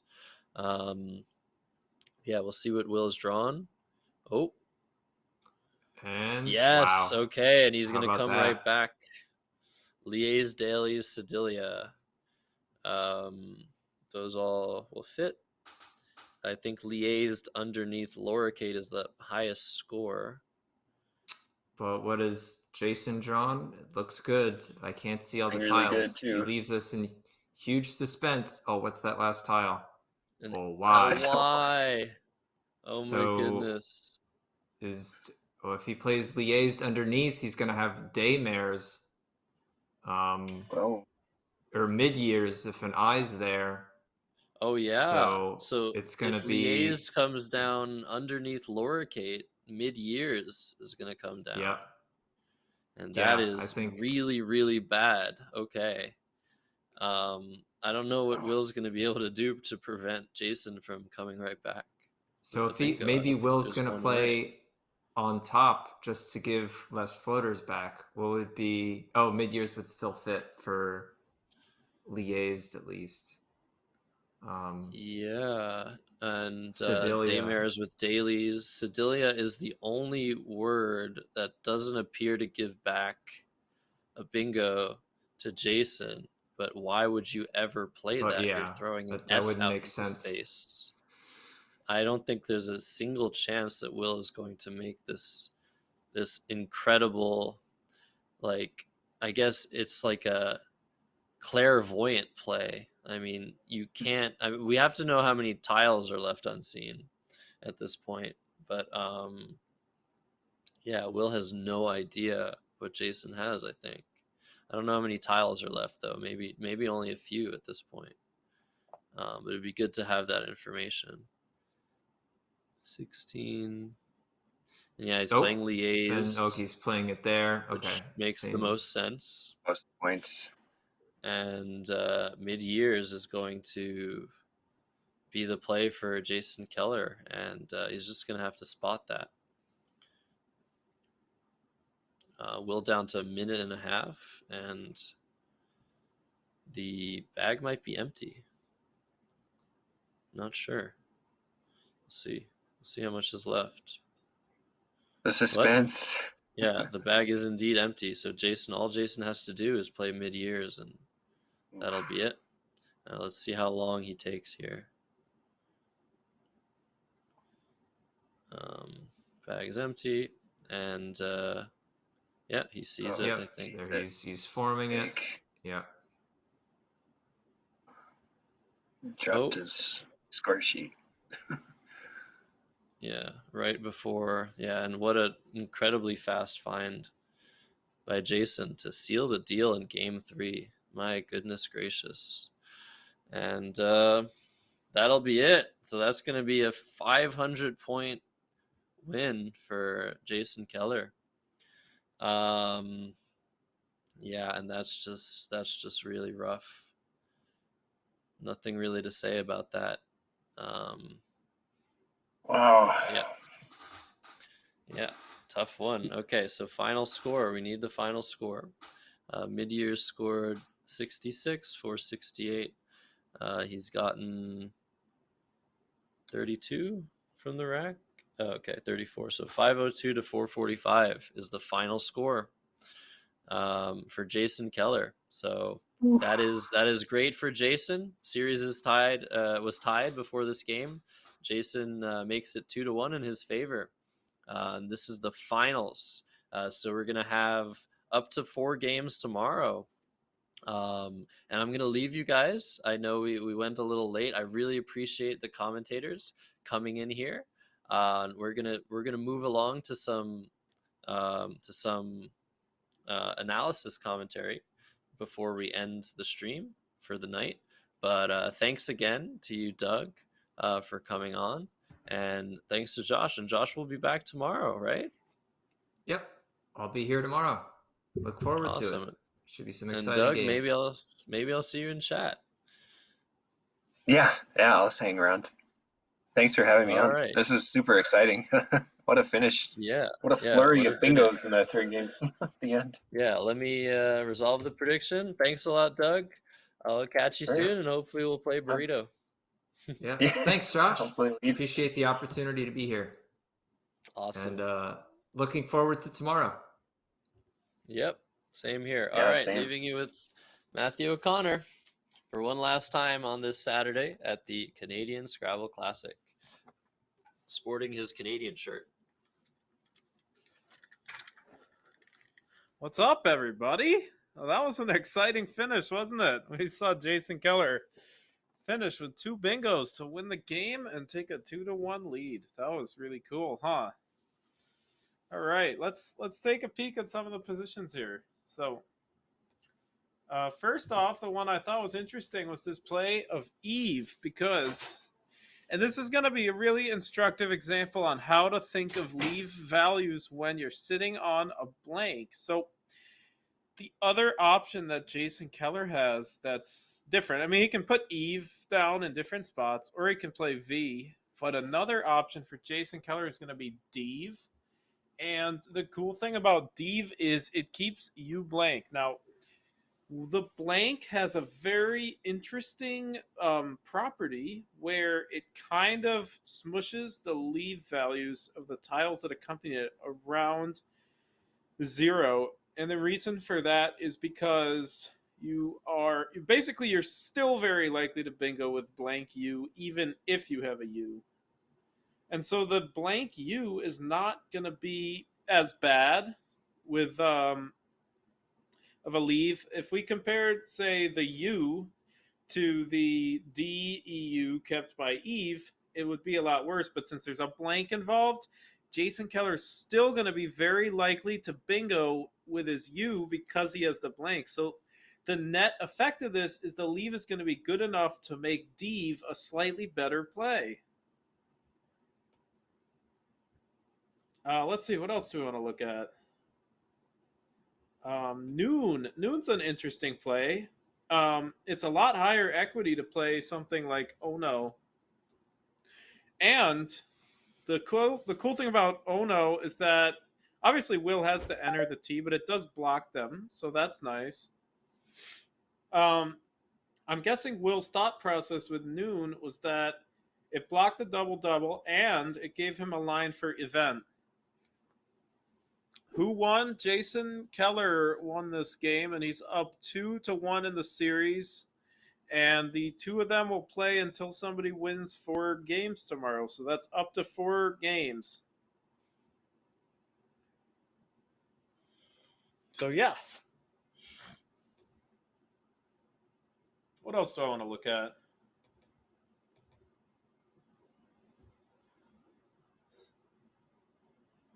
So Aced. Aced is an interesting choice. I'm guessing Will's thought process behind Aced was that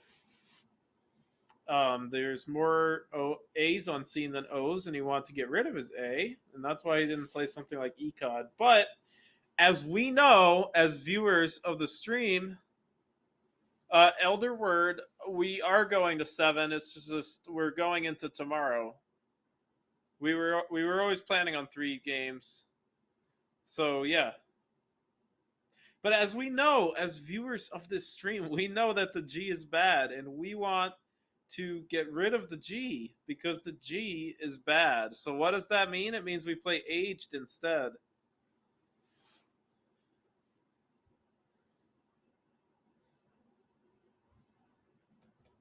And yeah, I think that Liaised is a forced move because I think he needs as many points as he can get. I think if he plays the 62-point Liaised, that he runs into issues with getting outran, even if Jason Keller cannot bingo. So I like this play of Liaised, even if he would have been in better shape with a different Liaised or Sedilia. We'll see what championship player says between the different bingos. I think this is the star play.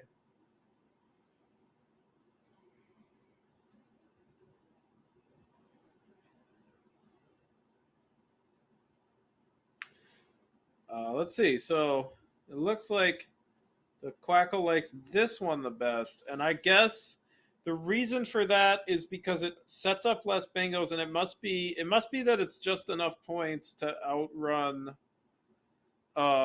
anything that Jason Keller can have if he doesn't bingo. Like it outruns enough of the time. I'm not sure. I mean, these numbers might be messed up. It does appear as though Quackle is preferring the Hi Will. How's it going? It looks like Quackle's actually slightly preferring the 63-point Liaised, which is interesting. I haven't messed around with this a lot, but I'd imagine that you get flexible enough tiles to just barely outrun Jason Keller's like out in 2s just enough of the time if he doesn't bingo, and he bingos less often. That I guess this is just like, yeah, this time he would have had mid-years, but he can literally have any random 7 of those 14 tiles because he just bingoed. So yeah, no, it's definitely if you're scrambling, making the highest scoring play is definitely never going to be a crazy blunder. So I don't, yeah. But interestingly enough, it looks like Quackle's favorite play is Liaised for 63. Should not have worked out either. Yeah. Yeah. Well, Will, do you win after this? Let's see. Could you have, if you were playing like Mike Postel, if you know that poker reference, could we have won after this? Yeah. Well, let's look at what happens. Can Jason Keller win here? Was something like is this a made? Yeah. Is that enough to win? No, fix underneath Sedilia. Oh shit. Okay, we have to block that. Yeah. We'll let the player do its work, and then yeah. Let's see. What do we do here? Like this? Yeah, this is weird. Yair or something. Dame. Let's see if just for fun. Jason definitely had enough time to figure this out. What is Noah saying with dreams? Yeah, so Wow. Jason Keller looks like in this case Jason Keller would still have been able to pull off a win if he could see either Maz or Mad. So after Maz, Will's best play is going. Let's see what. So he drew the nuts. So it looks like, Will, it looks like you were screwed in this pre-end game. Looks like our best option is infix, after which Jason Keller gets Dre down, and he would win by 3. Jeez. So yeah, that is what would happen if you played Sedilia and clairvoyantly did not set up mid-year, so you were screwed no matter what. Well, I don't know. Would it maybe have if you happened? fished for a bingo, It's would've been good, definitely. I think it's a lot more possible to find MAD than MAS. Yeah. But yeah, really tough end game. Interesting. Anyways, Yeah. okay, wow. So this is going to wrap up our stream for tonight. Yeah, let me get in frame Get here. in frame, yeah. But thanks again, Matthew. People are loving your Yeah. analysis. They like you more than me, so we God. might replace me tomorrow.